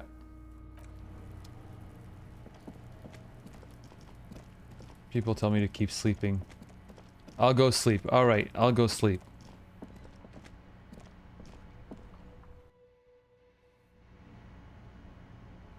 I need to talk to Kim, no? We should think about calling it a day, maybe. The nights are still miserably cold this time of year. I haven't paid the cafeteria manager for damages yet. You should take care of that, then. I think I have the money now. This is the money, right? Show him real bills. I'll also take a room at the Whirling. One cannot get much closer to the crime scene. He's proud of you for getting your act together and finding a way to pay back. Yes, I do have to pay him. Oh god, there's so many people. I guess I have no choice but to pay him, right? I'll pay him. I have the money. Can I help you? If I pay him, maybe he's gonna give me a fridge. So about that money I owe you. Yes. Have you got it? I have your money. Well.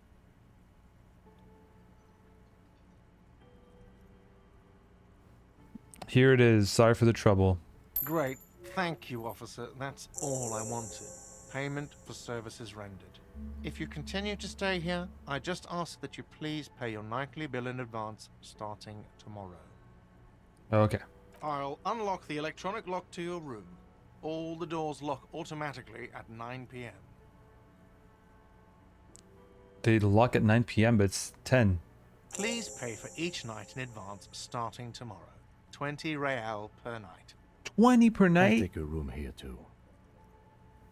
Of I'm not even course, being paid. Always Because I'm not. happy to have officers from the RCM as guests. Anything else I can do for you? 20 per night? I'm not even. Ugh. I'm not even a cop. I don't even get the. I don't even get paid.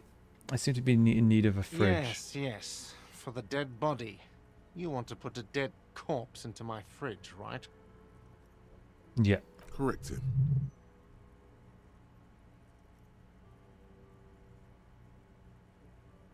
No, we want to put a very important dead body into your fridge. I don't care. You're not putting a dead body into my fridge. Why? Because this is a culinary establishment, not a morgue. I can't believe you even asked me. It would only be for... Ryan B. Stifler says, "What do you mean you're not a cop, motherfucker? You know, it's my theory, and you know that I'm not a cop. Don't be asking me, what do you mean you're not a cop? I wake up and I have no memory of nothing. All right, I have no idea what the fuck is going on. I'm not even wearing cop clothes. I wake up, I find cop clothes, and I just wear them, and then everybody thinks I'm a fucking cop. I have no knowledge of anything about cops, but somehow I know the name of the crane.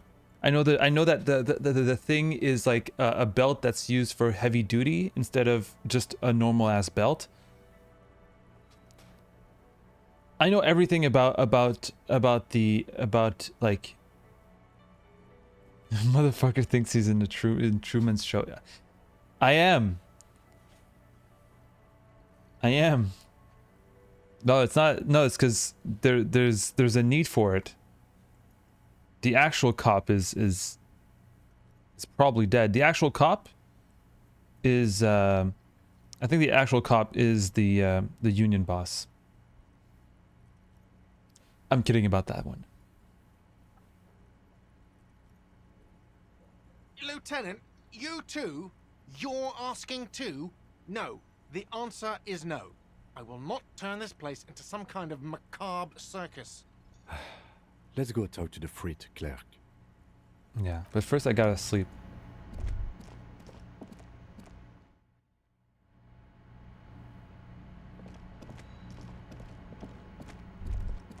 This is the door to the room you redecorated. I was wondering if Kim was gonna follow me, but no. Good night, Lieutenant. Just a moment. You had some questions earlier, I believe. And besides, we should discuss our progress on the investigation. Let's go out to the balcony. But I'm tired. All right, let's go. Am I being paid for doing these, for working over hours? Are you gonna pay me, motherfucker? Because I don't have the money for tomorrow's sleep. Brisk. The lieutenant is silent for a moment. He listens to the traffic hum. Then...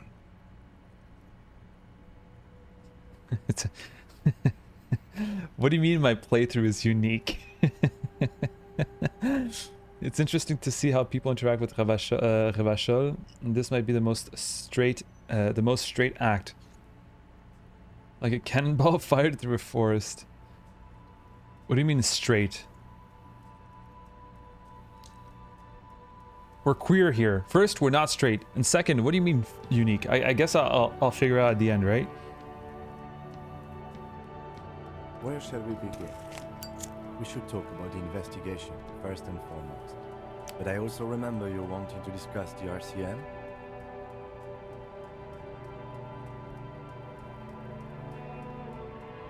I don't want to ask. I don't give a fuck if Kim smokes.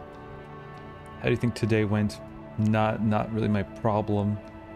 The actual mystery that needs to be solved is not the body. I don't give a fuck about the body. It's about my identity and how I'm being used as some kind of political pawn for some higher powers. Say nothing, just look into the night. Kim is just as much of an authority over me. He's playing me just as much as I don't know, as the union boss, mafia guy, just as everyone else. I'm alone in this world, and Kim's not even there to help me. Say nothing, just look into the night. The dying lights of the city shimmer below. Slowly, like luminous clouds, they pass on his lenses. The lieutenant looks at his slim cigarette, contemplating the next drag.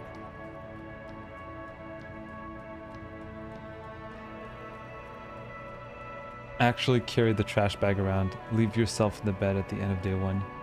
This soldier. I don't know what that the means. highlight of the day for me. He thinks, this little stick right here. They really don't like us here. And the mouth on that kid, Kuno. It's different in Jamrock and the GRIH. Why are they like this? It's our fault for leaving this place to the dogs, to the Union, to the company, not daring to come here more often. This place has fallen between the cracks, the jurisdictions of our two precincts. This is what happens when you don't have cops anymore. It just becomes chaos and misery. This game is fucking propaganda. I hate you for making me play it. And in Jamrock and the Grit? We run this city. West of the river is RCM land. It's incredibly hard. Human beings are. But we are in control, and it's worth it. The organization works. Our systems work. If they didn't, the city would disintegrate. Alright. If the game is not propaganda, Kim is spewing some propaganda right now. I'm not gonna say I hope our investigation will help improve the situation here, at least do some good. No. Kim is a cop. I mean, we won't change anything here, Kim. Probably not. Anyway, positive change happens slowly. We never really get to see the impact of our actions. Yeah, that is true. That is true. I can agree on that.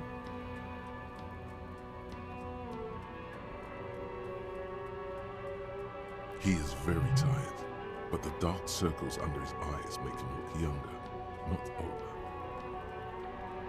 This is why you should play Pajama Sam. I promise I will. I promise. So what are our powers exactly? The RCM. They're quite limited, actually. The power officers of the Ravachol Citizens Militia exercise most frequently is imposing fines of up to 1,000 real for offenses, in accordance with an interdepartmental schedule.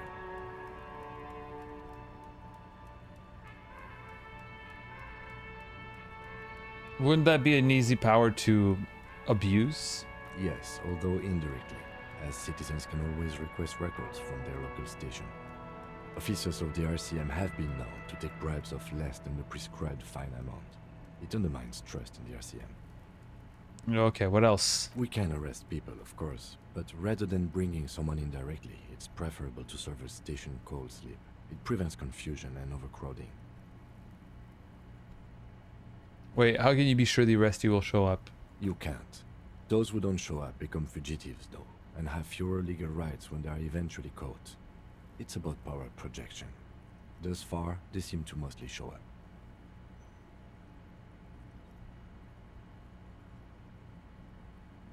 I see. And if someone resists? We are permitted to use whatever force we deem necessary, even lethal. I meant unique is that you talked to Joyce, Everard, and did the autopsy in the first day. I think you went a little too hard on the main quest. I don't know. Was there I did whatever I thought. I don't know. You gotta talk to more people so it's more interesting. I spoke to everyone I thought I could talk to. I spoke to everyone. The scab, the garden lady down here, the pétanque players, the man who wanted to cross. I spoke to Kuno. I spoke to that girl who did the graffiti. I spoke to the guy that's down here, southeast. Like I went through the whole dialogue tree for everyone. that I could find. The only person I've skipped. There's only one person I've skipped. It was the lady at the beginning because I didn't want to show off that I didn't want to like betray the fact that I had no idea who I was.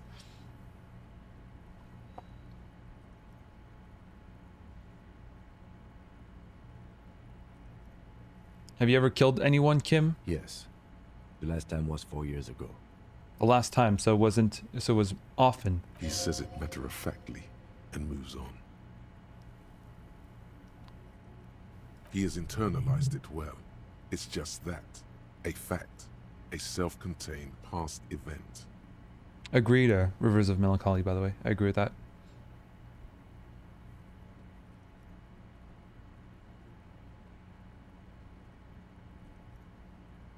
Okay. And who makes all these the rules? Coalition government and the moral intern, more broadly. The RCM was formed by the coalition government to restore order in the international zone after the revolution. So we did. Now we attempt to maintain that order. No more, no less. Or perhaps it is better to say we were allowed to form. It's a point of contention whether the citizens of Revachol or the coalition government founded the RCM.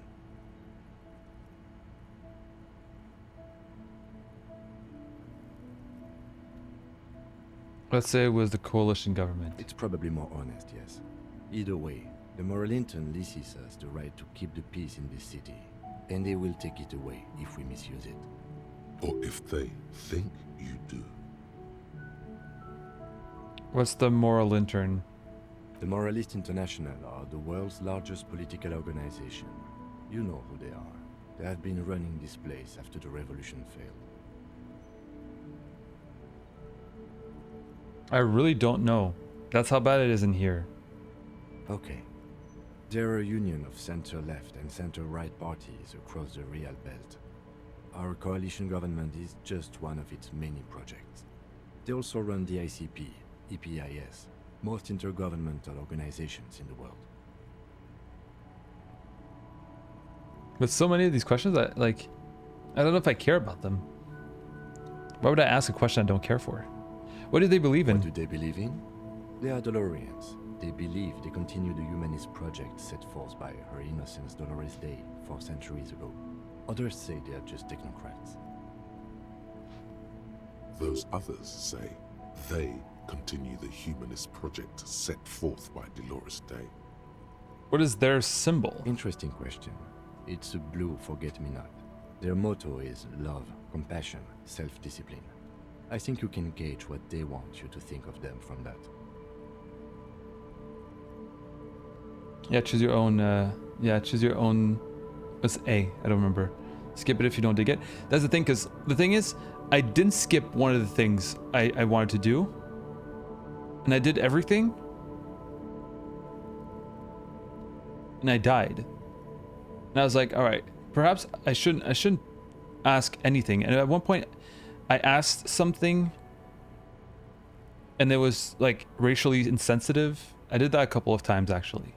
And I was like, all right, I don't have to ask questions all the time, because if I do, like, sometimes it's racially insensitive and sometimes it's not worth, like, I don't remember with who I asked like their race or something, and I was like, I'm gonna ask it because it's just a question out there. And I ask it, and they're both like, what the fuck? So it's like, yeah, like normally I wouldn't ask that question, but since it was an option, I did. But okay, perhaps I shouldn't ask questions that I would normally not ask. It was so weird. It was very weird. And it happened a couple of times. That lady down there, I said, you're black. Everybody was uncomfortable. She was uncomfortable. I was uncomfortable. Kim was uncomfortable. I was uncomfortable. And chat was uncomfortable. So I was like, no longer am I asking just questions because they're available.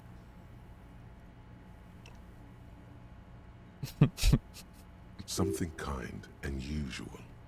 Something almost self-explanatory. Something ominous. Something like the dark blue, serious color of the early night sky above. Who is Dolores Day? A historic figure? The author of the modern age?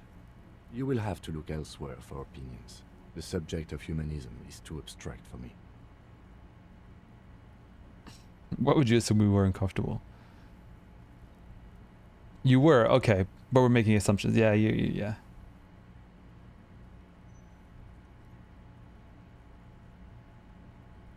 What do you think of them?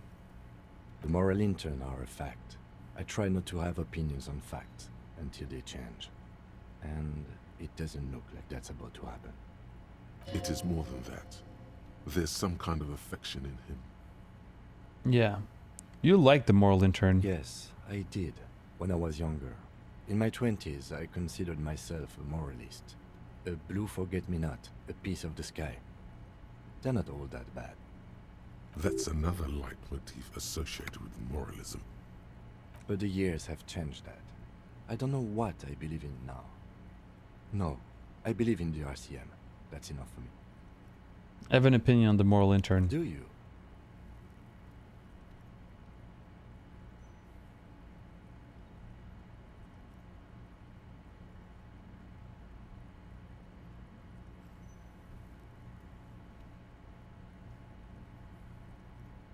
Yeah, I'm gonna go with this.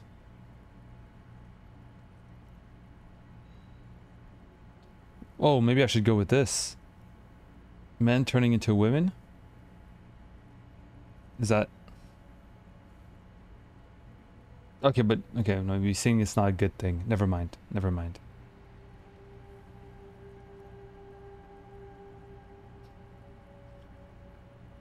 We are stooges of the world's biggest bourgeois organization protecting bourgeois rights. Because there are women, exactly. I know it's the fasci option. I'm gonna go with the Marxist option or whatever. The Maréchal something. Yeah, it does sound like the thing that old conservatives would say. No. We are stooges of the world's biggest bourgeois organization, protecting the people of Revachol. That's the hand we were dealt. Without the MI, we would be common vigilantes.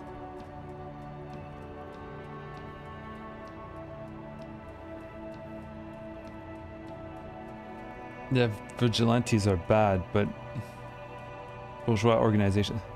Maybe we should make our own law? Yeah. Spoken like a revolutionary, not a cop. But hypothetical aside, in Martinez we already are vigilantes. At least the Union thinks so. I expect our job here to prove quite challenging. Yeah, it's a good point, actually. The idea that because our authority is not accepted, we are vigilantes. It's actually true. Alright, thank you for this. Yeah, it's getting very cold now. Let's go. Alright, now we can sleep.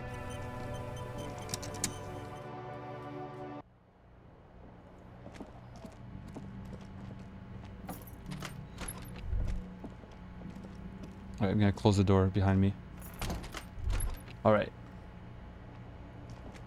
Can I look at myself one last time in the mirror before... A mirror hangs on the bathroom wall. In it, your face, adorned with the expression. Oh, hold on.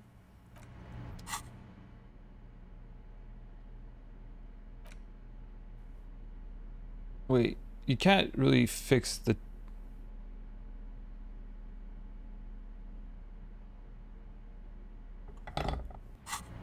You can't really fix... A mirror hangs on the bathroom wall. In it, your face, adorned with the expression. 42%? Use your chain cutters to fix the faucet. I feel like chain cutters are not what you use to fix faucets.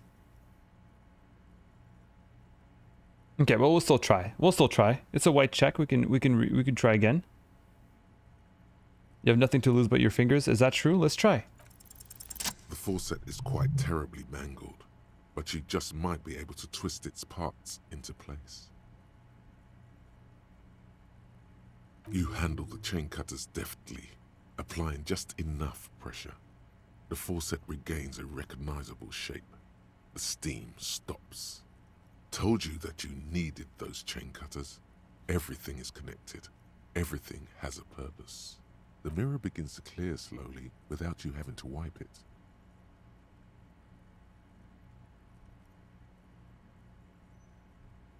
Alright, we're gonna let the mirror for now.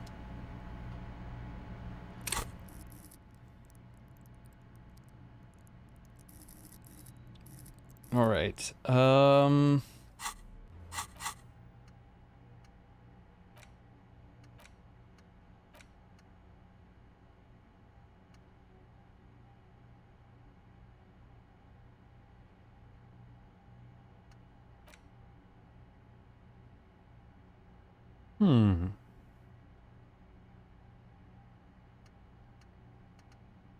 Do I want to... How many points do I have? What is the points?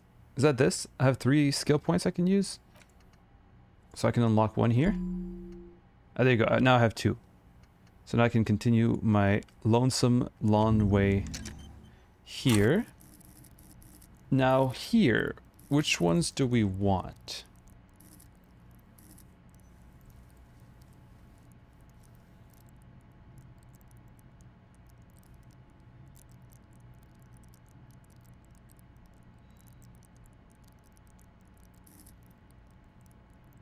Which ones do we want? I'm gonna turn myself to chat to see what they want. We have 2 skill points to use. We could go back to the thoughts, or we can spend them here. I'll trust chat on that one.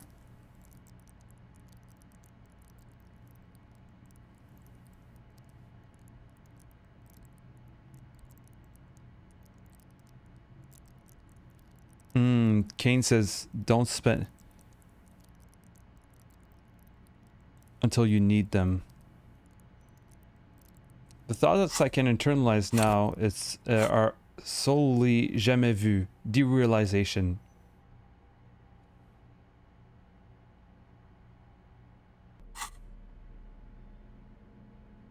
I like the idea of not doing anything until I need them. I should only spend them when I need them. A mirror How hangs important on the bathroom wall. is this? It's barely covered in steam anymore. It's your face in the mirror, adorned with the expression. What if I want to know what the expression is? Is that important?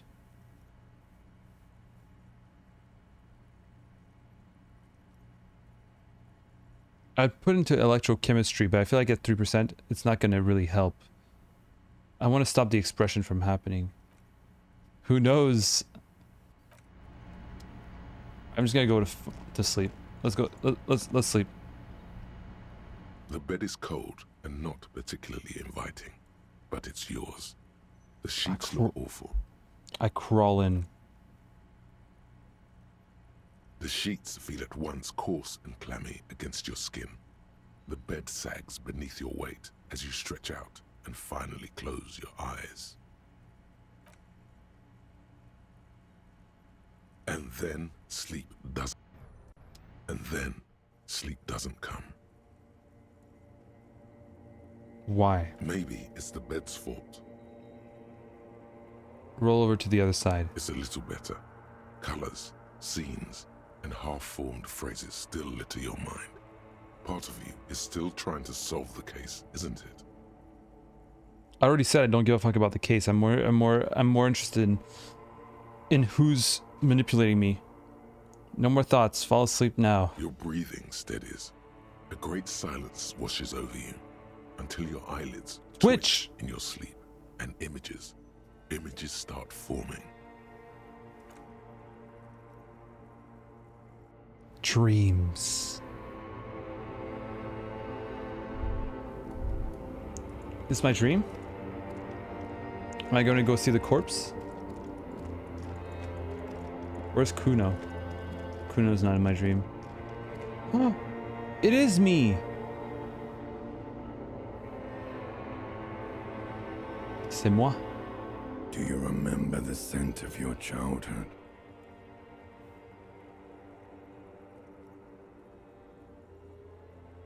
I was born in a hospital where people usually go to die. You're not kidding anyone, Harry. You don't remember shit. Tell me, do you remember your wife's hand on your face?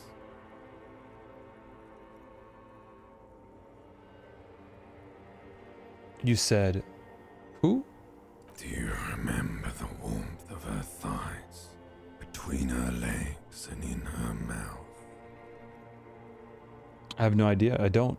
Tell me what this is. I'm not answering before you tell me who you are. You know who I am. I'm the bad day. The one where you ask her, and then later in the streets, wondering. It's the worst day of all time, Harry dear. And it's coming. She will hear about it on the phone. Reality will turn into a grotesque nightmare. This will be the last thing you did to her. Tell me, do you remember the love of your life? I really don't. I guess I was left? That's right, funky baby. And you just stood there. One hand on the bottle and the other on your dick. Watching her go. Let it all be dragged away from you. A divorced cop. A divorced alcoholic cop. We've never seen that trope before. It's never happened. Tell me, where are your friends? Human beings have friends, Harry boy. Where the hell are yours? I don't want to come back. They were only cramping your descent into the abyss. Now they're gone. 3 times gone and never coming back. All of it. You failed. You failed me. You failed Elysium. What is Elysium? Everything. The Pale and the Islas. On the surface. The outer magnetosphere. Burning, furious truth. 8,000 years of written history. You really dropped the ball, Harry. 4.6 billion people. And you failed every single one of them. You really fucked up. I've seen you before. No, you haven't. You're just sleep talking. And the act is wearing thin, too. The spots on the disco ball fade around you. You'll be back in those cold snakeskins in no time, sweating up the bed. Stinky boy. I can come back from this. You're not coming back from shit, thrashing around in that high conductivity state of yours, bumping into things and acting like a clown. Who are you kidding? My mind is tired and broken. Your mind is what now? I can't hear you. The rest is just a word dream.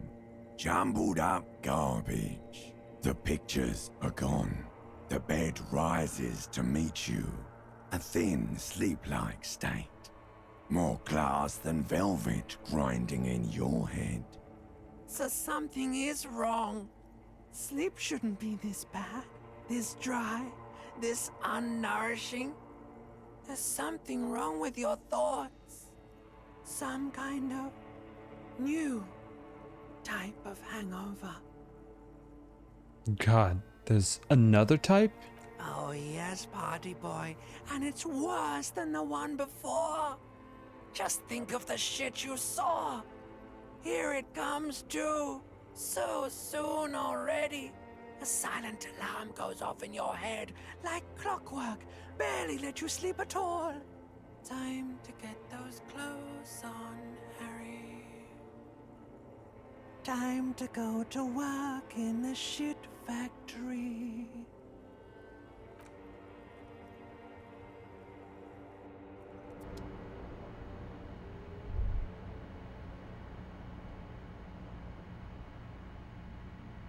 All right. Good morning. Good going, buddy.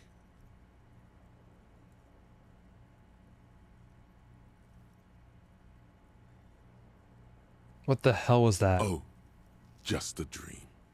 You have ones like that all the time. You feel even worse this morning than you did last night. What the hell is going on with me? You mean, why are you so tired? Too tired and down to even think? It is worrying, isn't it? You can't be a detective like this. Detectives need to be able to think. Why is this happening? It's just that your heart has finally pumped all the speed out of your system, Buster. Time to get some more. You're too weak to say no now. Waking up is the worst part. Maybe somewhere down the line you could decline.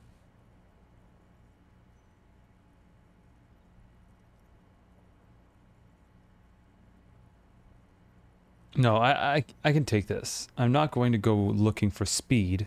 That sounds very harmful and toxic. Are you sure? Ready to live as this pathetic shell of yourself for days? Basically, a week. Let's be honest, 2 weeks. Maybe 3. You won't make it. Half the town will be dead by then. You will be fired. It's not even my real job. That's a lie. I can do this without the speed. Half the town won't be dead. Why would they be dead? Yeah, it's withdrawal time, baby. Suit yourself. Slow, sad shell man. See how you do without your spark. Perfect. A mirror hangs on the bathroom wall. It's barely covered in steam anymore. Okay. Let's get out of here. Maybe Kim's downstairs. Is he here? Oh, there's that lady that we didn't talk to yesterday.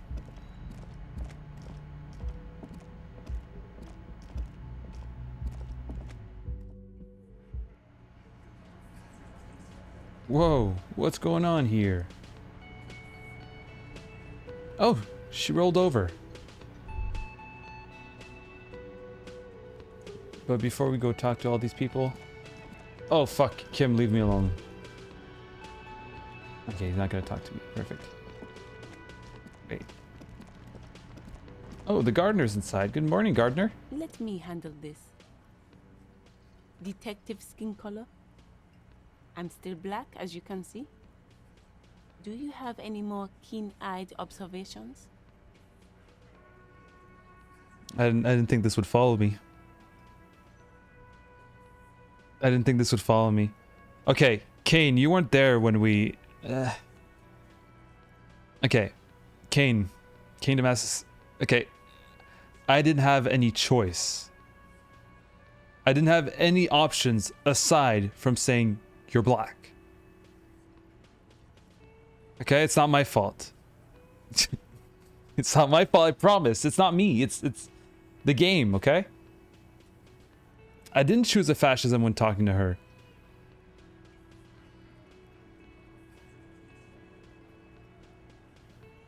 Listen. I had to talk to her for some fucking reason, and she was talking about her grandma, and I thought there was something fishy about her grandma, so I challenged her on it. And then I got unlucky by challenging her on it. And then my brain was like, alright, the only way you can challenge her on it is by saying you're black. And I did. I'm not racist, but that was the only option. Kane, I promise it's... It's not what you think, okay? Her entire character has shifted. This young woman is cold as ice. She's right. You're basically an epidermochromatic police officer.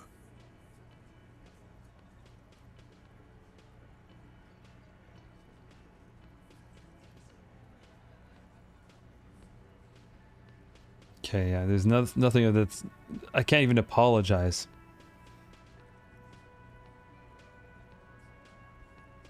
I was reacting to stimuli. That's... stimuli? It's true. I was reacting to stimuli. But that doesn't make it right. You're not a gardener.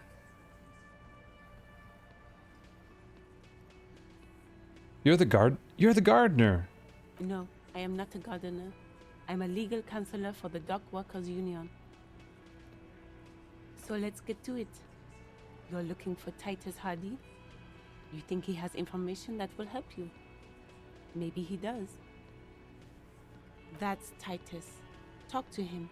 But know this. I'll be keeping an eye on you. No strong arming. Nothing official. The District of Martinez does not recognize your authority to make arrests. It doesn't matter if you recognize our authority. We will make an arrest if we have to. I'm siding on Elizabeth more than with Kim. She says nothing. Her glare speaks for her. Could this be the Miss Beaufort that Easy Leo mentioned?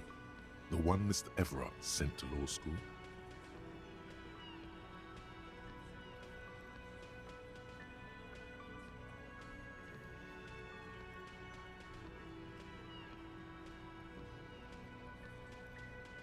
Who's Titus again?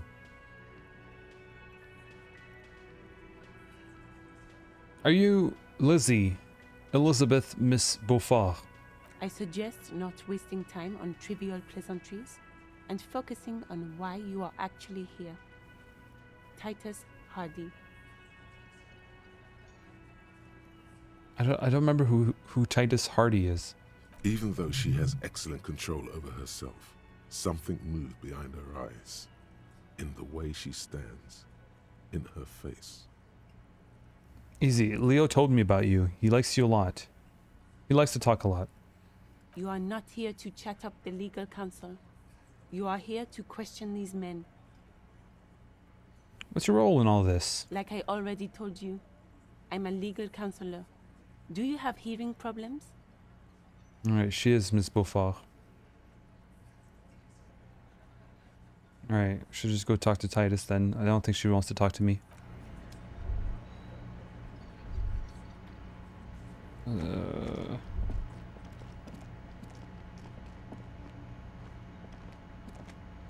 Just a moment. She's agitated, judging from the way she keeps pulling at the frayed edge of her blanket.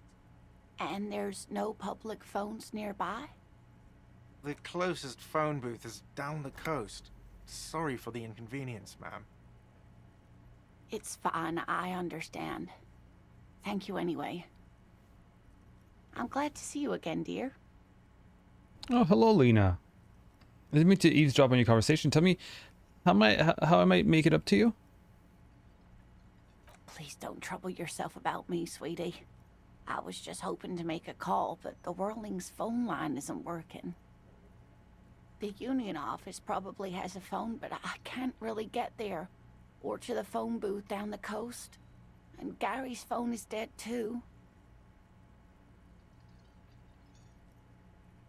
Wait, what's wrong with the phone line? The manager was vague about it. Why would he be vague about phone problems? This is something to look into later. Ask God, maybe. Why did you need to use the phone anyway? To let the young woman who's house sitting for us know that we may be delayed. Morel, my husband, and our friend Gary were supposed to get back by Monday night, but they're still missing, and I haven't heard from them. I was also hoping she'd heard from Morel. Okay, I'll bite. Has your husband gone missing before? That's just it. This isn't like him at all. He always plans his expeditions so carefully. But you have more important things to worry about. More important than a missing expedition? I don't know. Expeditions often lead to something interesting. What is this expedition your husband was on? Just some field work, sweetie. Morel is a highly trained scientist. He and his assistant Gary are studying an extremely rare species of insect. But they should have returned by now. They were just going down the coast across the waterlock to set a few traps. He said they'd be back on Monday. What could be keeping them? The waterlock. That was broken. Could this be it? The waterlock to the other side of the coast is broken. They're probably just stuck over there. Oh my. What happened to the waterlock? I know rivers of oh, can't trust that man. Gart? I can't trust that lady, honestly. She's too sympathetic to be trusted. Probably just some technical problem. Well, whatever the cause, I'm thankful. To both of you. You've spared me another sleepless night. There you go. You're welcome, ma'am. I hate to ask, but if your investigation takes you to the other side of the coast, please do keep an eye out for my husband. For sure. This will surely lead to a cryptozoological mystery with that extremely rare insect. Yes, some left-field scientific research is exactly what you need right now. Funk up that vanilla murder investigation. And if you see him, let him know Lena is waiting for him here at the Whirling. He gets so tangled up in his work that he may not know the water lock's been repaired. And it's cold out there. If I see him, I'll let him know you're here. When or if I get there. Oh, you're such a dear. Thank you, sweetie. Alright, that's all for now, ma'am. Hey, so we've been monitoring you internally, and now we know your Copo type. Wait, what?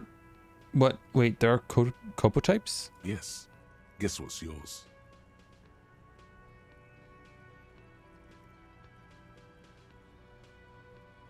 I'm sorry you had to monitor me. Okay, just for the length of this short demonstration, please say something that isn't, I'm sorry. Guess. What is it? I'm not a cop. Sorry, cop? I'm sorry, I'm not sure. Yes, sorry, cop. The cop who's sorriest. Let's make it official then, shall we? Huge lack of enthusiasm going on in here.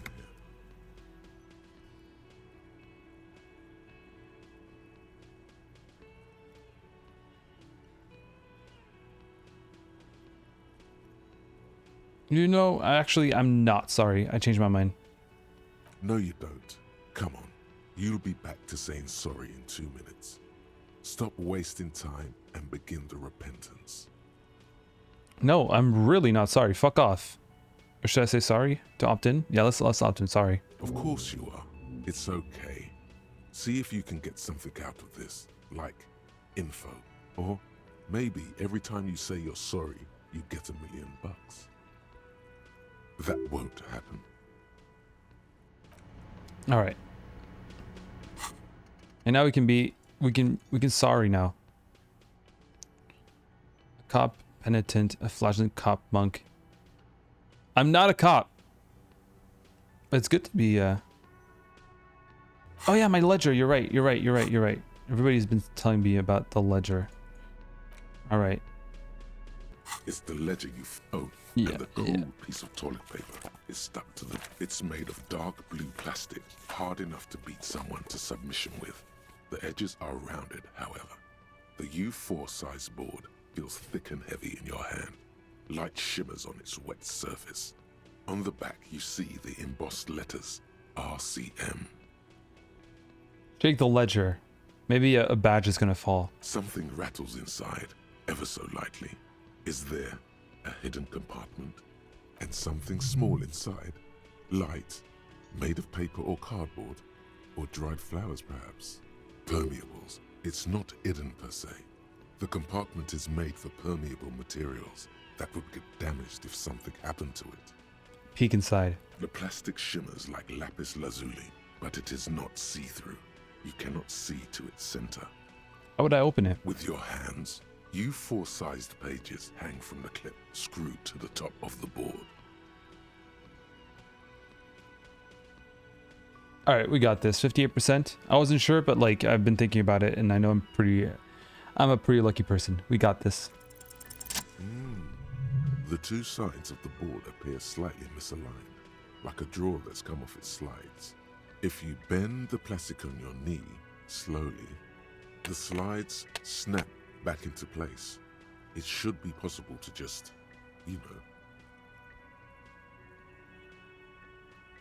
slide the drawer open. Without resistance or sound, the two panels move against each other.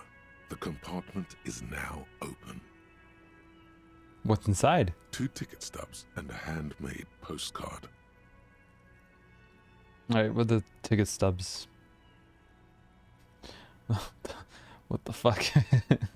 Two octopuses are smiling, reaching their tentacles toward each other in the colored pencil drawings. The tickets permit access to the zoo in Revachol East. The aquarium costs extra. These let you go there too. Oh, King Damascus, thank you for the follow. But I hope it clicks before you decide to quit. I'm not gonna quit. This is phenomenal. I love as hard as I cried by the end. Good. Yeah, no, I'm not quitting. I've got my criticism so far, but like I know it's only the first day, and like I've heard so many good things about it, so I'm not quitting. I'm giving this as much of a chance as possible. But thank you for following. Thank you. Hope you have a nice day, Kane, and thank you for being here. All right, we're gonna pick up the card now. Thin wax paper has been glued to a piece of cardboard. Sounds like leaves rustling when you pick it up. You see violet flowers, floral patterns, patches of glue. We're gonna open it. Familiar handwriting lines the inside of the card. Looped, round letters in a woman's hand. A young woman in her 20s. There is care, effort, and a smile, you think. Although that is not something you can read from someone's handwriting. Harry, it begins. You're already reading. I wanted to write you a letter so you can read it when you wake up. Maybe it will make you happy. Throw it away, please. But it will make me happy. Outside, you hear the wind howl. A sudden gale blows in from Martinez, flapping street signs and window blinds. Come outside. What? Far away and outside, the reeds hiss with desperation. Step out. No, I'm not gonna step out. I'll keep reading. Why would I go outside? No, I'll keep reading. Your hand shakes, holding the card. Every morning when I step out and you're asleep behind me, it says, I find a little piece of sadness in me. I carry it in my chest, down Voyager Road. Every step I take, it grows. By the time I reach the fuel station, it has filled me entirely. I step onto the light rail and look back. Sparks fall from the bow collector. I know it will be like this until late afternoon, when I get off the 42 and walk back to you. Keep reading? You. Every step I take will get lighter. It almost makes me run. Sometimes I do. I can't believe I met you. I can't believe the happiness I feel with you. You have a vast, vast soul, and I will always, always, always come back to it. Keep reading? Kisses, kisses, kisses. You feel the air sucked out of your lungs and the blood sucked out of your head. Everything around you gets dark. Small white dots appear. Are you fucking serious? I swear to God, if I'm dead. Sparks fall like snow from the bow collector. A streetcar distancing. You feel the ledger slip from your hand. No, hold on. Hold on. To what? There's nothing. To Kim. Detective, is everything all right? Fall sideways.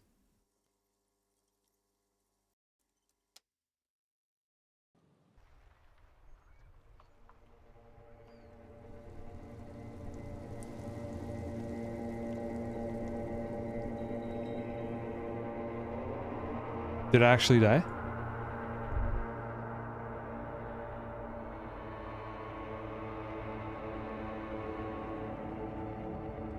Begin?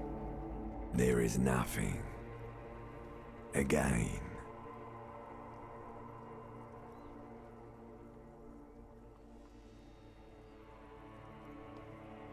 Like, am I replaying right now? Because if so, I'm just gonna stop. Nothing? Said, right? Well, almost nothing. There is the ground below you. That's still there. And the small light that's on, fluttering, somewhere in the basal ganglia. Who's that? That's me. Blue eyes, that's me. And who is that? Who is what? He speaks of the sickening longing, the unwell emotion. Even in the darkness, he's grasping for it. Still trying to hold on to the great sorrows slipping in the water. Slimy. Yeah, that's the stuff. Here in the paleo-mammalian cortex, we call it the shadow. Because it's always there. Tell him. Tell him. Ah, yes. In the olfactory system, they call it the apricot chewing gum scented one. It's unhealthy of them to linger on it so. But as they say, what do you do? Smelled so nice. It didn't smell nice. It smelled like betrayal. Oh.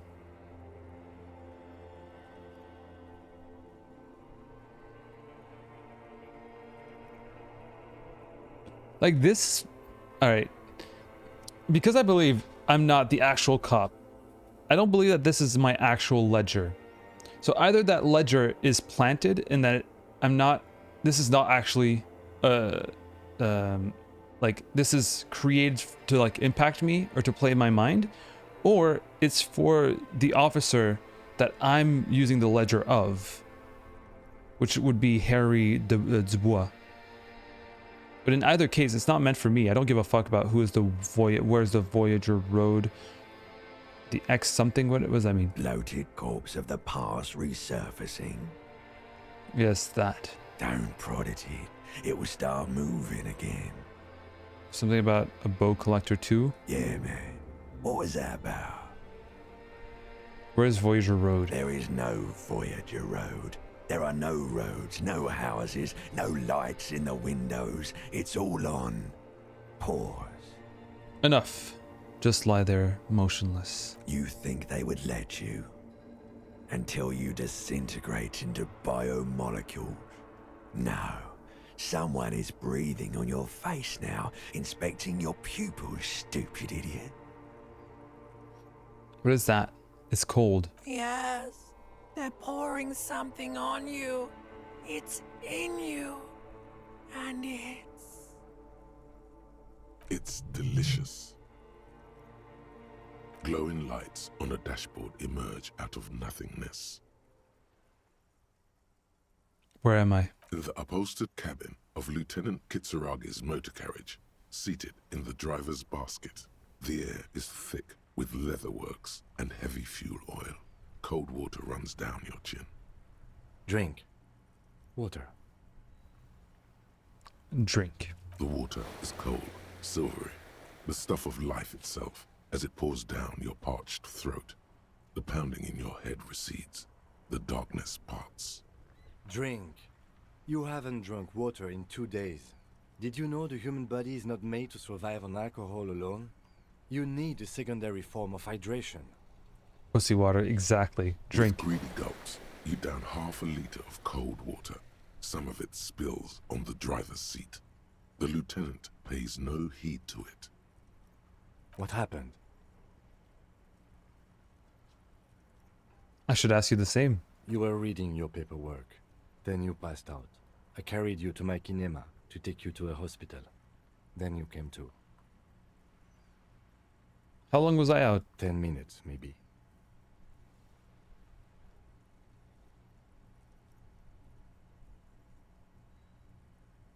I came in contact with the burnt out ruins of the past, Lieutenant. It's not my past. It's someone else's past. That does sometimes happen. He replies with such understanding, it's as if the burnt-out ruins of the past were an occupational hazard. Athlete's foot for cops. You dropped these. Are you okay to proceed? I nod. Good. The Ledger of Failure and Hatred is a special item that can be used both as an interactable and a tool equipped in your held slot for skill bonuses. Find it under the Tools tab in your inventory. Thank you, tutorial agent. So now I don't need to use this.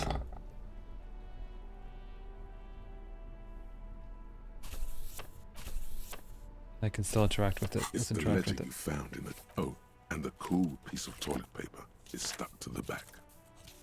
Inspect the toilet paper. It's just toilet paper sticking to the back of the plastic clipboard. You can take it off if you want. Take it off. Still wet, the toilet paper peels off the plastic easily.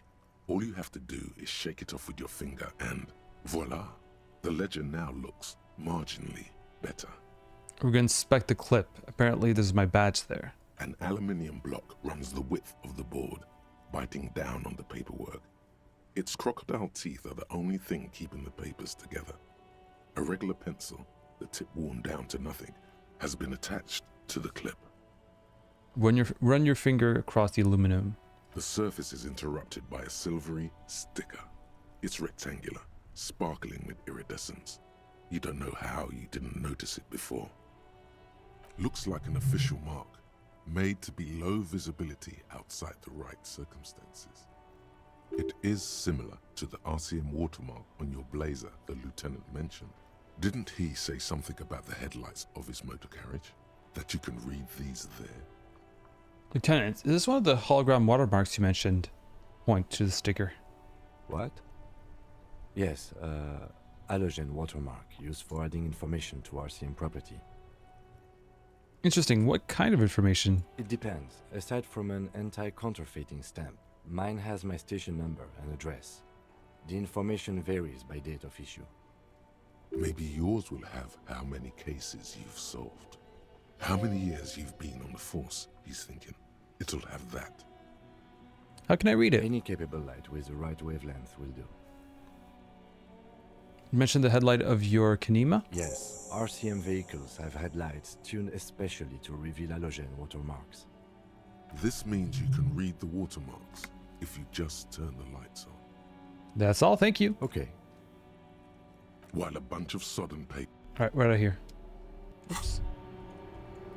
Droplets of rain fall on the white on blue police livery of the motor carriage. No time for this. Okay, no, we're gonna keep the thought. We're gonna keep the thought. Wait, why am I even thinking about this? Wasn't I supposed to do something important? Something murder related? There's always something important. Doesn't mean you can't take a moment to admire this piece of machinery. This is a Caprice Kanema, the Caprice Motor Corps follow-up to their highly successful workhorse, Caprice 40, and the answer to the Lums racing breed, Ferv series. With its air-cooled, rear-mounted 12-cylinder compression ignition engine. Motor carriages don't interest me, I'm sorry. Inside, you see a set of steering levers, a radio microphone, a pull-out toolbox, and the soft glow of the fuel preheater gauge. Kim, how do I turn on the headlights? All right. Ready? I turn, you press start. It's next to the preheater. He's downplaying his excitement. The lieutenant is more than happy to show off his precious carriage. Press engine start. The dashboard lights up with orange glow. The rounds per minute gauge jumps, and the engine of the Caprice Kanema comes to life with a whiny growl. This is very loud. Okay. Like a leopard waking from its sleep, yawning and roaring at the same time. Press the button labeled headlights. The lights unfold with a little click, casting electrical light onto the ground before the vehicle. There you go. I'll turn them off from the remote once you're done. We just need to stand in front of the machine now. Perfect. Close the door. Now let's go. As you hold your ledger's clip under the headlamp, an iridescent hologram appears. A street grid and the veins of a great river. A familiar sensation washes over you. There she is. Revachol West. Around the borders of the watermark are dozens, no, hundreds of micro-perforations. Look at the perforations. There are many of them, and they are divided into 3 separate rows. Tally up the different rows. The first row has 18 dots. Not bad. Not bad for what?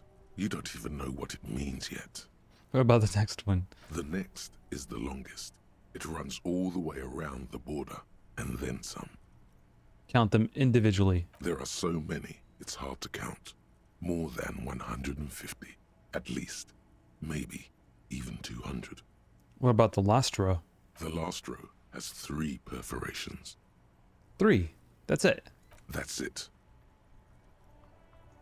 We're gonna look at this shimmering street grid.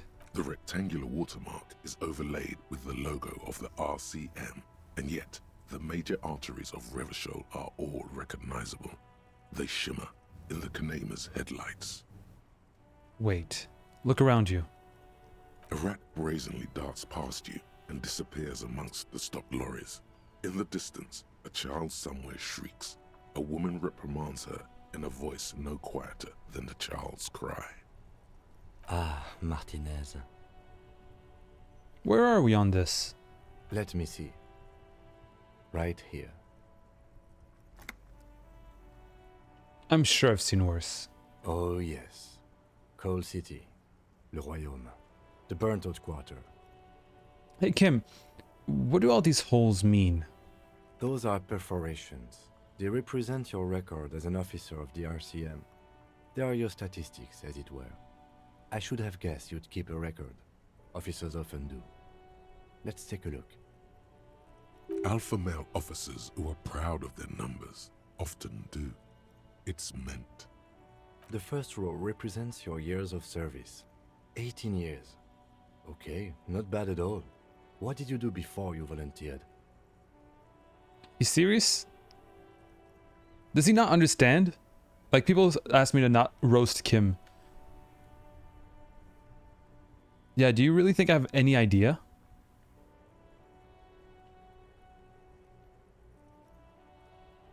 Fair point. Let's move on, shall we? Yeah. This next row, the one that wraps all the way around, is your number of closed cases. Closed is good. It means finished.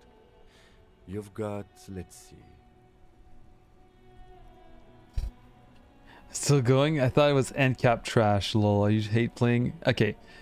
I got a bit angry earlier. I got a bit not angry, but like disillusioned. But I'll keep playing because I know like it can't be this. You know, because like the people I know who enjoyed it like can't have hated it. You know, they all loved it so much. And I don't think they would have loved just like a cynical libertarian kind of game where everything just sucks. So we'll see where that where it brings us. Wow, more than 200. Is that a lot? It's quite a lot, even for someone who's been on the force for nearly 2 decades. Usually, clearing more than 10 cases a year puts you in the 90th percentile of all RCM officers.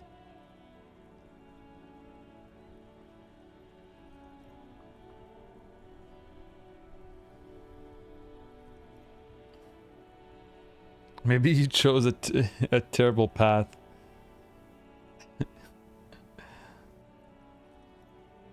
It gets more positive. Yeah, that's what I believe. It has to, or else I don't think if it just kept being like, yeah, like this. The only thing I don't like is that we kind of have to assume that we were cops before. We just assume that, and we can't really deny it.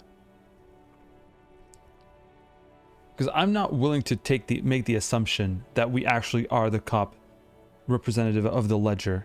But it feels like it's forcing us to make that assumption, which I'm not comfortable with making. I don't think I can ever re-become this person. What's the last number? Yeah, because I've never been that person. Right. Those are your confirmed kills. You've got precisely 3 perforations there. That's not too many, is it?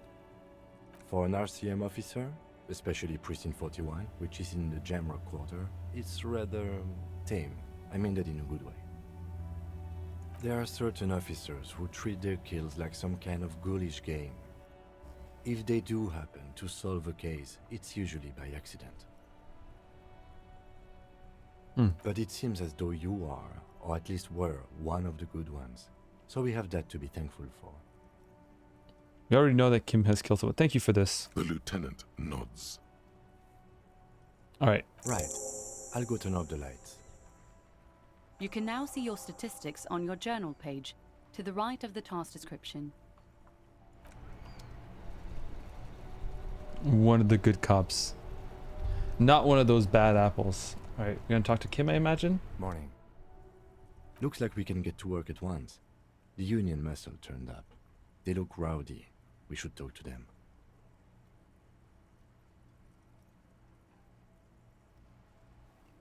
Alright, why do we need to talk to them? Everything points to the dock workers' union. The belt used for hanging him, tracks in the mud, the circumstances in Martinez, my preliminary information. Which may, of course, all be wrong. But we still need to talk to them, and it won't be easy. Alright, let's go. One more thing before we do. We don't have to talk to them immediately. We can walk right past them, continue with our business. Yeah, streetwise. Zoom right past. Do it on your butt. Aren't you curious to know what they have to say about the murder? They're in no hurry to leave. They think they own the place. Anyway, I leave that choice to you. Whatever you decide is fine by me. Perfect. Hold on, let me check.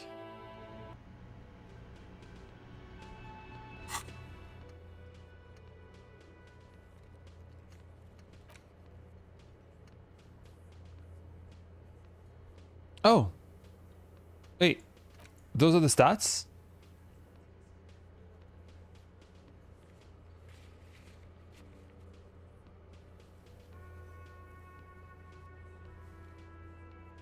I'm a sorry cop. Okay. 17 communist, 0 fascist, 1 ultra liberal, 1 moralist. All right. I'm pretty fine with that. Oh, there's a map? I didn't even know there was a map. It's a shit map.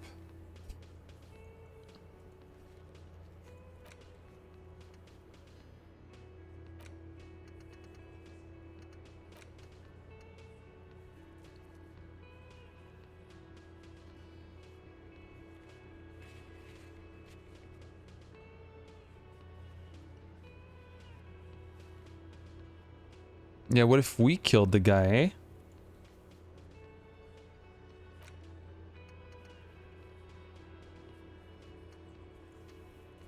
I mean, it was a bunch of people who killed the guy. Alright. We're gonna save the game here. I'm gonna save it like right here. And this will be it for today. Next stream, we'll be discussing with the union members. We'll be finding a fridge for our corpse. Yeah, I should probably get the maps. They're at the bookstore, right? We'll look into that. But for now, I'm gonna take a little break. I got really disillusioned about this game after talking to the union boss, because it really felt like, all right, the company sucks, the union boss sucks, the fascists suck, the cops suck, that sucks, they all suck, they all fucking suck. You're all alone in this world, and there's no way of making things better, because everything sucks. And that's the kind of world I don't want to be in. Thank you, Lenore. Your accusations roll off from me like water on a duck's back or whatever. I do not feel actually attacked, because those attacks are baseless. This was a long stream, says Sneaky Revenant. I've done like, I think 8 hours before yesterday.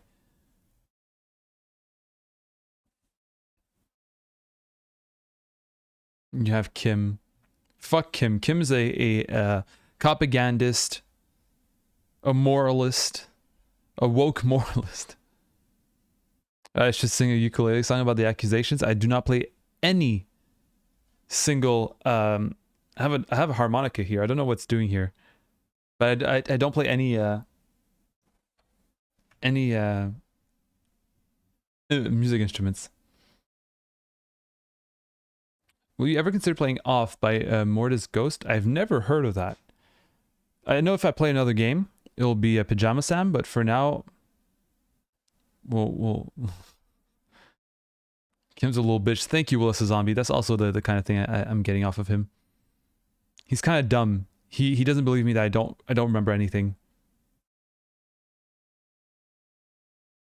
You don't need my special goodbyes to cancel me. Yeah, no, you guys can cancel me. You can cancel me. Good luck making a case for the cancellation. But yeah, I'm excited to see where this.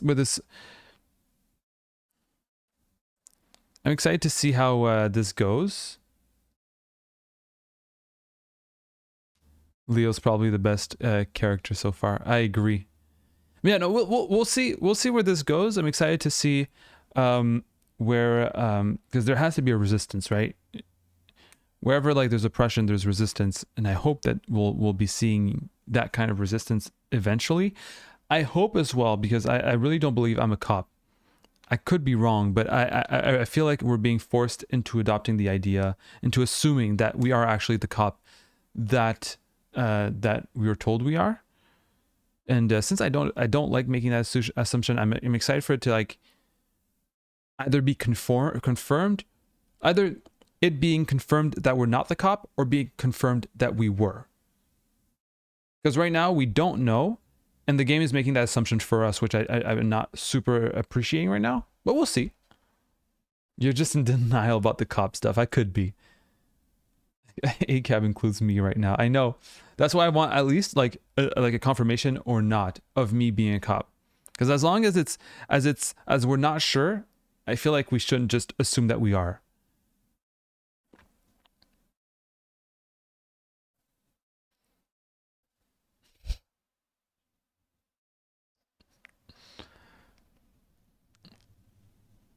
I don't like this case against me.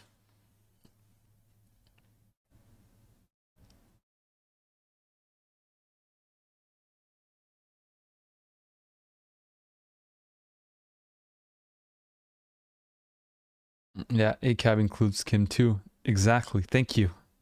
I think the game tells you by your skills, especially the esprit de corps. Your skill tells you you are a cop. I don't trust my skills. We've already established that skills were they were unreliable narrators. I don't trust my skills. Like how many times have the skills said like, oh, communism just means killing your opponents? It obviously can't be that. So we have we can't trust our skills in this game from what I've understood.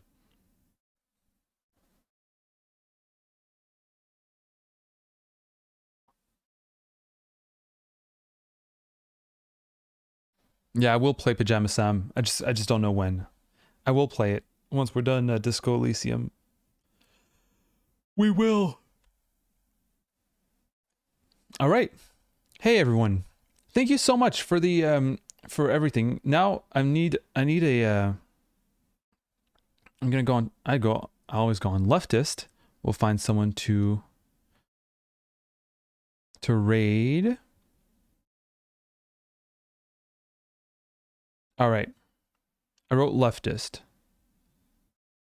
So out of the things that you can watch, and out of the channels I haven't rated so far, there's TYT Drama Keeps Getting Worse, World News, by a leftist called Ariana Jasmine. There is... I don't see...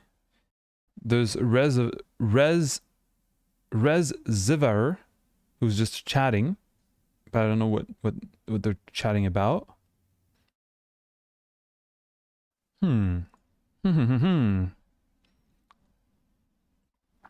Oh, Tired Floor, thank you. Thank you for everything too, Sean. Oh, no, thank you for watching. Thank you for being here. It's very appreciated. All right. Thank you for the stream. Thank you for all the new follows and the raid at one point. Yeah, the Aphonic raid. That was like 4 hours ago, so close to the beginning of stream. Thank you for following the playthrough of Disco Elysium. Didn't change to Disco Elysium? I know, it says we're still just chatting. Oh well. I'm not super great at this. All right. I will, in that case, I'll just send you to Ariana Jasmine, who's just chatting. Politics, leftist, LGBTQ. Sounds great. Say hi. Hopefully you have fun over there. And I'm trusting you to be really, really nice and really, really wholesome, as you always are, to Ariana Jasmine. And on that note, thank you everyone once again, and maybe see you tomorrow. And if it's not tomorrow, it'll be after tomorrow for sure, where we continue to talk about to play Disco Elysium, and we'll find something else to talk about. I'm not even worried about it. We talked about abortions today, and it was fun. It was a small segment. It was short. Oh yeah, and we'll read as well in the next couple of streams. We'll read. All right, we'll be productive. Hasta luego. Oh yeah, and go on Discord. Check out the Discord. All right. Goodbye, everyone. Thank you for the stream. 5 hours and a half, not too bad. All right, goodbye.